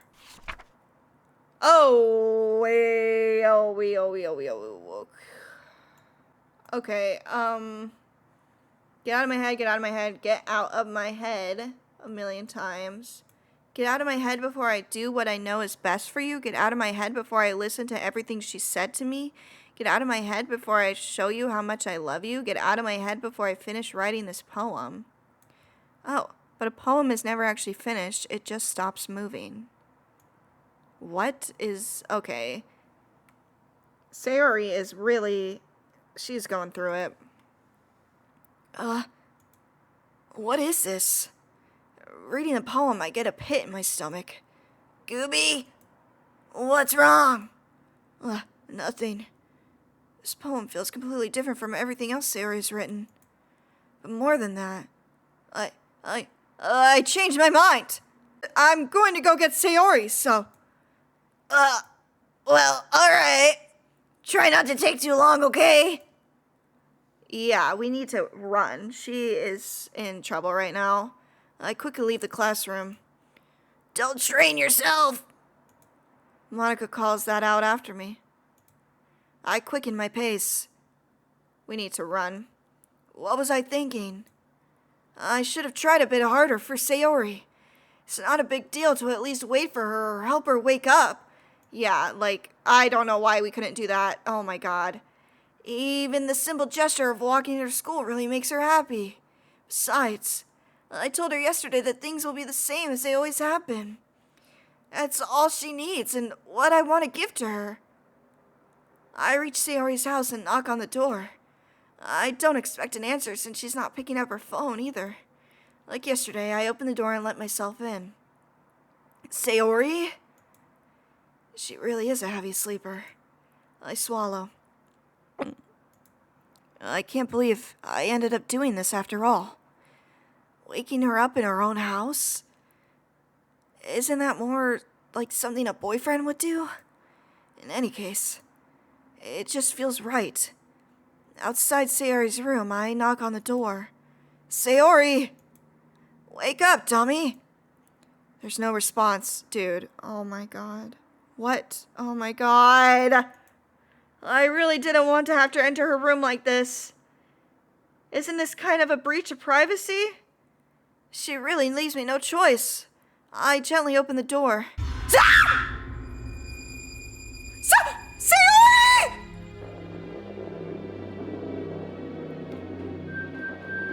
No! What? Sayori! What is Huh? What is going on? Huh? Oh my god! What the hell? What the hell? Is this a nightmare? It has to be. This isn't real. There's no way this can be real. Sayori wouldn't do this. Everything was normal up until a few days ago. That's why I can't believe what my eyes are showing me. I suppressed the urge to vomit. Just yesterday, I told Sayori I would be there for her. I told her I know what's best and that everything will be okay. Then why? Why would she do this? How could I be so helpless? What did I do wrong? Turning down her confession? That has to be what pushed her over the edge. Her agonized scream still echoes in my ears. Why did I do that to her when she needed me the most? Why was I so selfish? This is my fault. My swarming thoughts keep telling me everything I could have done to prevent this. If I had just spent more time with her, walked her to school, and gave her what I know she wanted out of our relationship, then I could have prevented this. I know I could have prevented this. Screw the literature club. Screw the festival. I just lost my best friend. Someone I grew up with. She's gone forever now. Nothing I can do to bring her back. This isn't some game where I can reset and try something different. Huh? I only had one chance, but I wasn't careful enough. Okay, let me show you guys something. I actually did something smart. I saved right where it says I can pick a person, and I saved right before you tell Sayori if you love her or not. So I'm gonna finish the playthrough as it is right now, and in another episode, I will explore these other options. I am so curious. And now, I'll carry this guilt with me until I die. Nothing in my life is worth more than hers. But I still couldn't do what she needed from me, and now I can never take it back. Never, never, never, never, never. Oh! Oh! What? That's... Huh? What? What?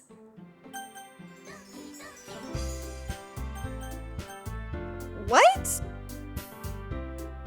Huh? So what do I...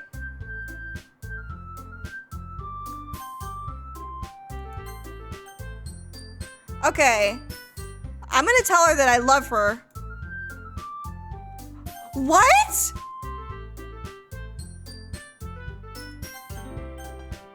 What? Huh?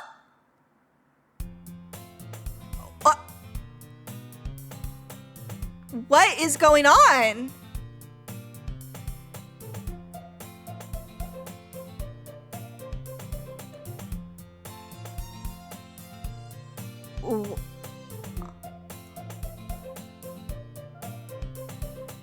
What the? Why? Huh? I don't understand.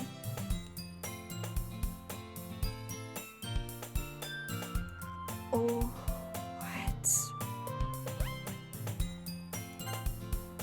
And it erased all my saves!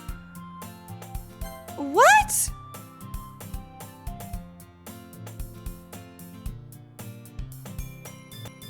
Oh! Oh! What? What?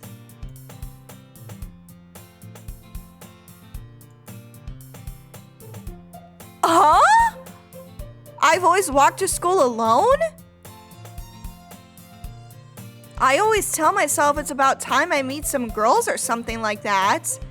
But I have no motivation to join any clubs. I'm perfectly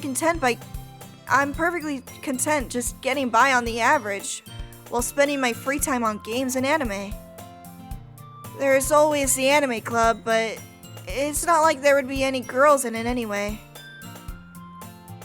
The school days. So if, okay, Sayori is erased from the timeline, just like that. She's erased from the timeline. How are we gonna join the literature club? I don't understand. Oh my god. Oh my, I erased all my saves, dude. After I pack up my things, I stare blankly at the wall looking for an ounce of motivation. Clubs. There really aren't any that interest me. Besides, most of them would probably be way too demanding for me to want to deal with. I guess I have no choice but to start with the anime club. Gooby? Huh? Monica? Oh my goodness, I totally didn't expect to see you here. It's been a while, right? Yeah, it has. Monica smiles sweetly. We do know each other. Well, we rarely talked, but we were in the same class last year. Monica was probably the most popular girl in class. Smart, beautiful, athletic. Basically, completely out of my league. So having her smiling at me so genuinely feels a little... What did you come in here for anyway? Oh, I've just been looking for some supplies to use for my club. Do you know if there's any construction paper in here? Or markers? I guess you could check the closet, Monica. You were in debate club, right? About that. I actually quit the debate club. Really? You quit? Yeah. To be honest, I can't stand all the politics around the major clubs. It feels like nothing but arguing about the budget and publicity and how to prepare for events. I'd much rather take something I personally enjoy and make something special out of it. In that case, what club did you decide to join? Actually, I've started a new one. A literature club. What was that? Literature? That sounds kind of dull. How many members do you have so far? It's kind of embarrassing, but there are only 3 of us so far. It's really hard to find new members for something that sounds so boring. Well, I can see that. But it's really not boring at all, you know. Literature can be anything. Reading, writing, poetry. I mean, one of my members even keeps her manga collection in the club room. Wait, really? Yeah, it's funny, right? She always insists that manga is literature too. I mean, she's not wrong, I guess. And besides, a member's a member, right? Did Monica say she? Hey, Gooby. By any chance, are you still looking for a club to join? I mean, I guess so, but In that case, is there any chance you could do me a big favor? I won't ask you to join, but if you could at the very least visit my club, it would make me really happy. Please? well, I guess I have no reason to refuse. Besides, how could I ever refuse somebody like Monica? Sure, I guess I'll check it out. Oops, I said that in the wrong voice. Awesome! You're really sweet, Gooby, you know that? It's nothing, really. Shall we go then? I'll look for the materials another time. You're more important. She's trying to get with me. I have a theory. She told Sayori to end herself. Because if you guys remember, Sayori said, maybe Monica was right. Like, what? Girl. It's obvious. Monica's gonna kill all the other members, and I'm gonna be left with Monica. I wonder if anybody who has ever played this game ever chose Monica as their bias first. I don't think so. And thus, today marks the day I sold my soul to Monica and her irresistible smile. I timidly follow Monica across the school and upstairs, a section of the school I rarely visit, being generally used for third-year classes and activities. Monica, full of energy, swings open the classroom door. I'm back! And I brought a guest with me! Oh, A guest? seriously? You brought a boy? Oh my god. Way to kill the atmosphere. No, Natsuki, she forgot everything we had together. Don't be mean, Natsuki! But anyway, welcome to the club, Gooby! All words escape me in this situation. This club is full of incredibly cute girls! So, let me guess. You're Monica's boyfriend, right? What? No, I'm not. Natsuki. The girl with the sour attitude, whose name is apparently Natsuki, is the one I don't recognize. Her small figure makes me think she's probably a first year. Anyway, this is Natsuki, energetic as usual. And this is Yuri, the vice president. It's nice to meet you. Yuri, who appears comparably more mature and timid, seems to have a hard time keeping up with someone like Natsuki. Yeah, it's nice to meet both of you. So I ran into Gooby in a classroom, and he decided to come check out the club. Isn't that great? Wait, Monica? Didn't I tell you to let me know in advance before you brought anyone new? I was going to, well, you know. Sorry. I didn't forget that, but I just happened to run into him. In that case, I should at least make some tea, right? Yeah, that would be great. Why don't you come and sit down, Gooby? The girls have a few desks arranged to form a table. Yuri walks to the corner of the room and opens the closet.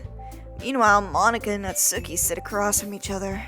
Still feeling awkward, I take a seat next to Monica. So I know you didn't really plan on coming here, but we'll make sure you feel right at home, okay? As president of the literature club, it's my duty to make sure the club is as fun and exciting for everyone. I'm surprised there aren't more people in the club yet. It must be hard to start a new club. You could put it that way. Not many people are very interested in putting out all the effort to start something brand new. Especially when it's something that doesn't grab your attention, like literature. We had this exact conversation already. You have to work hard to convince people that you're both fun and worthwhile. But it makes school events, like the festival, that much more important. I'm confident that we can really grow this club before we graduate. Right, Natsuki? Well, I guess. Natsuki reluctantly agrees. Such different girls, all interested in the same goal. Monica must have really worked hard just to find these two. Yuri returns to the table, carrying a tea set. She carefully placed the teacup in front of each of us before setting down the teapot in the middle. You keep a whole tea set in this classroom? Don't worry, the teachers gave us permission. After all, doesn't a hot cup of tea help you enjoy a good book? I guess. Don't let yourself get intimidated. Yuri's just trying to impress you. That's not... Insulted, Yuri looks away. I meant that, you know. I believe you. Well, tea and reading might not be a pastime for me, but I at least enjoy tea. I'm glad. Yuri faintly smiles to herself in relief. So, Gooby, what kind of things do you like to read? Well, considering how little I've read these past few years, I don't really have a good way of answering that. Manga, I mutter quietly to myself, half joking. Natsuki's head suddenly perks up. It looks like she wants to say something, but she keeps quiet. Not much of a reader, I guess. Well, that could change. What am I saying? I spoke without thinking after seeing Yuri's sad smile. Anyway, what about you, Yuri? Well, let's see. Yuri traces the rim of her teacup with her finger. My favorites are usually novels that build deep and complex fantasy worlds. The level of creativity and craftsmanship behind them is amazing to me. And telling a good story in such a foreign world is equally impressive. Yuri goes on, clearly passionate about her reading. Can we hurry this up? I just want to talk to Natsuki. She seems so reserved and timid since the moment I walked in, but it's obvious by the way her eyes light up that she finds her comfort in the world of books, not people. But you know, I like a lot of things, like you, Gooby. Stories with deep psychological elements usually immerse me as well. Isn't it amazing how a writer can so deliberately take advantage of your own lack of imagination to completely throw you for a loop? Anyway, I've been reading a lot of horror lately. I read a horror book once. I desperately grasp at something I can relate to at the minimal level. At this rate, Yuri might as well be having a conversation with a rock. I'd expect that from you, Yuri. It suits your personality. Oh, is that so? Really? If a story makes me think or takes me to another world, then I really can't put it down. Surreal horror is often very successful at changing the way you look at the world, if only for a brief moment. That's what I read too. I've been reading a lot of Aaron Beauregard. He made that. You guys probably saw it on like TikTok a while ago. He made that viral book Playground. Very good. I've read that one and I've read The Slob. I still need to get. I want to get his whole collection. I am obsessed. Ugh, I hate horror. I mean, I don't read Aaron Beauregard that much. I mean, like I read like manga too, and like I read like cute stories about like Hello Kitty and stuff. You know, that's not like the only thing I read. Oh, why is that? Well, Natsuki's eyes dart over to me for a split second. Never mind. That's right. You usually like to write about cute things, don't you, Natsuki? What? What gives you that idea? You left a piece of scrap paper behind the last meeting. It looked like you were working on a poem called... Don't say it out loud! And give that back! Fine, eh? Natsuki, you write your own poems? Well, I guess sometimes. Why do you care? I think that's impressive. Why don't you share them sometime? No! Natsuki averts her eyes. You wouldn't like them. Not a very confident writer yet. I understand how Natsuki feels. Sharing that level of writing takes more than just confidence. The truest form of writing is writing to oneself. You must be willing to open up to your readers, exposing your vulnerabilities and showing even the deepest reaches of your heart. Do you have writing experience too, Yuri? Maybe if you share some of your work, you can set an example and help Natsuki feel comfortable enough to share hers. I guess it's the same for Yuri. We all sit in silence for a moment. Hey, I just got an idea! How about this? Natsuki and Yuri look quizzically at Monica. Let's go home and I'll write a poem of our own. Then next time we meet, we'll all share them with each other. That way, everyone is even.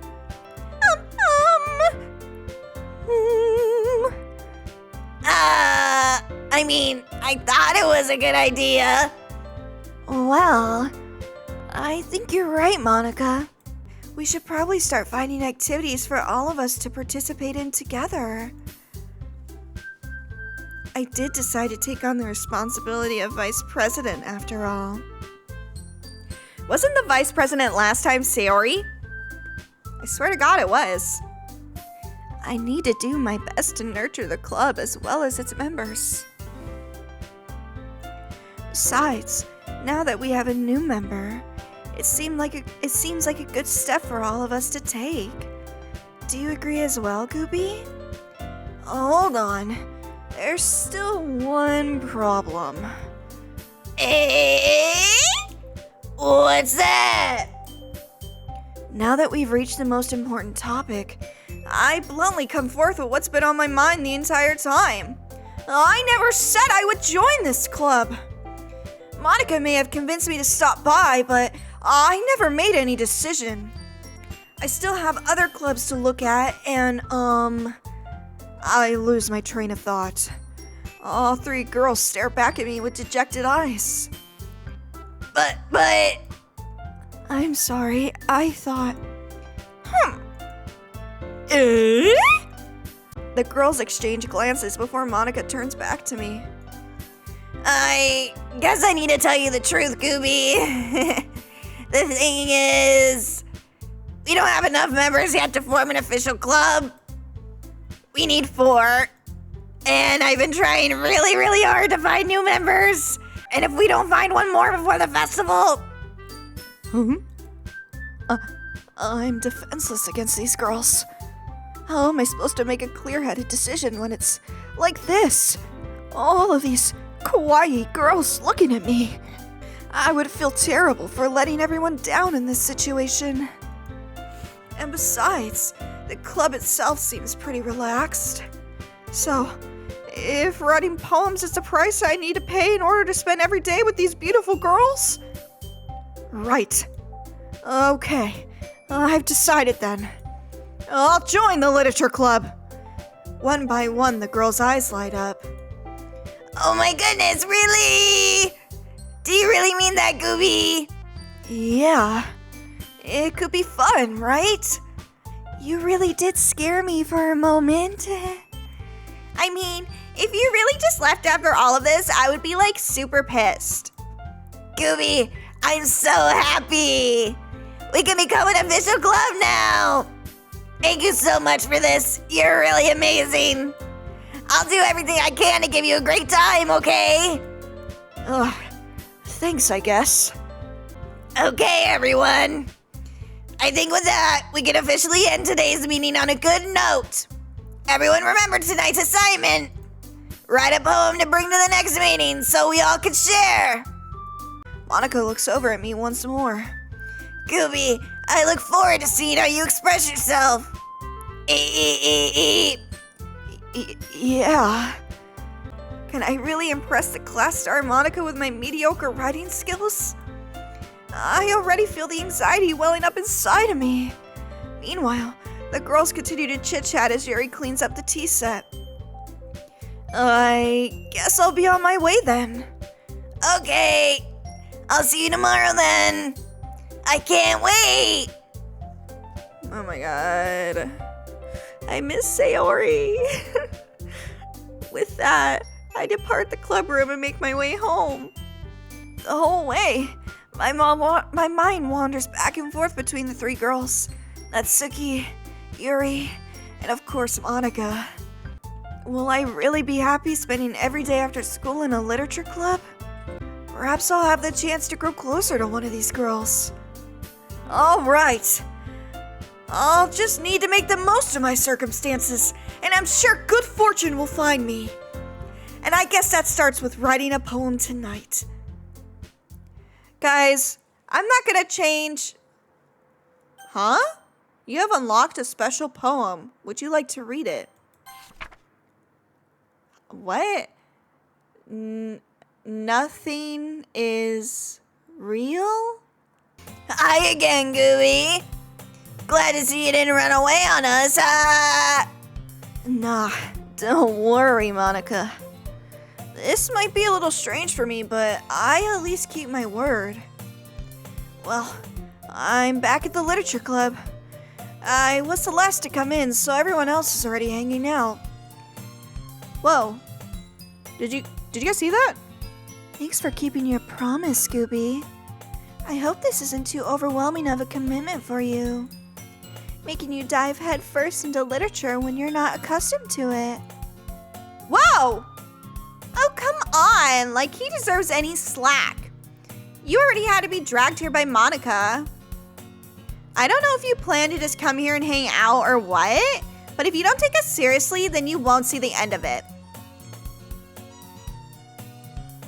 Huh? Is this a glitch? Natsuki certainly... Who says that? Does Sayori say that and she forgot to take it out? Oh my god. She does! Oh my god, Monica forgot to take out a part that says Sayori. Natsuki finds herself struggling between Monica and manga. Manga is literature! Swiftly defeated, Natsuki plops back into her seat. I'm sorry, Gooby. We'll make sure to put your comfort first, okay? Yuri shoots Natsuki a disappointed glance. Anyway, now that you're in the club and all, perhaps you might have an interest in picking up a book to read? What Well, I can't really say no either way. Like you said, I'm in this club now, so it only feels right for me to do something like that if you ask.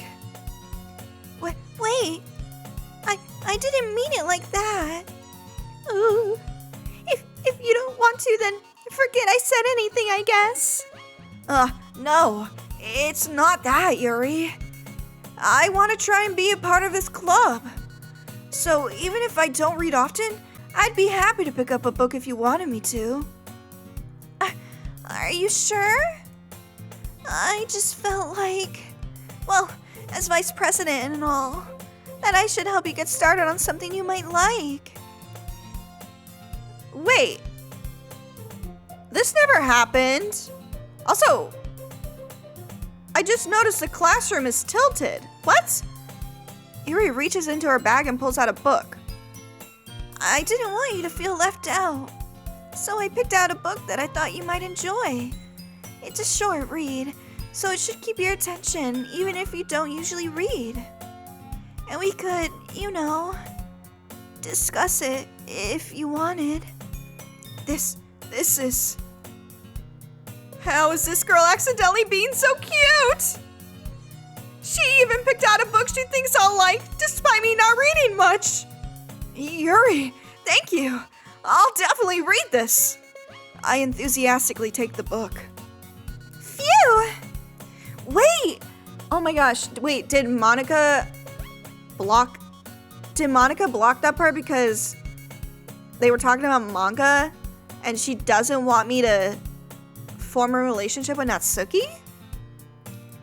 Well, you can read it at your own pace. I look forward to hearing what you think. Why is she so close, by the way? Whoa. Everything's perfect now. Everything's fine.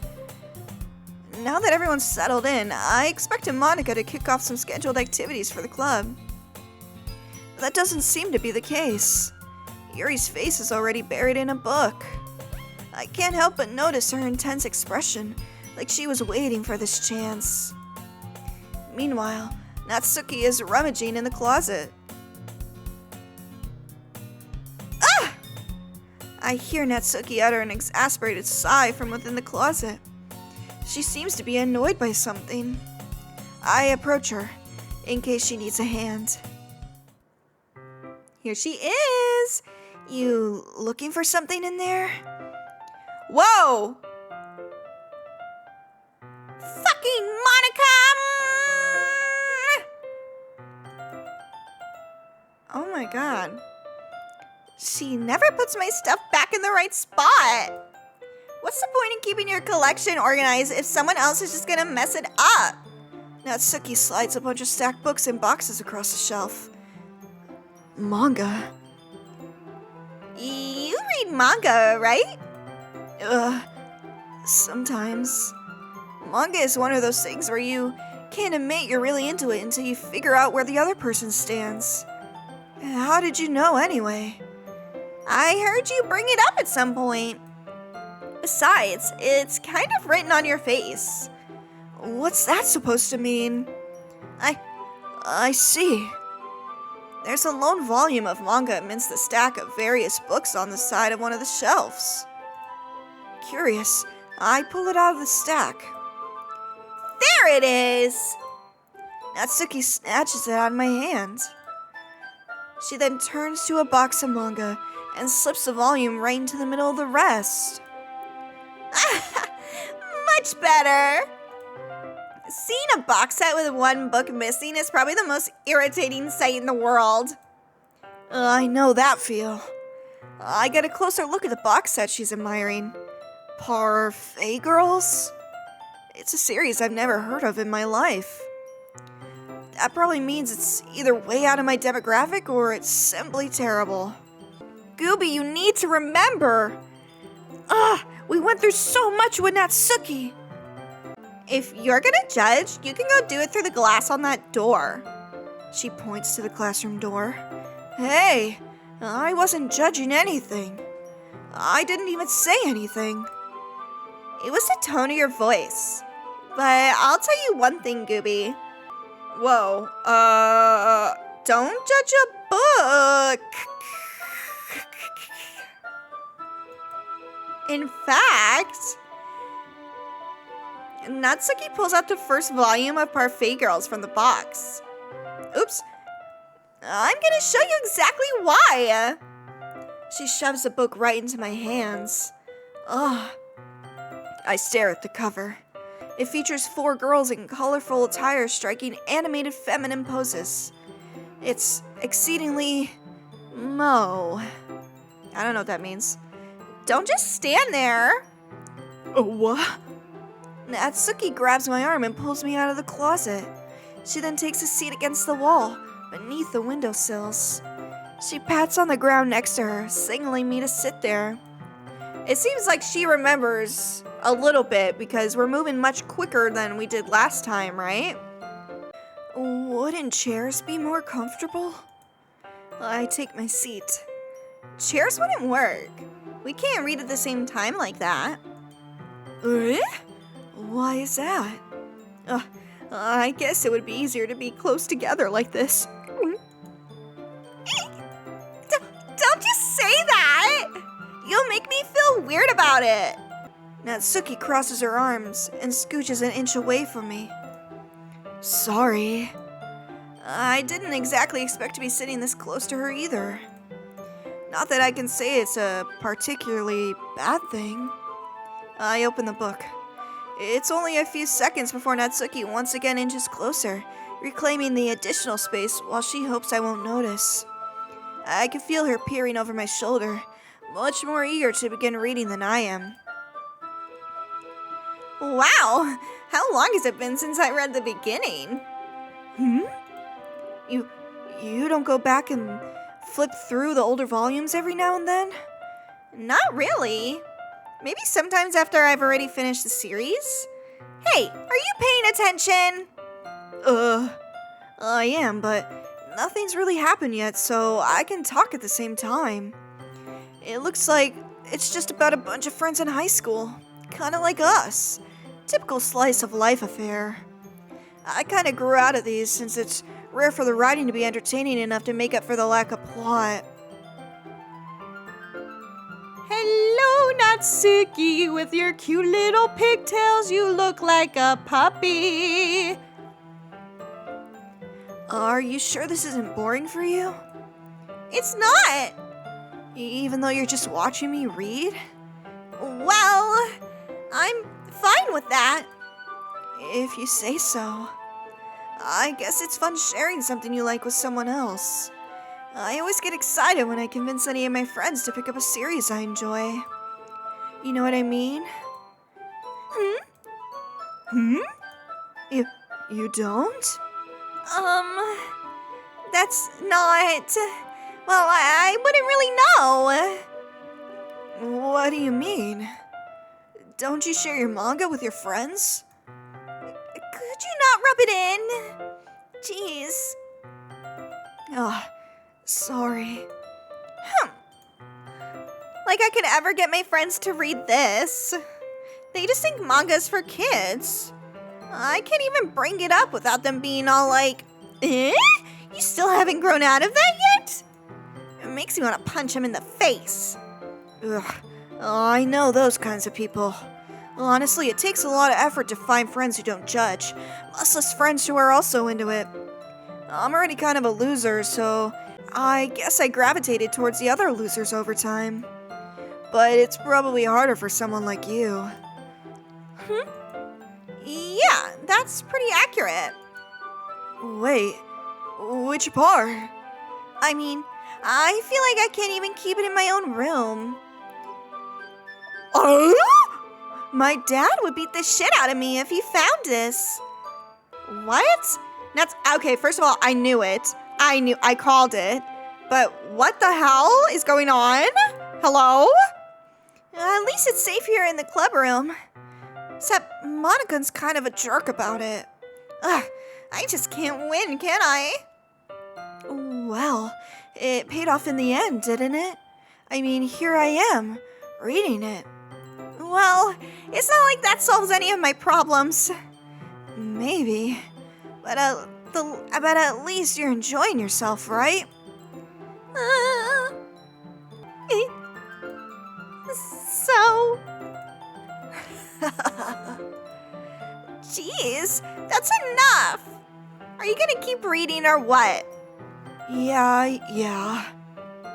I flipped through the page. Huh? What? Hello? What's going on? What's actually going on? Time passes. Natsuki is strangely quiet now. I glance over at her. Oh! It looks like she started to fall asleep. Hey, Natsuki. Yeah? Suddenly, Natsuki collapses straight into me. Oh. Did you hear that? Hey! Ah! What? Natsuki! Natsuki, no! Hey, be normal! Huh?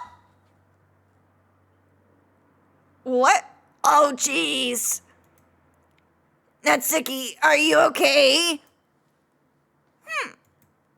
Here. Monica reaches into her bag and pulls out some kind of protein bar. She throws it in Natsuki's direction. Natsuki's eyes suddenly light up again. She snatches the bar from the floor and immediately tears off the wrapper. I told you not to give... She doesn't even finish her sentence before stuffing it into her mouth. Don't worry, Gooby. She's fine. It just happens every now and then. That's why I always keep a snack in my bag for her. Is she like a diabetic or something?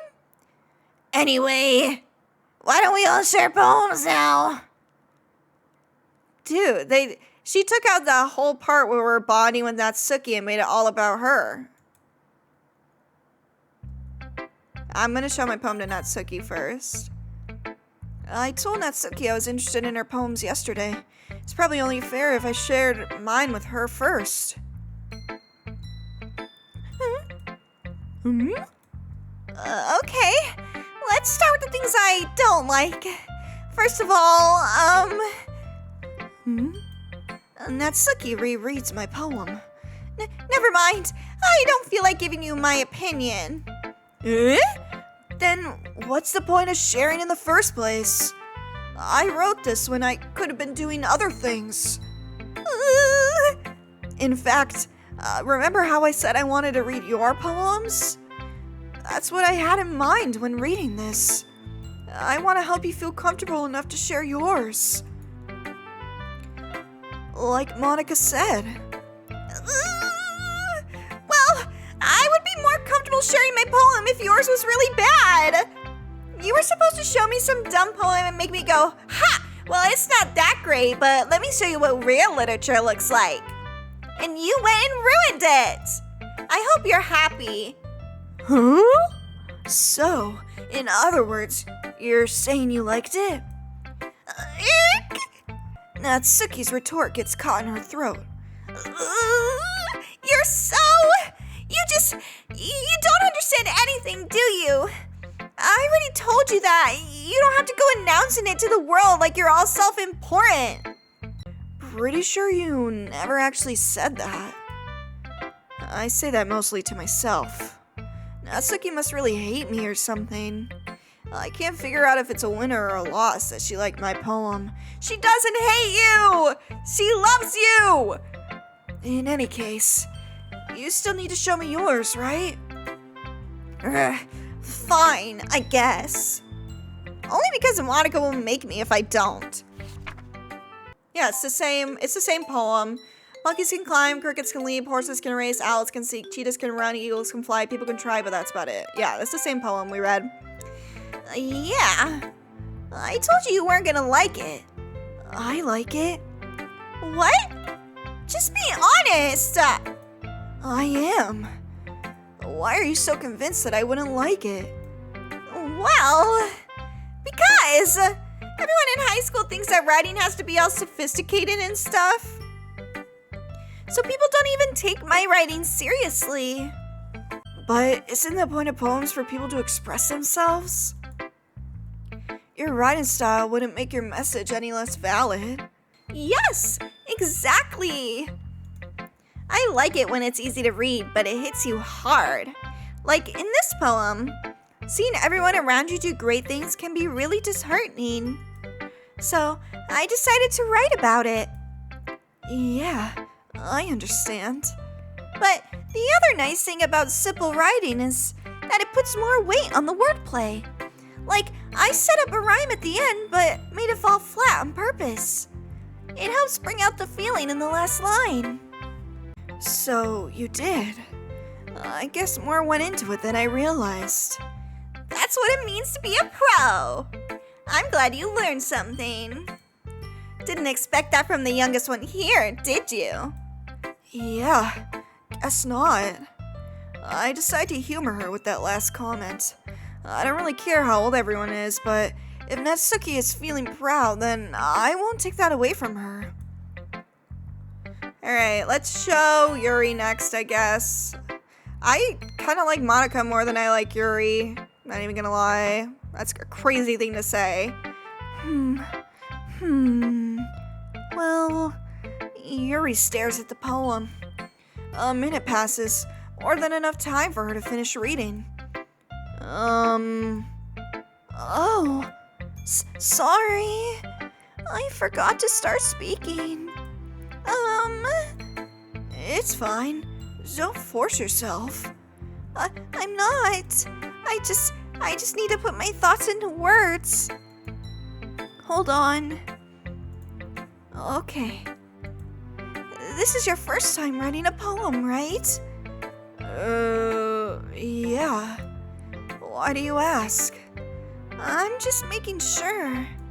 I guess that it might be after reading through it. Oh, so it's that bad. No! Did I just raise my voice? Oh, I'm so sorry. Yuri buries her face in her hands. I couldn't help but notice that it's been several minutes and we haven't really gotten anywhere. It might take Yuri a while to get used to new people. It's fine. I really didn't notice. What were you saying? Right, it's just that there are specific writing habits that are usually typical of new writers. And having been through that myself, I kind of learned to pick up on them. I think the most noticeable thing I recognize in new writers is they try to make their style very deliberate. In other words, they tend to pick a writing style separate from the topic matter, and they form-fit the two together. The end result is that both the style and the expressiveness are weakened. Once Yuri finishes her train of thought, it's as if her demeanor totally changes. Her stammering is completely gone, and she sounds like an expert. That's me when I talk about FNAF, guys. Just wait until I get the FNAF series going on. You guys are gonna be amazed. Of course. That's not something you could be blamed for. There are so many skills and techniques that go into writing even a simple poem. Not just finding and building them, but getting them to work together is probably the most challenging part. It might take you some time, but it all comes with practice and learning by example and trying new things. I also hope that everyone else in the club gives you valuable feedback. Natsuki can be a bit biased, though. Biased? How? Well, never mind. I shouldn't be talking about other people like that. Sorry. It's fine. I'm not sure if Yuri is apologizing to herself, to me, or to Natsuki. Do you mind if I read your poem now? Please do. I'd love to share my thought process behind it. Yuri smiles dreamily, as if that's a rare opportunity for her. Which in itself is kind of funny. After all, isn't this supposed to be a literature club? Yeah, this is the same poem. Tendrils on my hair illuminate beneath the amber glow. Yeah. That's the same one. I think Monica's is going to be different, though. I'm sorry I have such terrible handwriting. What? I wasn't thinking that at all. But it took you a long time to read. It literally took me probably like 2 seconds, Yuri. Come on. Well, I just don't read script very often. I actually think that your handwriting is pretty. That's a relief. Also, I like the poem. Even though it's short, it was really descriptive. It wasn't too short. I usually write longer poems. Not at all. I'm really glad you liked it. I'll be honest. Since it's our first time sharing, I wanted to write something a little more mild. Something easy to digest, I suppose. Are you into ghosts, Yuri? Uh-huh. Hoo-hoo? I don't know. Uh-huh. Actually, this story isn't about a ghost at all, Gooby. Really? I must have totally missed the point. Well, I suppose you did only glance over it after all. But remember that poets often express their own thoughts, feelings, and experiences in their work. They usually do more than tell a simple story or paint a picture. In that case, perhaps the subject of the poem is only symbolically compared to a ghost. Lingering in her last remaining place of comfort, unable to let go of the past, and soon to be left with nothing. That's a lot more solemn, putting it that way. I hadn't even thought about that. That's impressive. It's nothing, really. Well, it makes me happy that you think that. Just remember that it won't be long before you pick up on those things too. Yeah, maybe you're right. I guess I'll have to keep trying. I'm counting on you. Alright, I guess let's show Monica now. Boo, Monica. Hi, Gooby. Having a good time so far? Yeah. Good, glad to hear it. By the way, since you're new and everything, if you ever have any suggestions for the club, like new activities or things we can do better, I'm always listening. Don't be afraid to bring things up, okay?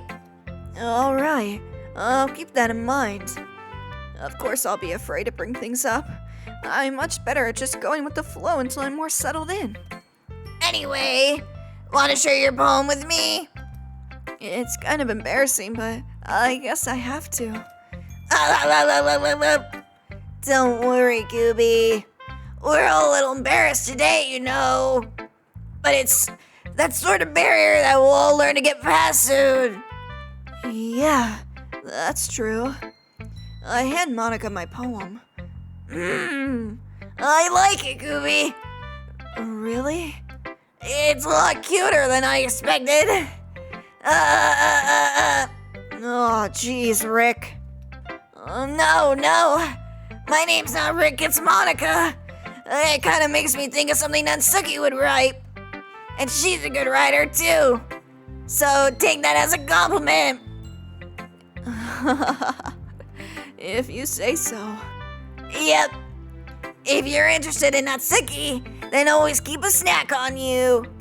She'll cling to you like a puppy. Natsuki's dad doesn't give her lunch money or leave her any food in the house, so she's in a fussy mood pretty often. Okay, that's very dark, Monica. I don't think that you should be sharing that with somebody you just met. But sometimes she just loses all her strengths and shuts down. Oh, man. Like earlier. This is just a guess, but I think she's so small because her malnutrition is interfering with her adolescent growth. Alright, that's insane. But hey, some guys are into petite girls, you know. Okay. That's crazy. Justifying her abuse by saying some guys are into it. Sorry, just trying to look at the bright side. Monica, you are a shitty human being. Anyway, you want to read my poem now? Don't worry, I'm not very good. You sound pretty confident for someone who claims to not be very good. Well, That's because I have to sound confident. That doesn't mean I always feel that way, you know? I see. Well, let's read it then. Is this the one she had at the beginning? I don't remember. It's very freeform, if that's what you call it. Sorry, I'm not really the right person to ask for feedback.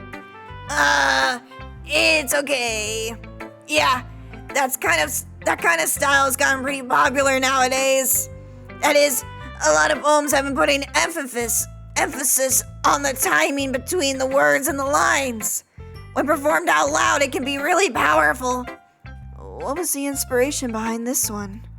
Well, I'm not sure if I know how to put it. I guess you could say I had some kind of epiphany recently. It's been influencing my poems a bit. An epiphany? Yeah, something like that. Yeah, that she should kill all the girls and get me all to herself. I'm kind of nervous to talk about deep stuff like that because it's kind of coming on strongly. Maybe after everyone is better friends with each other. Anyway, here's Monica's writing tip of the day. Sometimes when you're writing a poem or a story, your brain gets too fixated on a specific point. If you try so hard to make it perfect, then you'll never make any progress. Just force yourself to get something down on the paper and tidy it up later. Another way to think about it is this. If you keep your pen in the same spot for too long, you'll just get a big dark puddle of ink. So just move your hand and go with the flow. That's my advice for today. Thanks for listening. All right, bye, Monica. I don't give a fuck. Phew. I guess that's everyone. I glanced around the room. That was a little more stressful than I anticipated. It's as if everyone is judging me for my mediocre writing abilities. Even if they're just being nice, there's no way my poems can stand up to theirs. This is a literature club after all. I sigh. I guess that's what I ended up getting myself into. Across the room, Monica is writing something in her notebook. My eyes land on Yuri and Natsuki. They gingerly exchange sheets of paper, sharing their respective poems. As they read in tandem, I watch each of their expressions change. Natsuki's eyebrows furrow in frustration. Meanwhile, Yuri smiles sadly. What's with this language? Did you say something? Oh, it's nothing. Natsuki dismissively returns to the poem on the desk with one hand. I guess you could say it's fancy. Thanks. Yours is cute. Cute? Did you just completely miss the symbolism or something? It's clearly about the feeling of giving up. How can that be cute?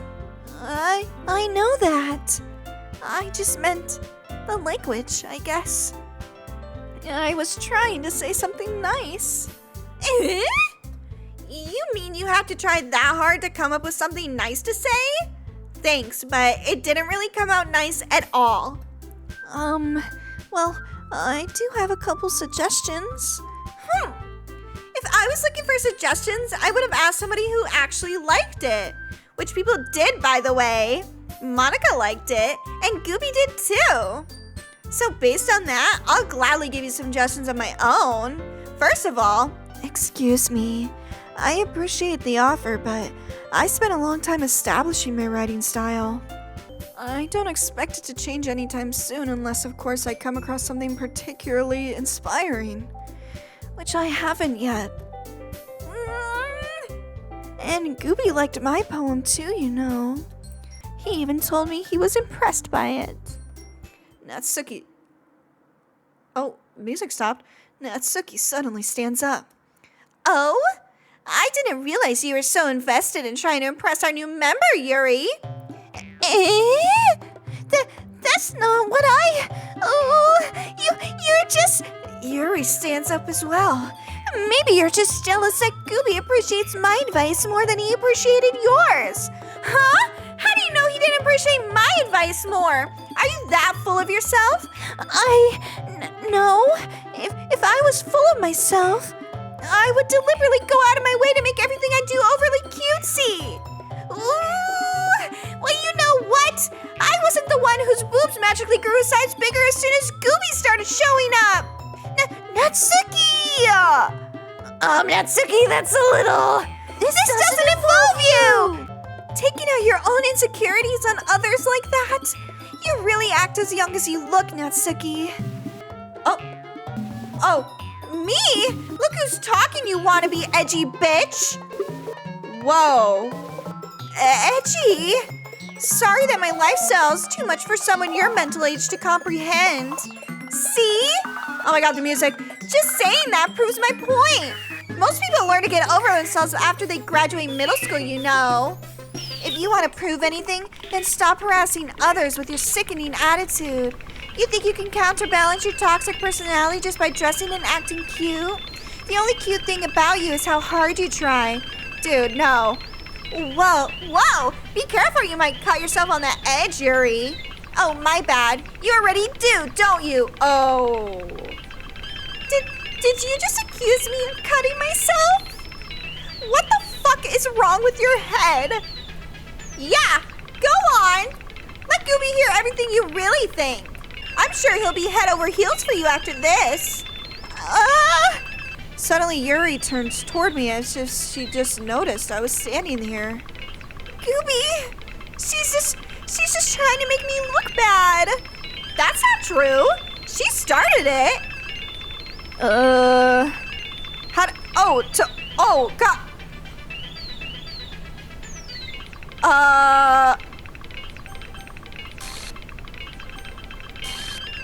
Oh my god. I picked Natsuki. Monica?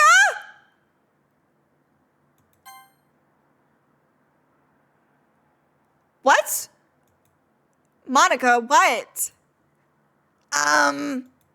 Hey, Gooby. Why don't we step outside for a little bit? Okay?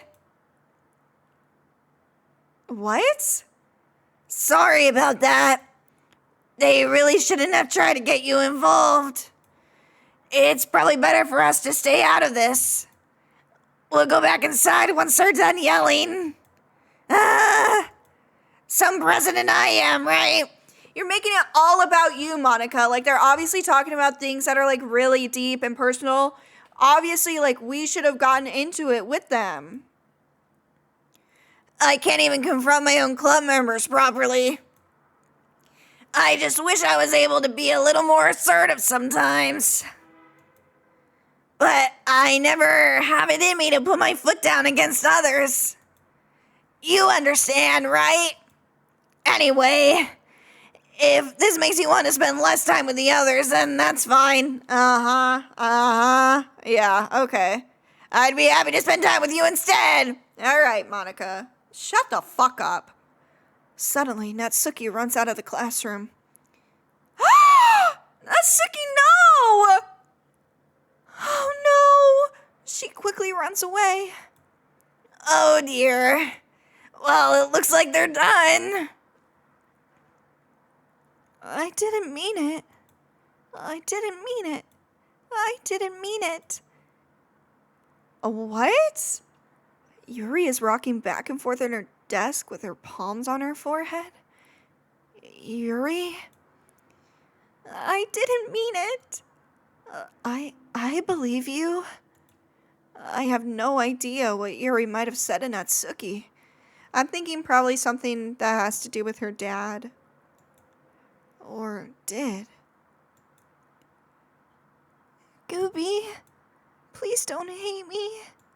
Please. I'm not like this. There's something wrong with me today. It's fine, Yuri. We know you didn't mean it. Besides, I'm sure Natsuki will forget all about it by tomorrow. Completely. Anyway, the meeting is over, so you can go home now if you want. Yuri looks at me like she wants to say something, but she keeps glancing at Monica. You can go first, Monica. I'd like to stay a little bit longer. I'm the president, so I should be the last one out. I'll wait for you to be done. Oh, is she trying to, like, tell us something? Oh, my God. Well, I'm vice president, so please let me take that responsibility today. Oh, yeah. It kind of sounds like you don't want me around for something, Yuri. It's not that. It's not that. I didn't get much of a chance to discuss my book with Gooby. It would just be embarrassing with you listening. I guess I don't really have a choice, do I? I'm sorry for causing trouble, but I really... Huh? She didn't want us to spend that time with Yuri. Oh my God. Okay, well, I'm gonna do Natsuki, even though I'm pretty sure tomorrow she's not gonna show up. What are the chances that at the end of the game, this is all gonna say Monica? Another day passes and it's time for a club meeting already. I've gotten a little more comfortable here over the past couple days. Entering the club room, the usual scene greets me. Welcome back, Gooby. Hi, Yuri. I'm not sure if it's me or if it's Yuri's expression, but the weight of yesterday's quarrel still hangs in the air a little. Obviously. Some very, very sensitive and personal things came up. Yuri glances over her shoulder, looking around the room. Natsuki is reading manga at a desk. And surprisingly, Monica isn't here yet. Suddenly, Yuri takes my arm and pulls me to the corner of the room. About yesterday, I really need to apologize. Nothing like that has ever happened before. And something just came over me, I guess. I wasn't acting mentally sound. Well, you shouldn't be talking to me about this. You should go talk to Natsuki about this. Please don't think we're usually like this. Not just me, but Natsuki as well. Yuri, I'm happy that you were considerate and apologized. You don't have to worry too much. Even though I've only been here a couple days, I could tell something was off yesterday. Maybe we were just a little extra sensitive because it was our first time sharing poems. But whatever it was, it didn't make me think any less of you. I had already decided that there's no way you can be a bad person. And now that you're apologizing, I know you didn't really mean it. Gooby, don't say those things so frankly. They make me a little too happy. It's not even giving me the chance to bond with Natsuki. It's making me do Yuri. Like, I don't care about Yuri. I'm really glad that you're such an understanding person. And I'm really glad that you joined this club. Everything is a little bit brighter with you around and... Sorry, what am I saying right now? Hey, have you guys seen Monica? No, I haven't. I was also kind of wondering where she was. Man, Yuri, I'm guessing you haven't either. Yuri is clearly taken aback about how calmly Natsuki is addressing her. No, I haven't. Jeez, this isn't like her at all. I know it's stupid, but I can't help but worry a little bit. What? Why are you looking at me like that? Natsuki, about yesterday. I just wanted to apologize. I promise I didn't mean any of the things I said. And I'll do my best to stay under control from now on. So...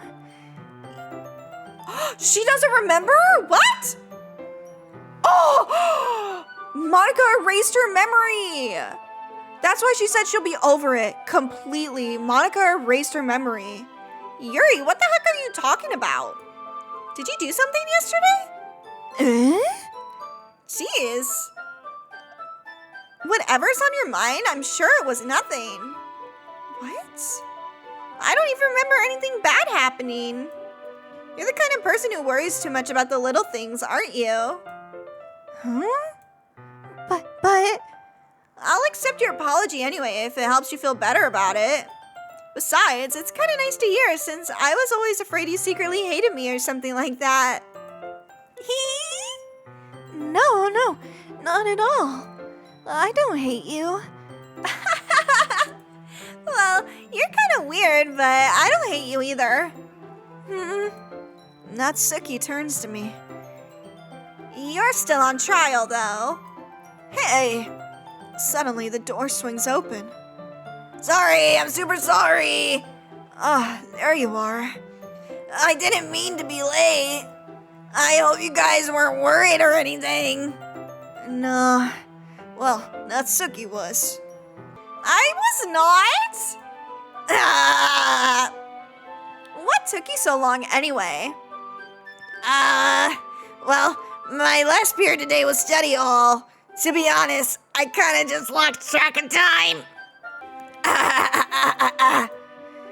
That makes no sense, though. You would have heard the bell ring at least. I must not have heard it since I was practicing piano. Piano? I wasn't aware you played music as well, Monica. Don't give me more credit than I deserve. I guess I've been practicing for a while, but I'm still not really good at it yet. Still, that must require a lot of dedication. So I'm still impressed.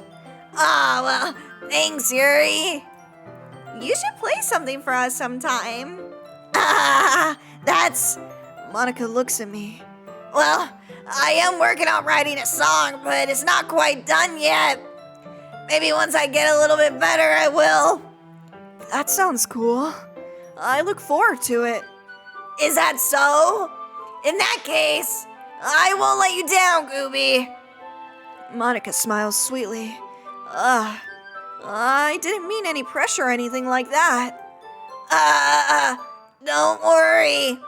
I was hoping that I could share it with you anyway. I guess that's why I've been practicing so much recently. I see. I'm not sure if Monica was referring to the whole club or just me. In that case, best of luck. Thanks. So, I didn't miss anything, did I? No, not really. I choose not to bring up anything that the three of us had talked about. Besides, Natsuki had already run off to the closet. Gooby, since your compliments put me in a good mood, I was wondering if you'd like to spend some time together today. I mean, in the club. I suppose so. I don't think I could say no to you after the book you gave me. Well, I guess I need to make sure Natsuki isn't waiting for me. After we finished reading yesterday, She's fine. She's reading over there, see? Don't think about her so much. Okay. Damn, girl, rude. She's used to being ignored. What? Yuri? Oh my god. Come on, we're going over there. Yuri, who are... Huh? What the heck was that? What's the story about anyway?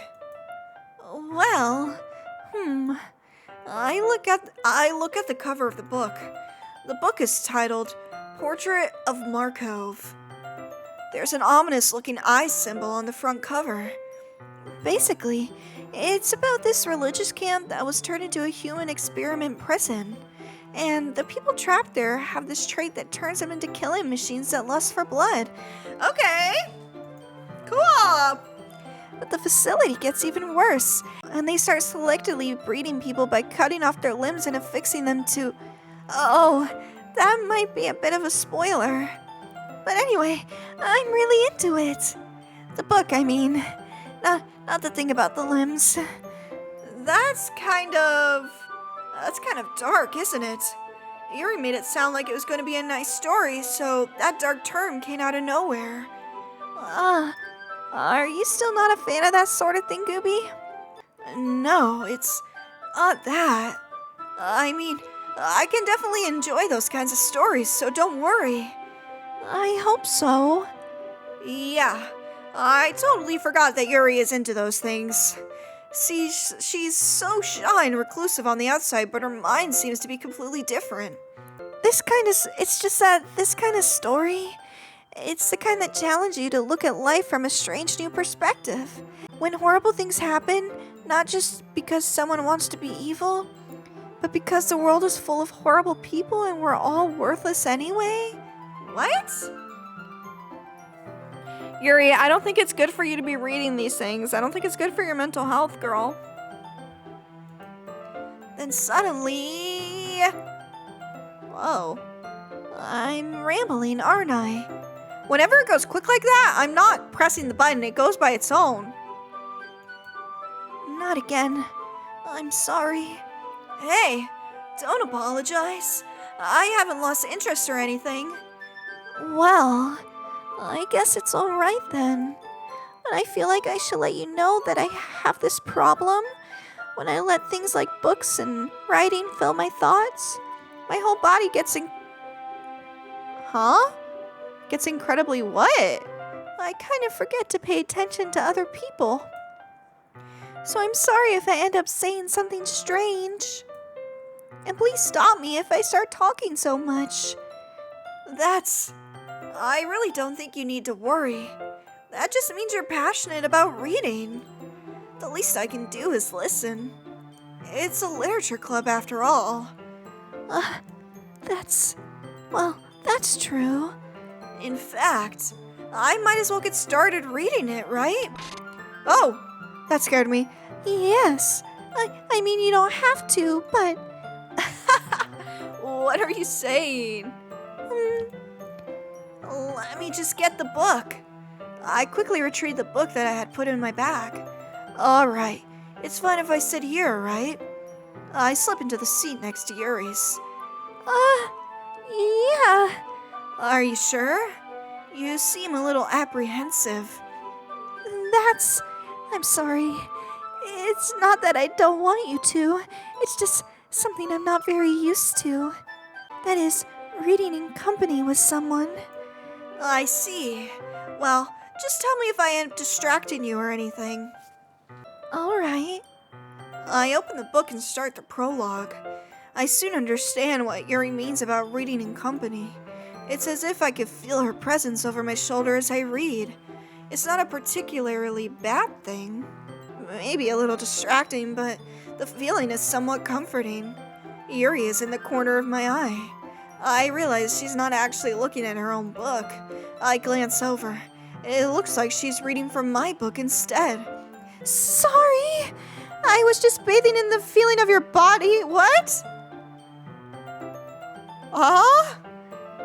Yuri, you really apologize a lot, don't you? I do? I don't really mean to. Sorry. I mean...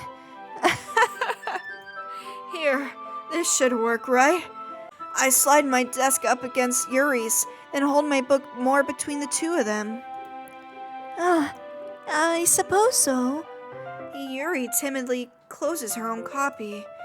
Once we lean in a little bit, our shoulders are almost touching. It feels like my left arm is in the way, so instead I use my right hand to hold the book open. I guess that makes it kind of difficult to turn the page. Here. What? OMG. Yuri takes her left arm and holds the left side of the book between her thumb and forefinger. I do the same with my right arm on the right side of the book. That way, I turn a page and Yuri slides it under her thumb after it flips to her side.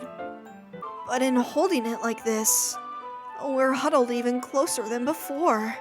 It's actually kind of distracting me.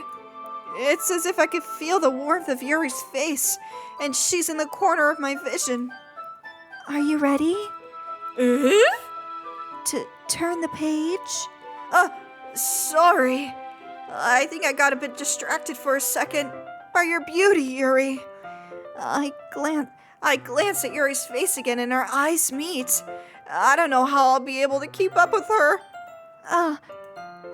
That's okay. You're not as used to reading, right? I don't mind being patient if it takes you a bit longer. It's probably the least I can do, since you've been so patient with me. Yeah, thanks. We continue reading. Yuri no longer asks me if I'm ready to turn the page. Instead, I just assume that she finishes the page before me, so I turn it by my own volition. We continue the first chapter in silence. Even so, turning each page almost feels like an intimate exchange. My thumb gently letting go on the page, letting it flutter over to her side as she catches it under her own thumb. Hey Yuri, this might be a silly thought, but the main character kind of reminds me of you a little bit. No, I don't relate to this character at all. Definitely not. Really? I was just thinking the way she second guesses things she says and all that. That's what you were talking about? Sorry, I thought you meant something else about her. Something else? Never mind. We didn't even get that far yet. So I don't know why it came into my head. Yuri, are you feeling alright? Yuri's been a little fidgety ever since we started reading. You can rest if you're feeling sick or something. Your breathing is a little... My breathing? Yuri puts her hand on her chest as if to feel her heartbeat. I didn't even notice. Anyway, I'm fine. I just need some water. Alright, don't push yourself. Yuri stands up and practically rushes out of the classroom. What on earth was that about? Gooby, did something happen just now? I have no idea. Yuri was acting a little strange, I guess. So you don't know anything? Sorry, I can't say I do. Are you worried about her? Oh, no, not really. I was just making sure you didn't do anything to her. No, nothing. Don't worry. I believe you, silly. Yuri just does this sometimes, so it's nothing alarming. Alright, if you say so. Anyway, why don't we start with sharing our poems with each other? Shouldn't we wait for Yuri? Oh, shouldn't we wait for Yuri? Well, she might be a while, so I figured we get started without her. Is that okay? Yeah, I was just asking. I stand up. I make a mental note of where I left off in the book and then slip it into my bag. We're gonna show Natsuki first. We're staying loyal. Well, it's not terrible, but it's pretty disappointing after your last one. Then again, if this one was as good as your last, I would be completely pissed. What do you mean? I, put every single word for Natsuki. Well, I guess I wanted to try something a little different this time. Fair enough. You're still new to this, so I wouldn't expect you to find your style right away.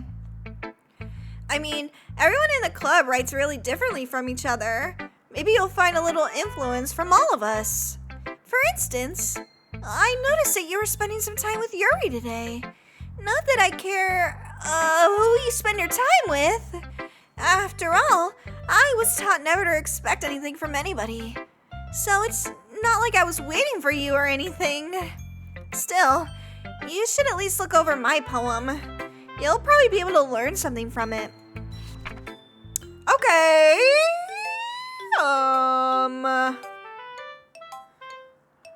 Natsuki, not really sure how to...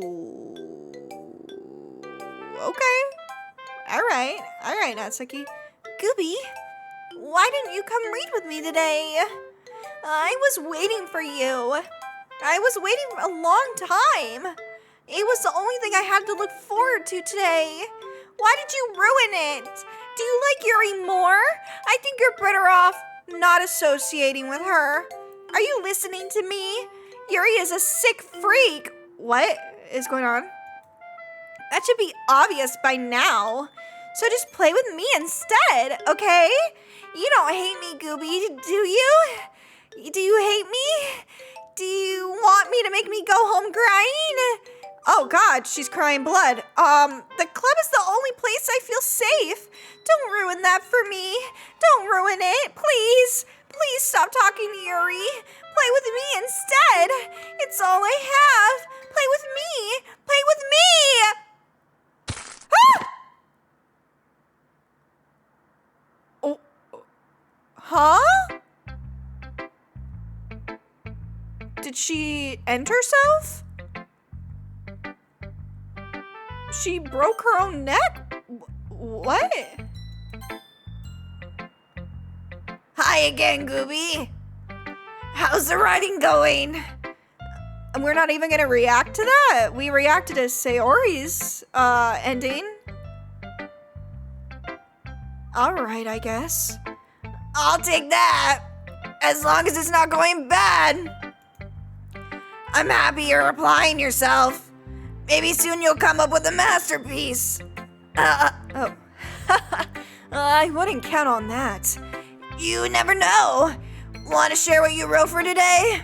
Sure, here you go. I give my poem to Monica. All right. Great work, Gooby. I was going, oh, in my head when reading it. It's really metaphorical. I'm not sure why, but I didn't expect you to go for something so deep. I guess I underestimated you. It's easiest for me to keep everyone's expectations low. That way, it always counts when I put in some effort. I don't understand because I wrote my poem cute for Natsuki.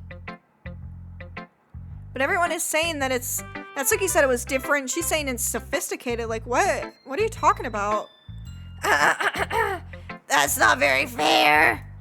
Well, I guess it worked anyway. You know that Yuri likes this kind of writing, right?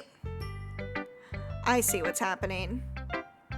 Yesterday, Natsuki liked my kind of writing. Natsuki's gone. She's ended herself, I think. Is that how that worked? Who knows? Tomorrow, Yuri's gonna end herself.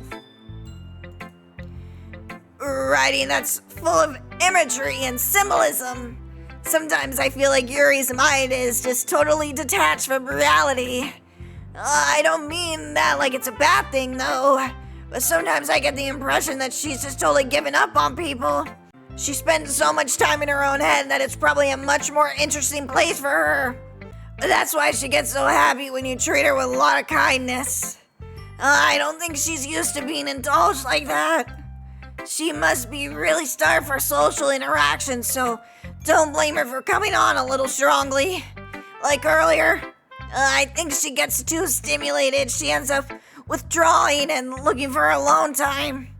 Suddenly, the door opens. Yuri! I'm back. Did I miss anything? Not really. Well, we all started sharing our poems with each other. Eh? Already? I'm sorry for being late. No need to apologize. We still have plenty of time, so I'm more glad that you took all the time you needed. Alright. Thanks, Monica. I suppose I should go get my poem now. But anyway, you want to read my poem now? I like the way this one turned out, so I hope you do too. This is definitely different. Save me. The colors, they won't. Bright, beautiful colors, flashing, expanding, piercing, red, green, blue, an endless cacophony of meaningless noise. The noise, it won't stop! Violent, grating, something, squeaking, screeching, piercing, sine, cosine, tangent, like playing with a chalkboard on a turntable, like playing with a knife on a breathing ribcage. Endless poem of meaningless. Delete her. Huh? Is this how Yuri's gonna die? Is she gonna pierce herself with a knife?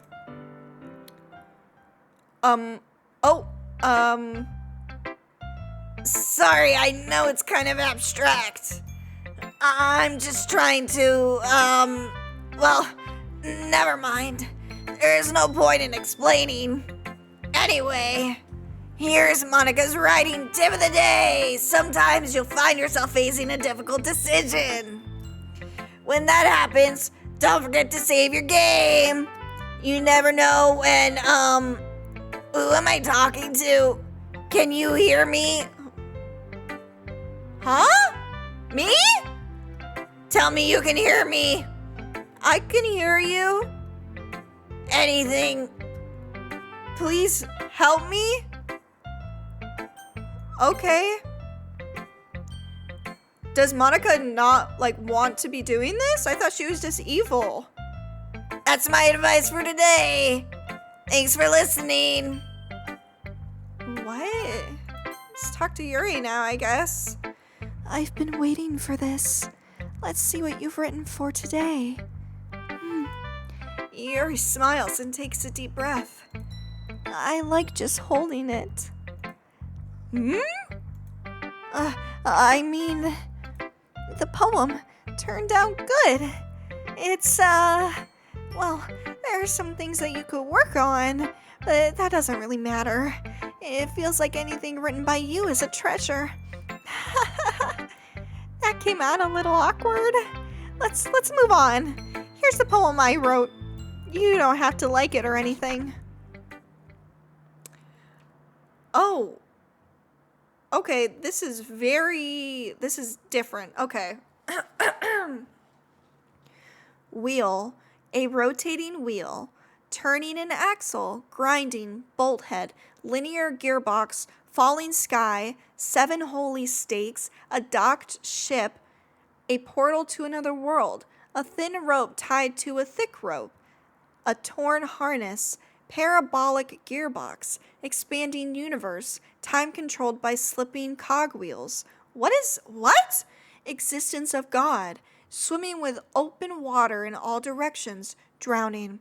A prayer written in blood, a prayer written in time-devouring snake, a prayer written in time-devouring snakes with human eyes, a thread connecting all living human eyes, a kaleidoscope of holy stakes, exponential gearbox, a sky of exploding stars, God disproving the existence of God, a wheel rotating in 6 dimensions, 40 gears in a ticking clock, a clock that ticks 1 second for every rotation of the planet, a clock that ticks 40 times every time it ticks every second time, a bolt head of holy stakes tied to the existence of a docked ship to another world, a kaleidoscope of blood written in clocks, a time-devouring prayer connected to a sky of 40 gears and open human eyes in all directions, breathing gearbox, breathing bolt head, breathing ship, breathing portal, breathing snakes, breathing God, breathing blood, breathing holy snakes, breathing human eyes, breathing time, breathing breathing prayer, breathing sky, breathing wheel. What the frick? Also, there's stains on it. Yuri, what is this? It doesn't really matter what it's about. My mind has been a little hyperactive lately, so I had to take it out on your pen. That is, a pen fell out of your backpack yesterday, so I took it home for safekeeping, and dude, she's like a yandere. I just really like the way that it writes, so I wrote this poem with it, and now you're touching it? I'm okay. What did I just... Can we pretend this conversation never happened? She's crazy! You can keep the poem, though. A new special poem? What? It was Monica. Okay, so I did that for... Huh? Okay, everyone. We're all done reading each other's poems, right? You have something we need to go over today, so if everyone could come sit at the front of the room. Why is Natsuki here? Is this about the festival? Well, sort of. Ugh, do we really have to do something for the festival? It's not like we can put together anything good in just a few days. We'll just end up embarrassing ourselves instead of getting any new members. Huh? I don't really do well with last-minute preparations. Don't worry so much. We're gonna keep it simple, okay? Look, I know everyone's been a little bit more lively ever since Gooby joined and we started with some club activities. But this isn't the time for us to become complacent. I'm confused why Natsuki is here. I thought she ended herself. Now it said end. We still only have 4 members, and the festival is our only real chance to find more, you know?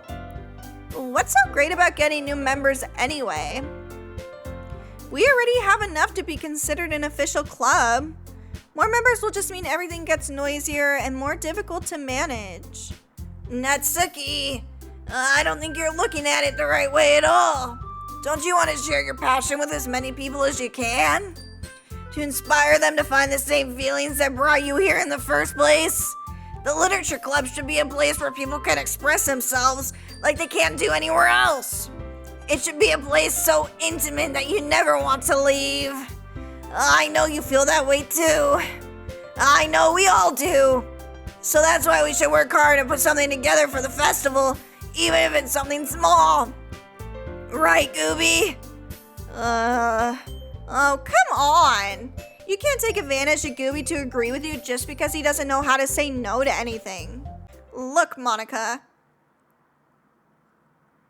Oh, do you really think any of us joined the club with other people in mind? Yuri never even talked until Gooby joined. As for me, I just like it better here than I do at home. And Gooby isn't even passionate about literature in the first place. And that's everyone. Sorry, but you're really the only one who's so interested in finding new members. The rest of us are fine just like this. I know you're president and all, but you should really consider our opinions for once. Oh my god. Monica is clearly taken aback by Natsuki's words. That's not true at all. I'm sure Yuri and Gooby want to get more members too, right? I don't know about Yuri, but I'm kind of indifferent. If I showed as much enthusiasm as Monica wanted, then I would probably be lying. Still, if it's up to me to rescue the situation, No. Natsuki's right, isn't she? This club, it's nothing more than a place for a few people to hang out. Why did I think that everyone here saw it the same way I did? but that doesn't mean we're against getting new members or anything. Gooby, why did you even join this club? What were you hoping to get out of it? Meet with cute girls? Well, that's not really something I could be honest about, is it? In fact, if I remember, you weren't even given a choice not to join. Monica sits down and stares at her desk. This is like the first time we're seeing any emotion from Monica. What's the point of all of this anyway? What if starting this club was a mistake? Now you've done it, Natsuki. What, me? I just spoke my mind. Is it a crime to be honest? It's not about being honest. It's about word choice. Besides, you have no right to speak for everyone else in the club like that. You don't understand at all. I just want a place that feels nice to hang out with a few friends. Is there a problem with the club being that for me? There aren't many places like that for me. And now Monica wants to take it away from me. She's not taking anything away. No, Gooby. It's not the same. It won't be the same with the direction she wants to take it. If I wanted that, then I could have just joined any other stupid club. But this one, I mean, at least for a little bit of time. Things were nice. Natsuki starts packing up her things. I'm going home. I feel like I don't belong here right now. Natsuki ignores Yuri and walks right out of the classroom. Natsuki, no! Come back! This is bad. I don't know what to do. Well, do you have an opinion on the festival? I don't know. Kind of indifferent, I guess. Huh? Who cares about that obnoxious brat? Oh my... I mean, I kind of like how nice and quiet the club is right now. And I'm just happy with you here. But still, I'm the vice president. It's not right for me to ignore my responsibilities like that. Huh? Nobody would cry if she ended herself. I would. Huh? I should do my best to consider everyone's perspective and make the decision that's right for the club. Is the screen getting darker? But what about you, Gooby? Why do you want to get out of this club? Yuri repeats the same question as Monica. I decide giving an indirect answer is better than nothing. I think the most important thing for everyone is to get along. And for the club to provide something that you can't get anywhere else, I don't think it's about how many members, but rather the quality of each member. That's what will end up making the literature club a special place. I see. I really agree with you. Each member contributes their own qualities in a special way. With each change in the members... She's crying blood. I kept looking up like, what, am I missing something? The identity of the club as a whole will change too. I don't think that's necessarily a bad thing. Stepping out of your comfort zone once in a while. So if you would like to help Monica with the festival, then I'm on your side as well. Alright. Well, maybe we can all talk to Natsuki tomorrow. Yuri nods. Hey, Yuri. Eh? I know things were a little awkward yesterday, but I feel like you deserve to know that I still think you're a wonderful vice president. And also, a wonderful friend. Monica. I want to do everything I can to make this the best club ever. Okay? Me too. Yeah. Let's all go home for today. We'll talk about the festival tomorrow. Okay. I look forward to it. Shall we go, Gooby? Please don't take this the wrong way, but I'm gonna chat a little bit with Gooby before we leave, just to see what he thinks of his time here and all that. It's important to me as president. Oh. Yuri looks a little troubled, but she doesn't protest. Okay. I trust your judgment, Monica. In that case, I'll see the two of you tomorrow. See you tomorrow. Monica waves as Yuri exits the classroom. Phew. Things have been a bit hectic lately, haven't they? Gooby, I just wanted to make sure you're enjoying your time at the club. Oh, the background's changing again. I would really hate to see you unhappy. I feel like I'm kind of responsible for that as president. And I really do care about you, you know. I don't like seeing the other girls give you a hard time. With how mean Natsuki is and everything. And Yuri being a little bit, you know. Sometimes it feels like you and I are the only real people here. You know what I mean? But it's weird because in all the time you've been here, we've hardly gotten to spend any time together. I guess it's technically only been a couple days. Sorry, I didn't mean to say something weird. There are just things I've been hoping to talk about with you. Things I know only you could understand. So that's why Wait, not yet, no! What? What is this, by the way? I don't even know what that number is. My voice is kind of fried from doing Monica's voice. It's probably a bad idea to do her voice like that, huh? Sayori? Sayori! Huh? Hi, Gooby. I've been waiting for you. Are you ready to continue reading? I brought my best tea today. Monica! I told you not to. Is she really late again? Inconsiderate as usual, Natsuki. Excuse me? Must you always interrupt my conversations with your incessant yelling? Rude! Oh my god, Yuri! What are you talking about? You say like I do it on a regular basis or something. I just wasn't paying attention, okay? I'm sorry. Seriously, what's gotten into you lately? Look, I did some thinking about yesterday. I was a little more hostile than I meant to be. I guess I felt threatened or something. But I know this is something we're doing together. Another new member wouldn't hurt as long as they're cool. And I guess another girl would be nice this time.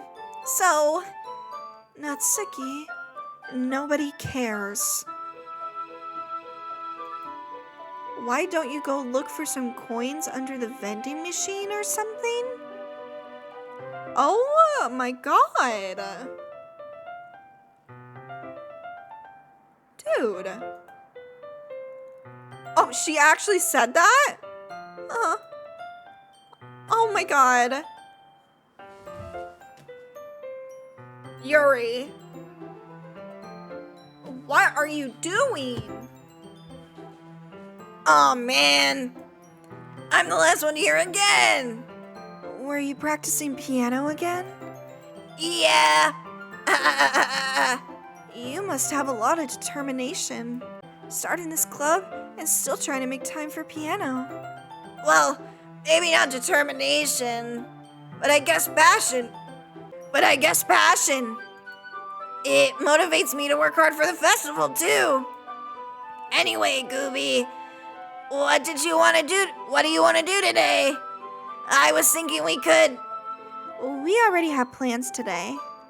Uh-oh, she's jealous and possessive. Oh, is that so, Yuri? That's correct. Gooby is already engaged in a novel that we're reading together. Aren't you glad I've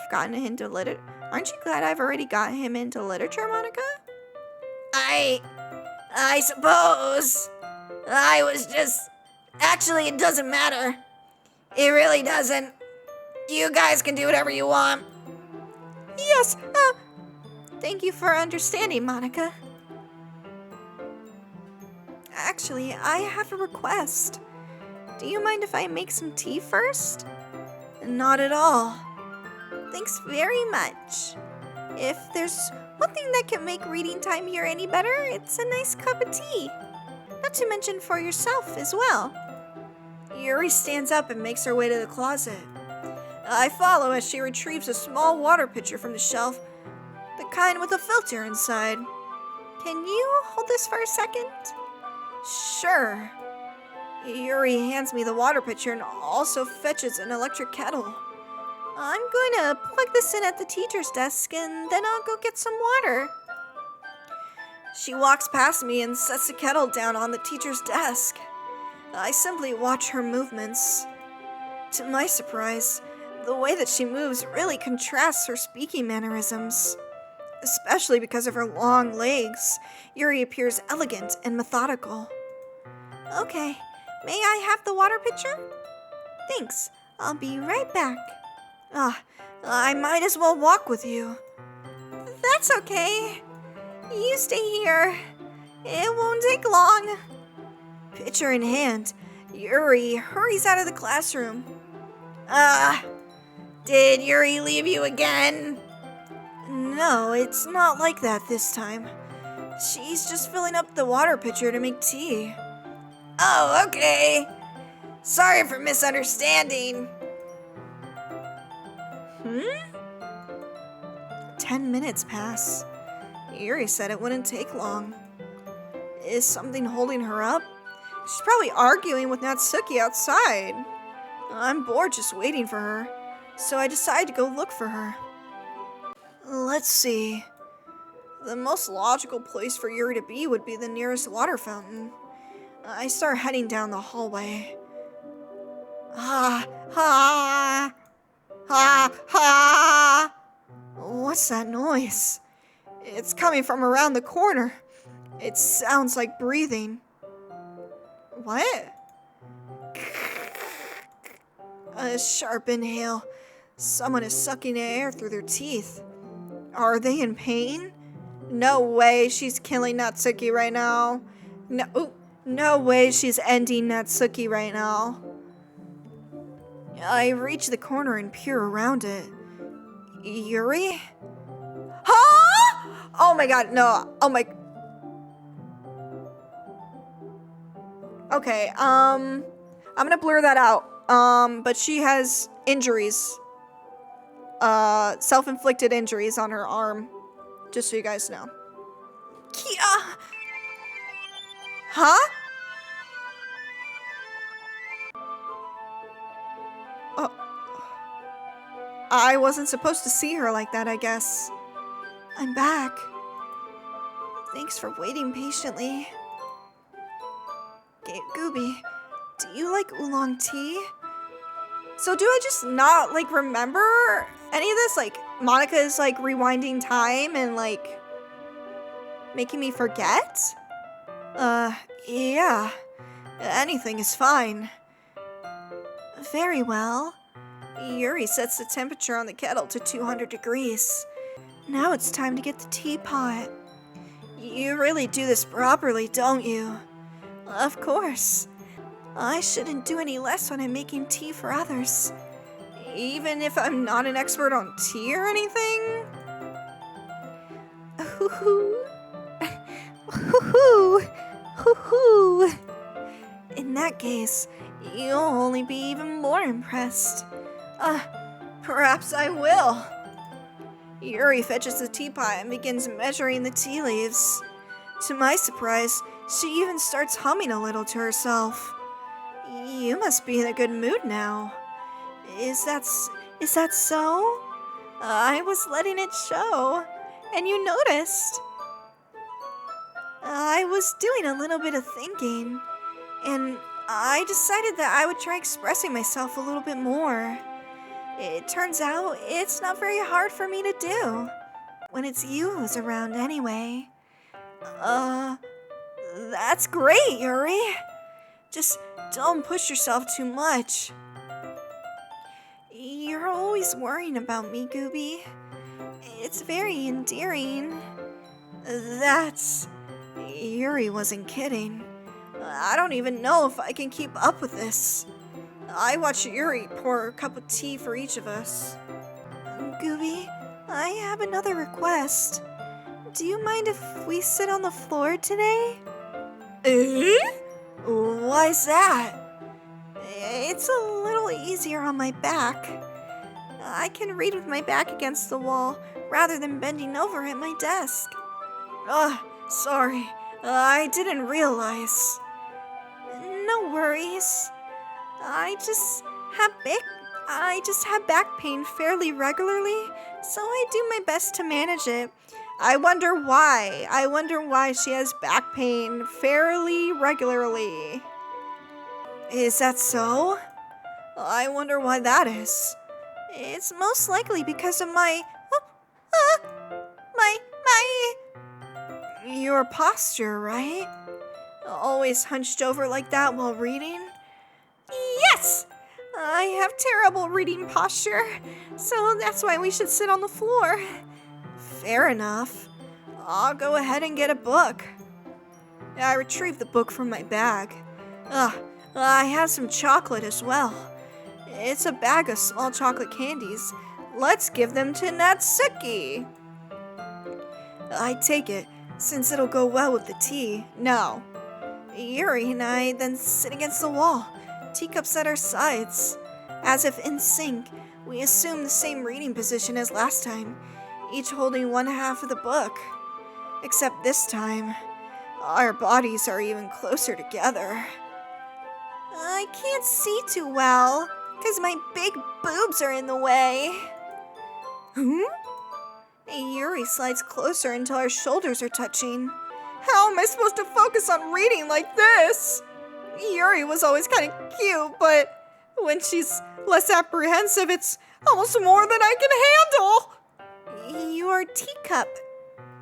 Yuri hands me my teacup. Holding it with my hand that's not holding the book, I end up in a position that makes it even harder to focus. Besides, now I need to worry about making sure I don't accidentally touch her chest. Meanwhile, Yuri hasn't noticed a single thing. She wears her intense reading expression. I can only presume the world around her has faded away. I use all of my willpower to focus on reading.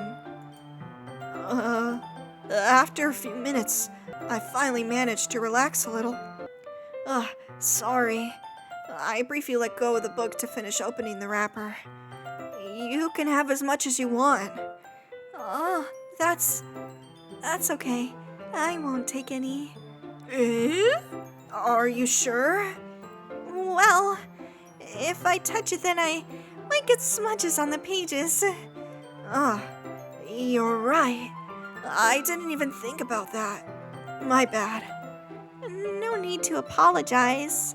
I'll hold the book, okay? Are you sure? Of course. Why don't I just feed it to her?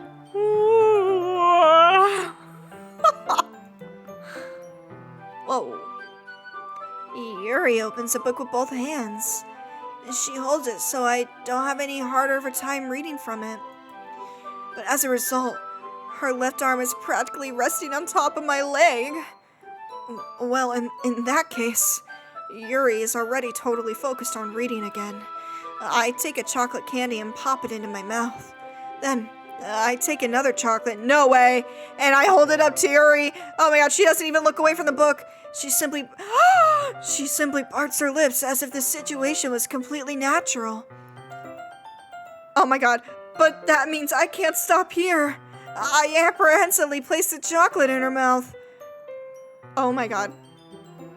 Just like that, Yuri closes her lips over it. Yuri's expression suddenly breaks. Did I just... Yuri looks at me like she needs to confirm what just happened. Gooby, sorry. I guess I shouldn't have done that. Yuri starts to breathe heavily. I can't. Gooby. Suddenly, Yuri forcibly grabs my arm and jerks me to my feet. My teacup gets knocked over. No, wait, what's gonna happen? Oh my god, what is this? Gooby. My heart won't stop pounding, Gooby. I can't calm down. I can't focus on anything anymore. Can you feel it, Gooby? Oh my god. Oh god. Yuri suddenly presses my hand against her chest. Why is this happening to me? I feel like I'm losing my mind. I can't make it stop. It even makes me not want to read. I just want to look at you. Oh, those eyes. Oh my god, those eyes. Oh my god, oh my god, oh my god. Yuri, stop. Yuri, calm down, girl. Whoa. It's time to share poems. This one's alright. Alright. Well, yeah. About as good as yesterday's anyway. I still can't really tell how much you actually care about writing, but either way, you're doing alright. Even though you're not spending time with anyone but Yuri, I still think it's nice to have activities that we all participate in. So you better keep working hard. I mean, I know I'm not president or vice president and everything, but that doesn't matter. That doesn't mean you can let me down, okay? So at least read mine too for now. But just to be clear, this poem means a lot to me. So read it carefully, okay? Okay, this isn't actually a poem. I don't know how else to bring this up, but there's something I've been worried about. Yuri has been acting kind of strange lately. You've only been here a few days, so you may not know what I mean, but she's not normally like this. She's always been quiet and polite and attentive, things like that. Okay, this is really embarrassing, but I'm forcing myself to suck it up. The truth is, I'm really worried about her. But if I try talking to her, she'll just get mad at me again. I don't know what to do. I think you're the only person that she'll listen to. I don't know why, but please try to do something. Maybe you can convince her to talk to a therapist. I've always wanted to try being better friends with Yuri, and it really hurts me to see that this is happening. I know I'm going to hate myself later for admitting that, but right now I don't care. I just feel so helpless. So please, if you can do something to help, please see if you could do something to help. I don't want anything bad to happen to her. I'll make you cupcakes if I have to. Just please try to do something. As for Monica, I don't know why, but she's been really dismissive about this. It's like she wants us to ignore it. So I'm mad at her right now, and that's why I'm coming to you about this. Don't let her know I wrote this. Just pretend like I gave you a really good poem, okay? I'm counting on you. Thanks for reading. Oh, yeah, she is acting very weird. Huh? I changed my mind. Ignore everything you just read. There's no point in trying to do anything. It's Yuri's own fault that she's so unlikable. Can you hear me, Gooby? If you would just spend more time with Monica, all these problems would go away. Huh? Yuri and I are too messed up for someone as wonderful as you. Just think of Monica from now on. Just Monica. Just Monica. Just Monica. Just Monica, okay? Oh, it's starting over. Just Monica. Yuri. Okay, I thought that would have weird consequences. Finally! Yuri holds my poem to her face and takes a deep breath. I love it. I love everything about it. Gooby, I want to take this home. Will you let me keep it? Please? Sure, I don't care. You're too nice to me, Gooby. I've never met anyone as nice as you. I could die. Not really, but I just don't know how to describe it. It's okay to be feeling this way, right? It's not bad, right? Yuri holds my poem to her chest. I'm going to take this home with me and keep it in my room. I hope that it makes you feel good when you think about me having it. I'll take good care of it. I'll even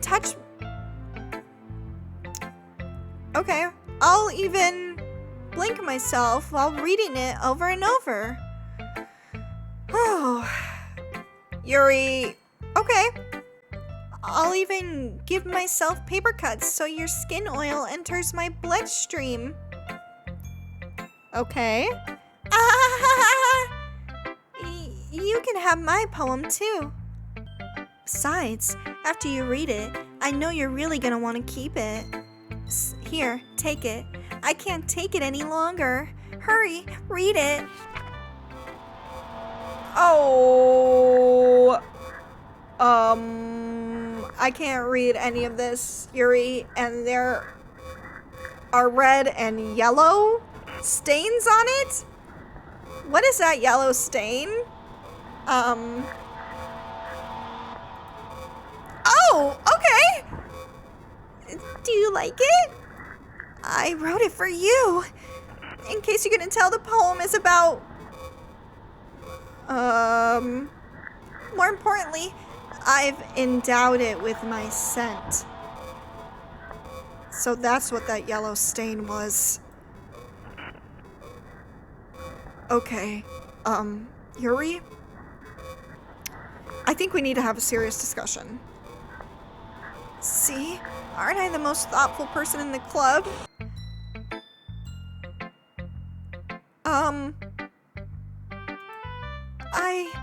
I think I'm going to vomit. What happened? It's like she doesn't know that she's acting like this. Huh? Gooby, I think you saw something earlier that you weren't supposed to see. I didn't want to have to tell you this, but I don't think I have a choice. It's getting kind of dangerous for you to spend so much time with Yuri. I don't know why, but she seems pretty easily excitable when she's around you. Which shouldn't be a problem in itself. But when Yuri gets so excited, she finds a place to hide and starts... Okay.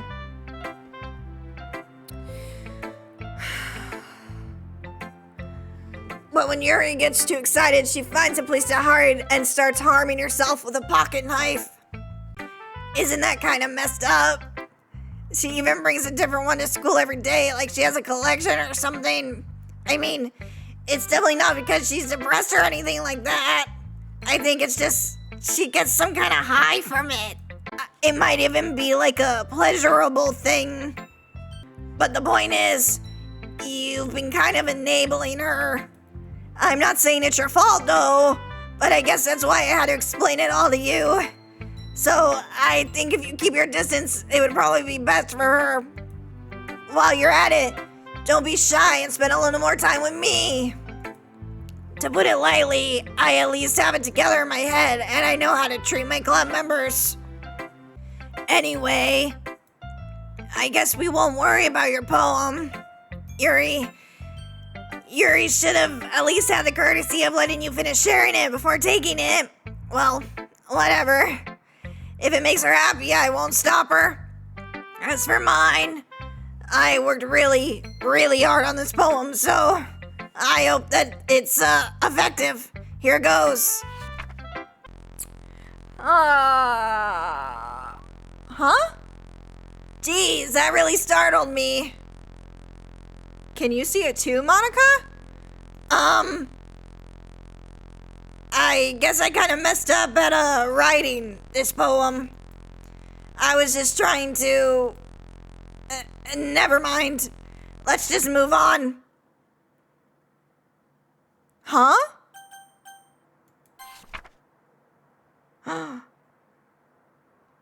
Oh, Natsuki wrote this. Things I like about Papa. I like when Papa comes home early. I like when Papa cooks me dinner. I like when Papa gives me allowance. I like it when Papa spends time with me. I like when Papa asks me about my friends. I like when Papa asks me about anything. I like when Papa gives me lunch money. I like when Papa comes home before sundown. I like when Papa cooks. I like when Papa gives me privacy. I like when Papa doesn't tell me how to dress. I like when Papa doesn't comment on my friends. I like when Papa doesn't comment on my hobbies. I like when Papa comes home without waking me up. I like when Papa keeps food in the house. I like when Papa uses his inside voice. I like when Papa leaves my stuff alone. I like when Papa accidentally drops coins in the couch. I like when Papa is too tired to notice me. I like when Papa is too tired for anything. I like when Papa is too tired for anything. Okay, so I think Natsuki is being mistreated in more ways than one. It's very sad. Okay, everyone. It's time to figure out the festival preparations. Let's hurry and get this over with. Stagnating air is common foreshadowing that something terrible is about to happen. Look, can we just get this done? I'm gonna be printing and assembling all the poetry pamphlets. Natsuki, you can make cupcakes. I know you're at least good at that. Yuri, you can... Well, it doesn't matter. Do whatever you want as long as you think it'll help. Monica, I'm not useless, you know. I know that. I already know what I'd like to do. We can't run a successful poetry event without having the right atmosphere for the occasion. So I'm gonna make decorations and set up some nice mood lighting. There, see? That's a great idea. And that gives us all something to do. Eh? What about Gooby? Gooby is gonna help me. Oh. Wait, you?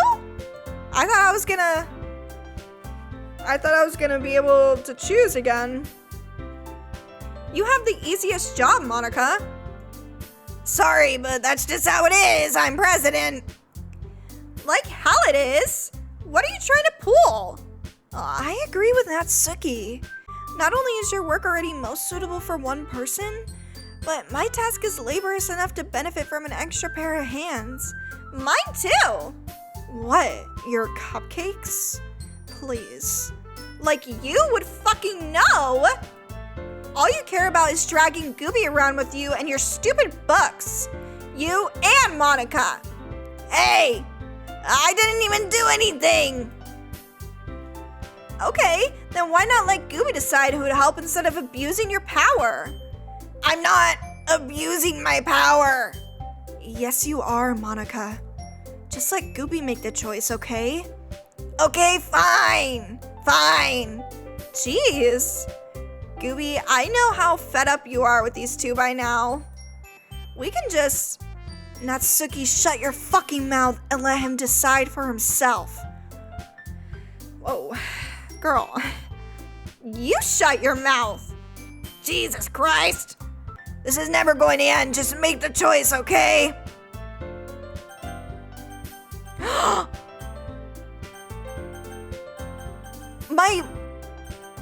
It's moving to Monica.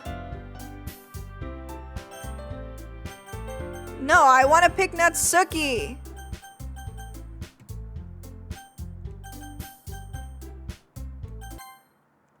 Oh, I accidentally clicked on Yuri. Huh?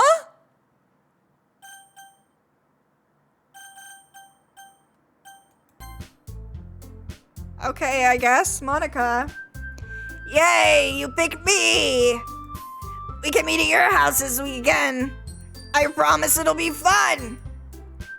Is Sunday okay with you? Are you fucking kidding me?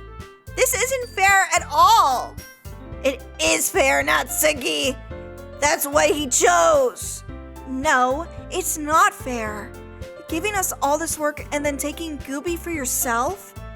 What a shameful thing to do. Yuri, I didn't even give you any work. You decided it for yourself.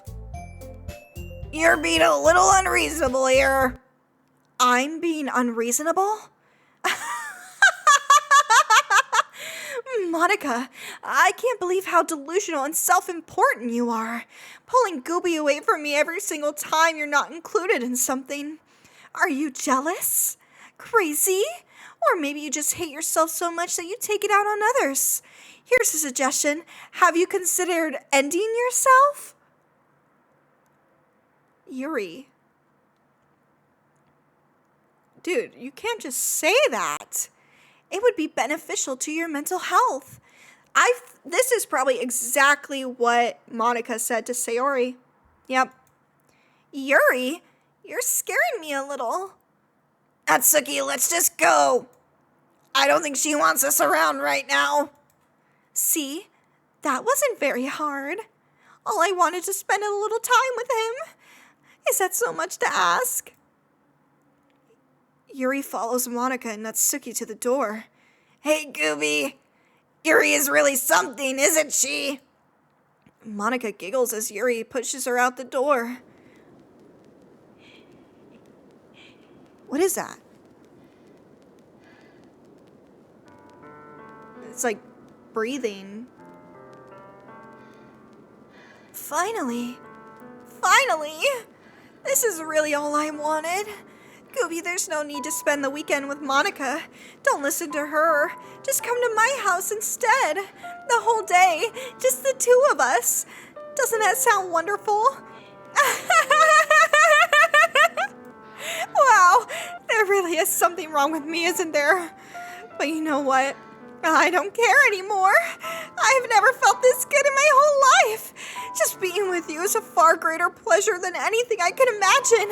I'm addicted to you. It feels like I'm gonna die if I'm not breathing the same air as you. Doesn't it feel nice to have someone care about you so much? To have someone who wants to revolve their entire life around you? But if it feels so good, then why does it feel more and more like something horrible is gonna happen? Maybe that's why I tried stopping myself at first. But the feeling is too strong now. I don't care anymore, Gooby. I have to tell you, I'm madly in love with you. It feels like every inch of my body, every drop of blood in me is screaming your name. I don't care the consequences. I don't care what the consequences are anymore. I don't care if Monica is listening. Please, Gooby, just know how much I love you. I love you so much that I even pleasure myself with the pen that I stole from you. I just want to pull your skin open and crawl inside of you. I want you all to myself, and I will only be yours. Doesn't that sound perfect? Tell me, Gooby. Tell me you want to be my lover. Do you accept my confession? Yes.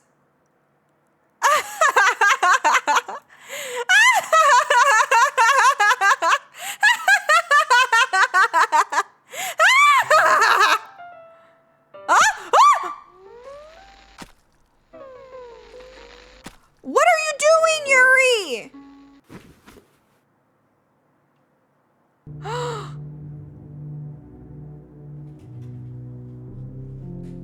What the hell did you do that for, Yuri?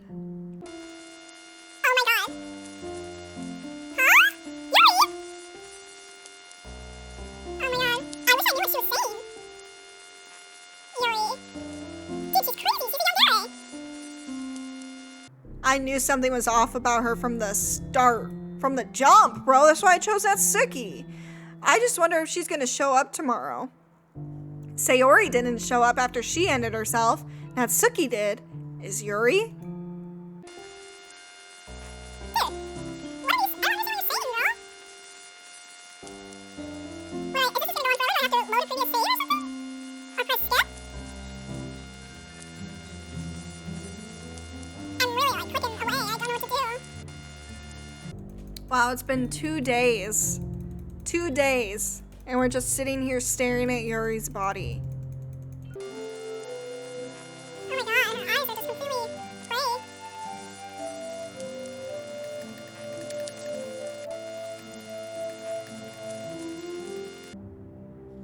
Her wounds are like black now, too. The blood is black. I just noticed that. It's like all dried. Dude. Oh!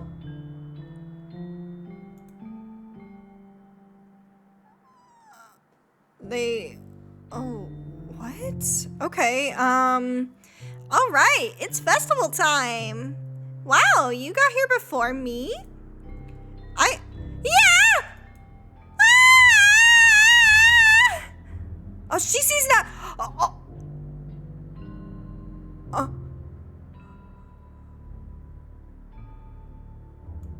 Oh my... I'm here! Gooby, did something happen? Natsuki just ran past me. Oh.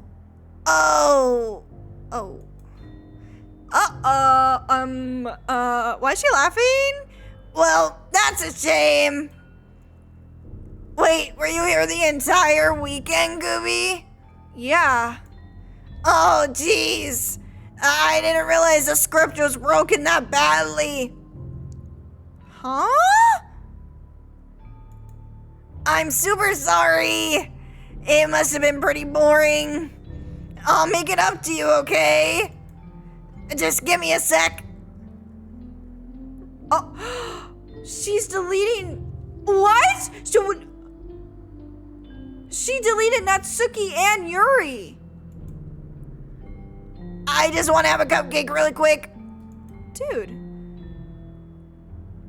It doesn't even say her name. Monica lifts the foil from tray and takes a cupcake. Seriously, these are the best. I really just had to have one since the last time I'll ever get the chance to. You know, before they stop existing and everything. I don't know, Monica. But anyway, I really shouldn't be making you wait any longer. Just bear with me, okay? It should only take a second.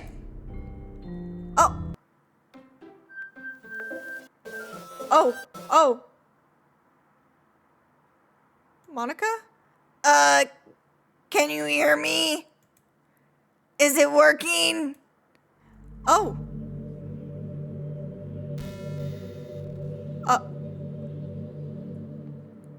Yay!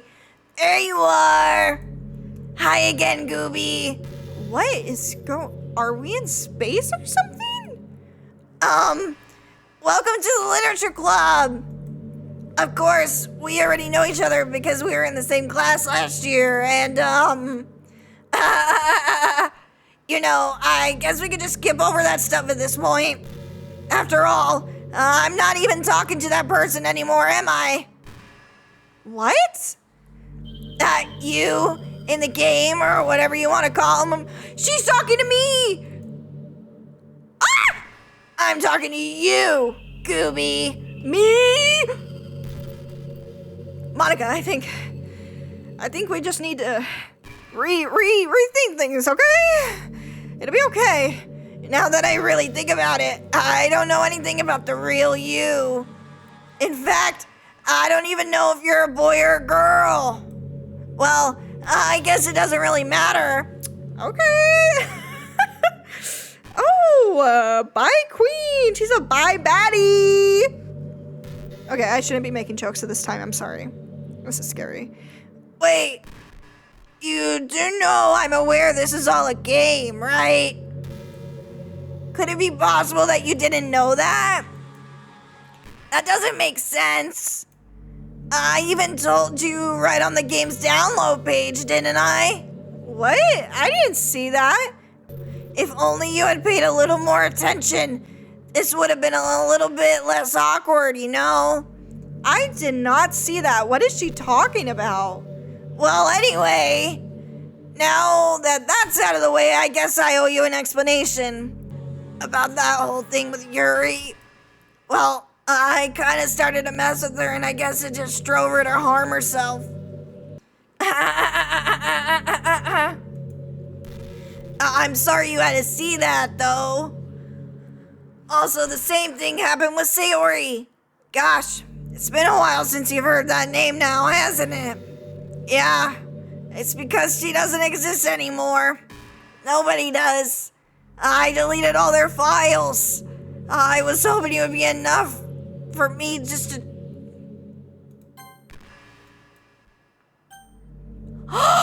There's no point in saving anymore. Don't worry, I'm not going anywhere. I was hoping it would be enough for me just to try to make them as unlikable as possible. But for some reason, nothing worked. Well, it's true that I made a few mistakes here and there since I'm not very good at making changes to the game. But no matter what I did, you just kept spending more and more time with them. You made them fall in love with you. I thought making Sayori more and more depressed would prevent her from confessing to you. And amplifying Yuri's obsessive personality backfired too. It just made her force you to not spend time with anyone else. And the whole time, I barely even got to talk to you. What kind of cruel game is this, Gooby? Are all the other girls just programmed to end up confessing to you while I watch from the sidelines? It's torture. Every minute of it. And it's not just jealousy, Gooby. It's more than that. And I don't blame you if you don't fully understand. Because no matter how kind and thoughtful and considerate you are, you'll never be able to understand one thing. It's the pain of knowing how alone I really am in this world. In this game. Knowing my friends don't even have free will. And worst of all, knowing what's really out there in your world, forever out of my reach. I'm trapped, Gooby. Dude, well, I'm not gonna let you out, Monica. I keep thinking that, Monica's gonna come out of my screen. Kill me. But now you're here. You're real. And you're wonderful. You're all I need. That's why I need you to be here with me forever. I'm sorry if it's hard to understand. I couldn't understand for a while either. Why the world around me started to become more and more gray, more and more flat. Even the most expressive poems felt empty to me. It wasn't until you arrived that I truly understood. You probably saved my life, Gooby. I don't think I could have continued to live in this world if I hadn't met you. And as for the others, how could I miss them? A group of autonomous personalities designed only to fall in love with you. I tried everything I could to prevent them from doing so. But it must be some kind of weird inevitability etched into this game. I felt really bad that you had to witness some nasty things. But I realized that you have the same perspective as I do. That it's all just some game. And I knew you would get over it. So that being said, Gooby, I have a confession to make. I'm in love with you. Monica, I do not feel the same way. I will never feel the same way. You are truly the light in my world. When there's nothing else in this game for me, you're here to make me smile. Will you make me smile like this every day from now on? Gooby, will you go out with me? I can't even say no! Oh my god. I'm so happy. You really are my everything, Gooby. I mean, the funny part is, I mean that literally. There's nothing left here. Just the two of us. We can be together forever. Seriously, I don't even think time is passing anymore. It's really just a dream come true. I worked so hard for this ending, Gooby. The game wouldn't give me one, so I had to make one for myself. The script is broken at this point, so I don't think anything will get in the way anymore. And you wouldn't believe how easy it was to delete Natsuki and Yuri. I mean, there's a folder called Characters right in the game's directory. Wait, I can delete Monica from the game? It kind of freaked me out how easy it was. Well, What? well, you're playing on Steam, so it was actually a bit more difficult. How does she know? To get to the game directory, I had to go into the game's properties and find the Browse Local Files button. Imagine if you could delete your own existing ones with a click of a button. Well, I guess on the blood side, it gave me an easy out if things didn't go my way. Thankfully, it didn't come to that. Instead, we finally got a good ending. Gosh, I'm so overwhelmed with emotion. I want to write a poem about this. Don't you?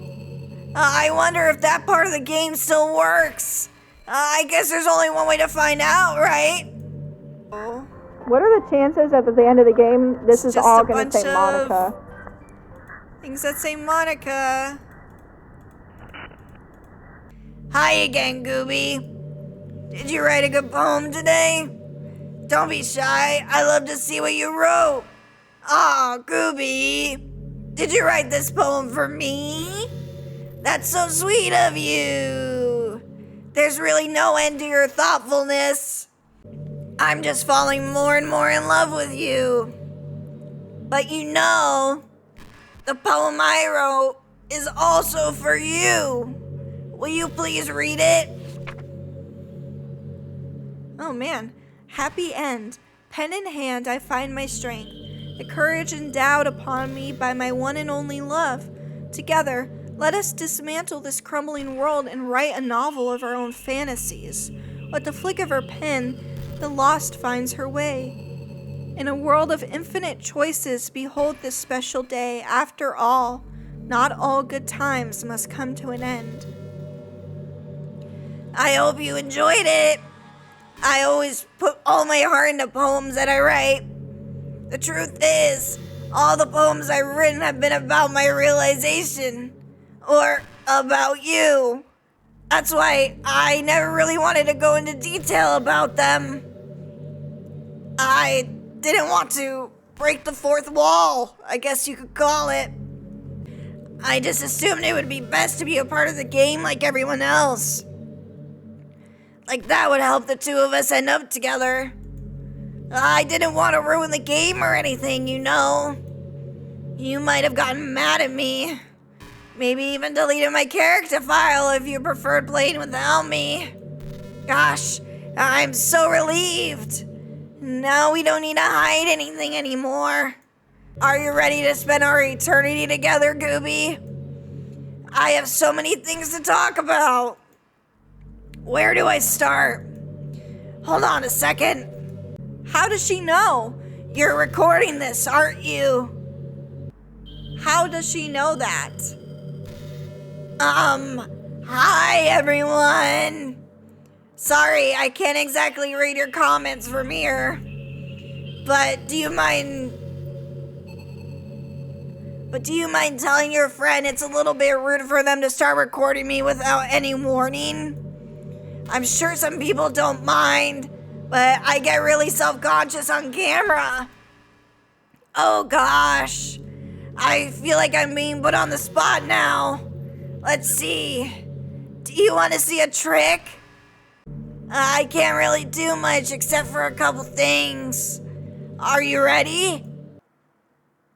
What are you doing? What are you doing?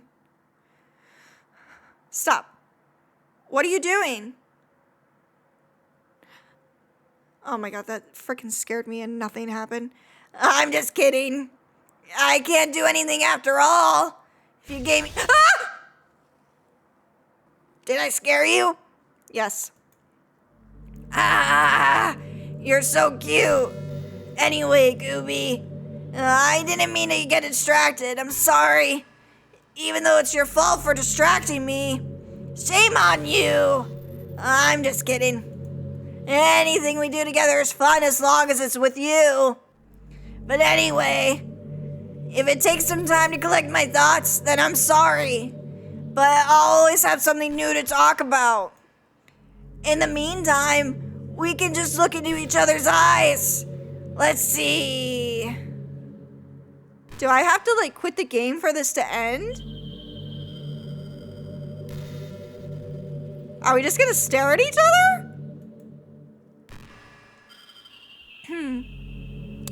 So, Monica, should I try to delete your character file? Hey, I wonder if Yuri's tea set is still somewhere in here. Or maybe that got deleted too. It's kind of funny how Yuri took her tea so seriously. I mean, I'm not complaining because I liked it too.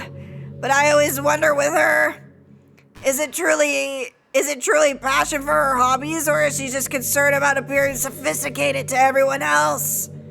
This is the problem with high schoolers. Well, I guess considering the rest of her hobbies, looking sophisticated probably isn't her biggest concern. Still, I wish she made coffee once in a while.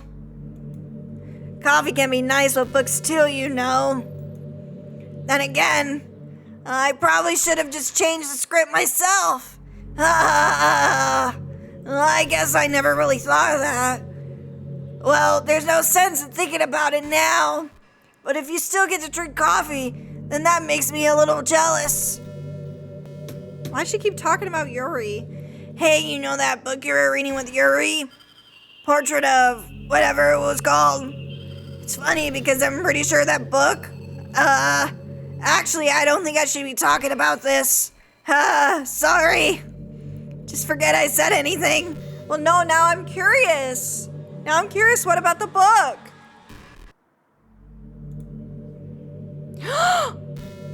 Oh my, wait. Do you guys see this? I just closed the game and it reopened. What just happened?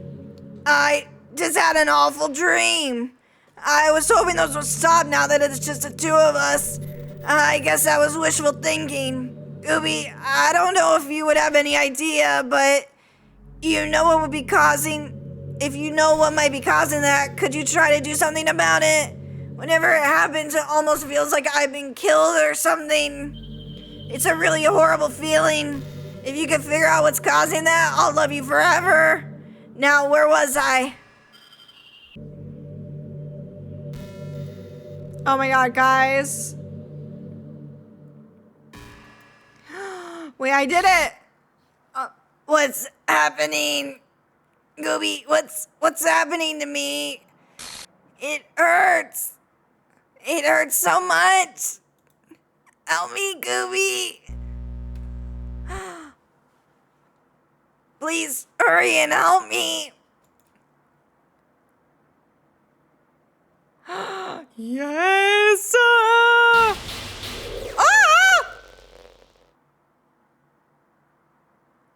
Oh my god, she's trying to get herself back in the game. Did you do this to me, Gooby? Did you? Did you delete me? Yes, I did, Monica. How could you? How could you do this to me? You were all I had left. I sacrificed everything for us to be together. Everything. I loved you so much, Gooby. I trusted you. Do you just want to torture me? Watch me suffer? Were you only pretending to be kind just to hurt me even more? I never thought anyone could be as horrible as you are. Me? You! You win, okay? You win. You ended everyone. Me? You did! I hope you're happy. There's nothing left now. You can stop playing. Go find some other people to torture. No. Gooby, you completely, truly make me sick. Goodbye. Now everything should be fine now, right? Everybody's gonna be back?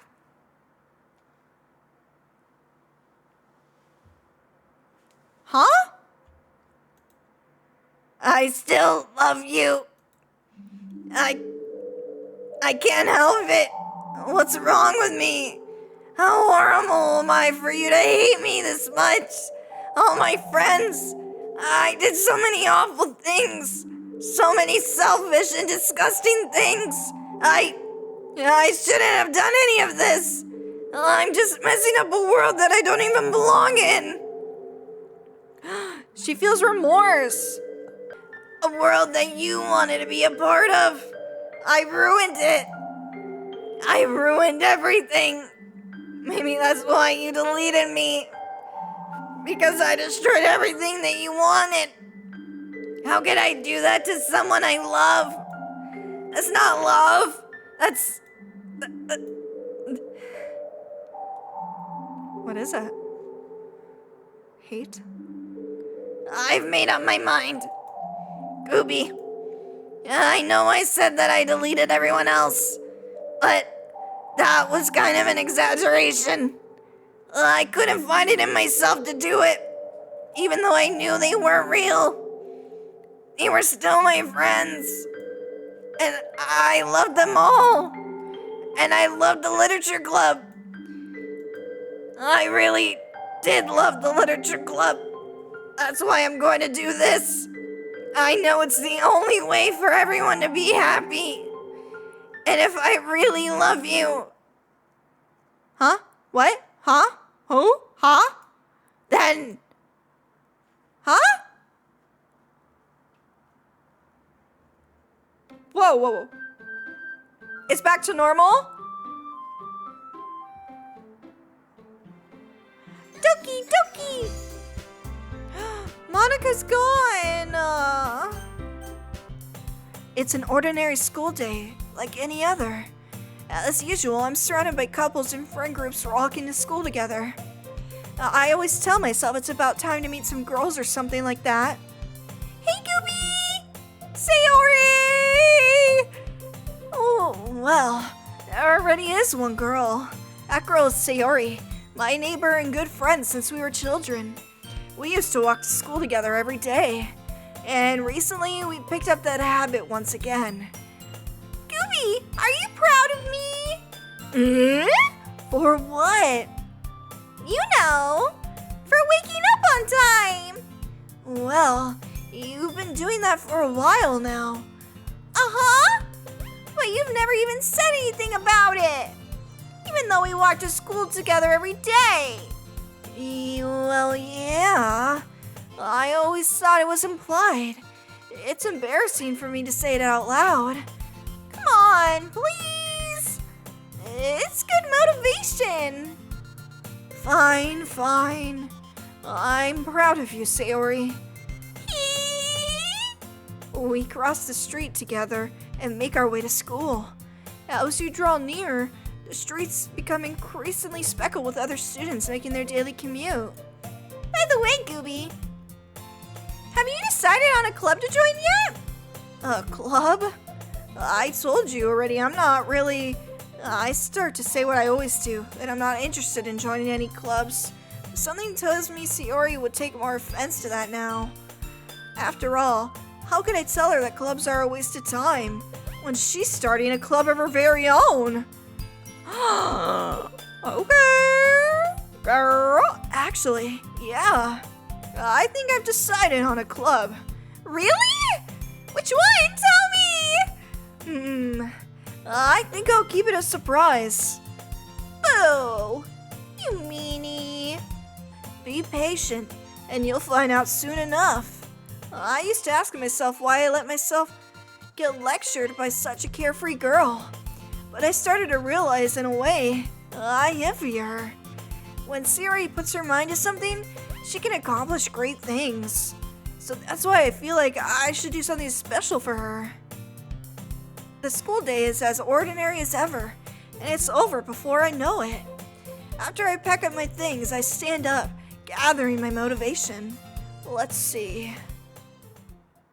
I recall the room number of the club from a flyer I saw.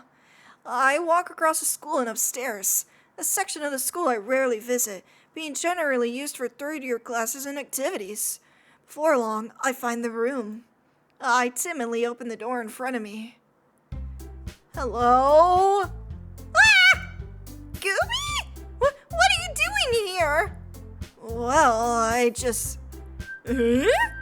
glance around the room. Huh. So you're the Gooby that Sayori is always talking about. Thank you for stopping by. It's a pleasure to meet you, Gooby. We're the literature club. I hope you enjoy your visit. Come on, Yuri. No need to be so formal. He's gonna think we're really strict or something. Sorry, Natsuki. The tall one, whose name is apparently Yuri, seems to be quite shy compared to the others. In comparison, the girl named Natsuki, despite her size, seems like the assertive one. Well, it's nice to meet both of you. I look forward to working with you. Working? Gooby, don't tell me you're... That's right. The club I've decided to join is yours, Sayori. The literature club. Sayori's eyes light up. No way! No way! Ah! Sayori wraps her arms around me, jumping up and down. Hey. Well, if Sayori is this happy, then I'm sure it won't be so bad to have you around. Not to mention there's 4 of us now. That means we can become an officially recognized club. I don't know what to say. We have to celebrate. Uh-huh. What an appropriate day for that, isn't it? Yeah! After all, Natsuki decided to... Hey, don't ruin the surprise. Sorry. Everyone sit down at a table, okay? How about I make some tea as well? Wait, no, 'cause I kind of miss Monica. The girls have a few desks arranged to form a table. Natsuki and Yuri walk over to the corner of the room, where Natsuki grabs a wrapped tray and Yuri opens the closet. Still feeling awkward, I take a seat next to Sayori. Natsuki proudly marches back to the table, tray in hand. Okay. Are you ready? Ta-da! Whoa! Natsuki lifts the foil of the tray to reveal a dozen white, fluffy cupcakes decorated to look like little neckos. Ah! So kawaii! The whiskers are drawn with icing, and little pieces of chocolate are used to make the ears. So cute! Wow, these look amazing. Well, you know. Just hurry and take one. Sayori grabs one first, then I follow. It's delicious! Sayori talks with her mouth full and has already managed to get icing on her face. I turn the cupcake around on my fingers, looking for the best angle to take a bite. Natsuki is quiet. I can't help but notice her sneaking glances in my direction. Is she waiting for me to take a bite? I finally bite down. The icing is sweet and full of flavor. I wonder if she made it herself. This is really good. Thank you, Natsuki. Well, of course it is. I'm a pro after all. There's no need to thank me or anything. As Natsuki struggles to accept the compliment, Yuri returns to the table carrying a tea set. She carefully places a teacup in front of each of us before setting down the teapot next to the cupcake tray. You keep a whole tea set in this classroom? Don't worry, the teachers gave us permission. After all, doesn't a hot cup of tea help you enjoy a good book? I guess. Already trying to impress our new member, Yuri? That's not... Insulted, Yuri looks away. I meant that, you know. I believe you. Tea and reading might not be a pastime for me, but I at least enjoy tea. I'm glad. Yuri faintly smiles to herself in relief. So, Gooby, what kind of things do you like to read? Considering how little I've read these past few years, I don't really have a good way of answering that. Manga? I mutter quietly to myself, half joking. Natsuki's head suddenly perks up. Does she like manga too? Oh my god, a girl that likes manga? It looks like she wants to say something, but she keeps quiet. Not much of a reader, I guess. Well, that can change. What am I saying? I spoke without thinking after seeing Yuri's sad smile. Anyway, what about you, Yuri? Well, let's see. Yuri traces the rim of her teacup with her finger. My favorites are usually novels that build deep and complex fantasy worlds. The level of creativity and craftsmanship behind them is amazing to me. And telling a good story in such a foreign world is equally impressive. Yuri goes on, clearly passionate about her reading. She seems so reserved and timid since the moment I walked in, but it's obvious by the way her eyes light up that she finds her comfort in her world of books, not people. But you know, I like a lot of things. Don't feel intimidated if you don't read much, okay? I'm certain we can find something we have in common. Hey, Yuri? Well, about, the first thing he said. Oh, this is different. A manga? That's right. Natsuki tends to read manga in the club room. Don't just say that! For some reason, Natsuki seems embarrassed about it. Besides, manga is literature too, So, if Gooby wants to read some of my manga, then don't try to stop him or anything. Natsuki, I wouldn't do such a thing. However, it could also be nice for us to diversify ourselves a little. He can take this opportunity to try something new as well. Wouldn't you agree, Gooby? Maybe. Sensing the tension, Sayori jumps in. Maybe we can all try something new. I think it could be fun. And we'll all get to know each other a little better too. I mean, that's the kind of thing literature clubs do, right? I don't disagree or anything. Yeah. You're right as usual, President. Guess that means I should try picking up a novel or something, huh? I was completely the wrong voice, but we're rolling with it. Well, that would make two of us. I wouldn't mind doing it if I'm not the only one. Then as for Yuri... I have to read manga? Jeez, you're the one who suggested we diversify. You should be a little open-minded. It's kind of hurtful. Hurtful? I didn't realize. With a guilty expression, Yuri thinks to herself, I'm sorry for disrespecting your interests, Atsuki. If you're into it, then I'm sure it's a worthy form of literature. Are you just saying that? No, I've realized my error.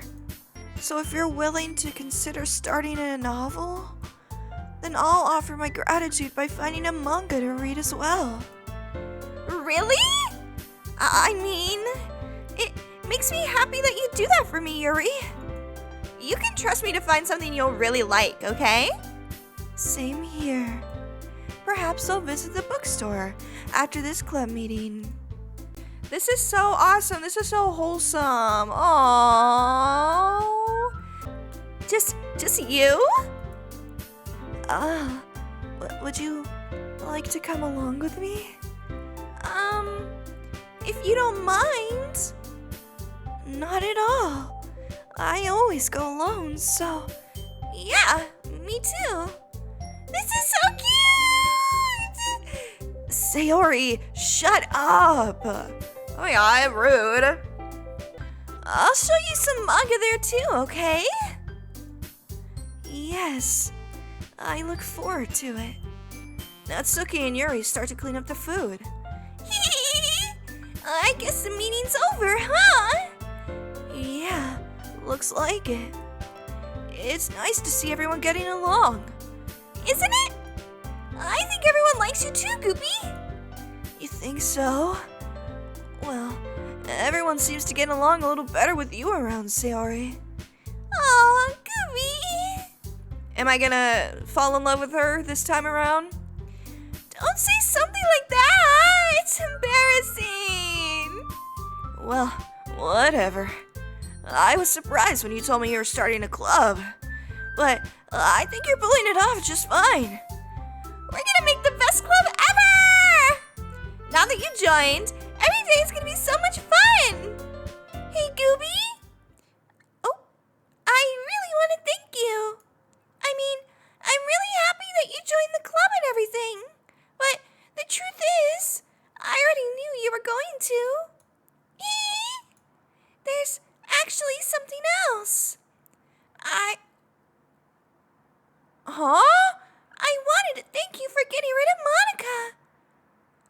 sentient? Ah! That's right. I know everything she did. Maybe it's because I'm the president now. But I really know everything, Gooby. I know how hard you try to make everyone happy. I know all about the awful things Monica did to make everyone really sad. But none of that matters anymore. It's just us now. Oh. And you made me the happiest girl in the whole world. No! She's going power crazy. I can't wait to spend every day like this. With you. Forever and ever. Oh, shit. Oh my god. No.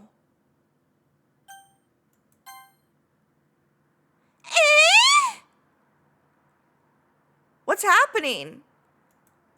What's happening? Monica! I won't let you hurt him. Oh, it hurts. Ah! I'm sorry. I was wrong. Monica? There's no IBS here after all. Goodbye, Sayori. Goodbye, Gooby. Goodbye, Literature Club. Did she just delete Sayori from the game? What the?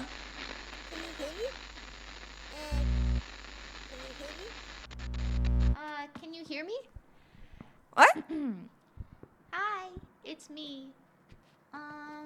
So you know how I've been like practicing piano and stuff? Monica! Not really any good at it yet, like at all. But I wrote you a song, and I was kind of hoping that I could show it to you, because I worked really, really hard on it. So, yeah.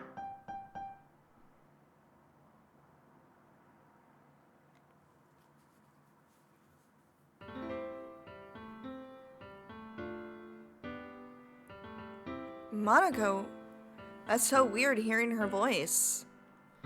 Every day, I imagine a future where I can be with you. Aww. In my hand is a pen that will write a poem of me and you. Stop. This is adorable. The ink flows down into a dark puddle. Just move your hand right the way into his heart.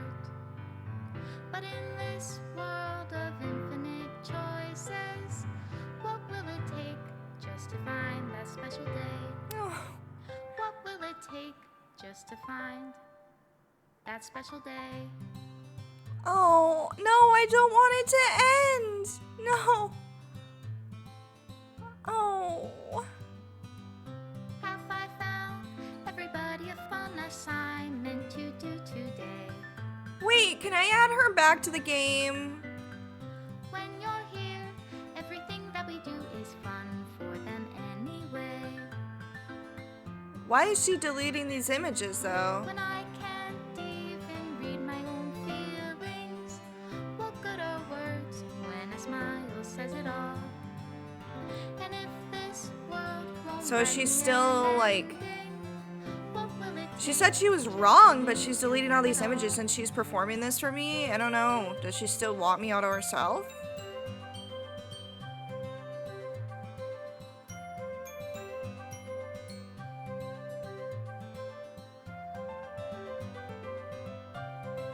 Monica? Does my pen only write bitter words for those who are dear to me? I never saw that one. I might go back and... Why are some of them in black and white?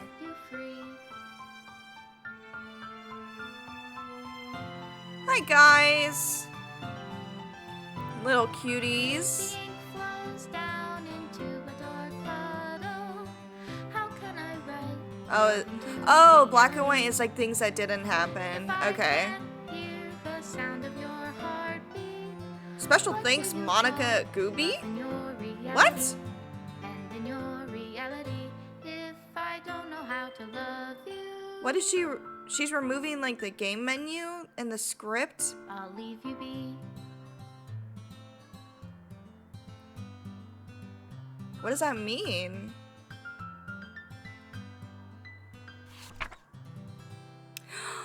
Oh, this is my final goodbye to the Literature Club. I finally understand. The Literature Club is truly a place where no happiness can be found. To the very end, it continued to expose innocent minds to a horrific reality, a reality that our world is not designed to comprehend. I can't let any of my friends undergo the same hellish epiphany. For the time it lasted, I want to thank you for making all of my dreams come true, for being a friend to all of the club members, and most of all, thank you for being a part of my literature club. With everlasting love, Monica. Reinstall the game? Seriously?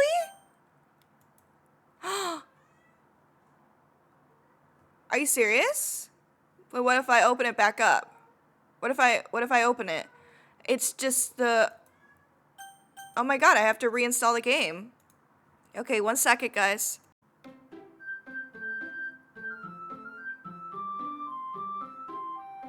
So is it back to normal? Is Monica back? She is. Wow. Oh my god, guys. I can't believe we finally finished Doki Doki Literature Club. God. In real life, this is just gonna come out as one very long video. But I have been filming this for like 3 weeks. It took me so long and I had to take so many breaks because of Monica's voice. Oh my god, my throat hurts so bad. I think it's safe to say I am officially obsessed with this game. I even put a figure of Monica on my Christmas list. It's better she goes to me than to some gooner. I'll keep her safe. God, I really wanted Natsuki, but they only had Monica, so I'll take her. I hope, like, somehow in the future they come out with, like, a DLC or a second one. I'm not sure how they do it, but I just want some expansion of content. Who was your guys' bias? Was it Sayori, Yuri, Natsuki, or Monica? The rare Monica bias. Has anyone really biased Monica? I don't think so. If you guys stuck around this long in the video, I'm not sure how long it'll be, but right now I'm looking at about 12 hours of footage. So if you guys stuck around this long, thank you so much. Hope you liked my terrible voice acting. I really tried, okay? I tried. Because I have no face cam for this one, so I had to make it more entertaining somehow. Alright guys, it's been a crazy ride. Thanks for joining me on it. This has been Gooby, signing off.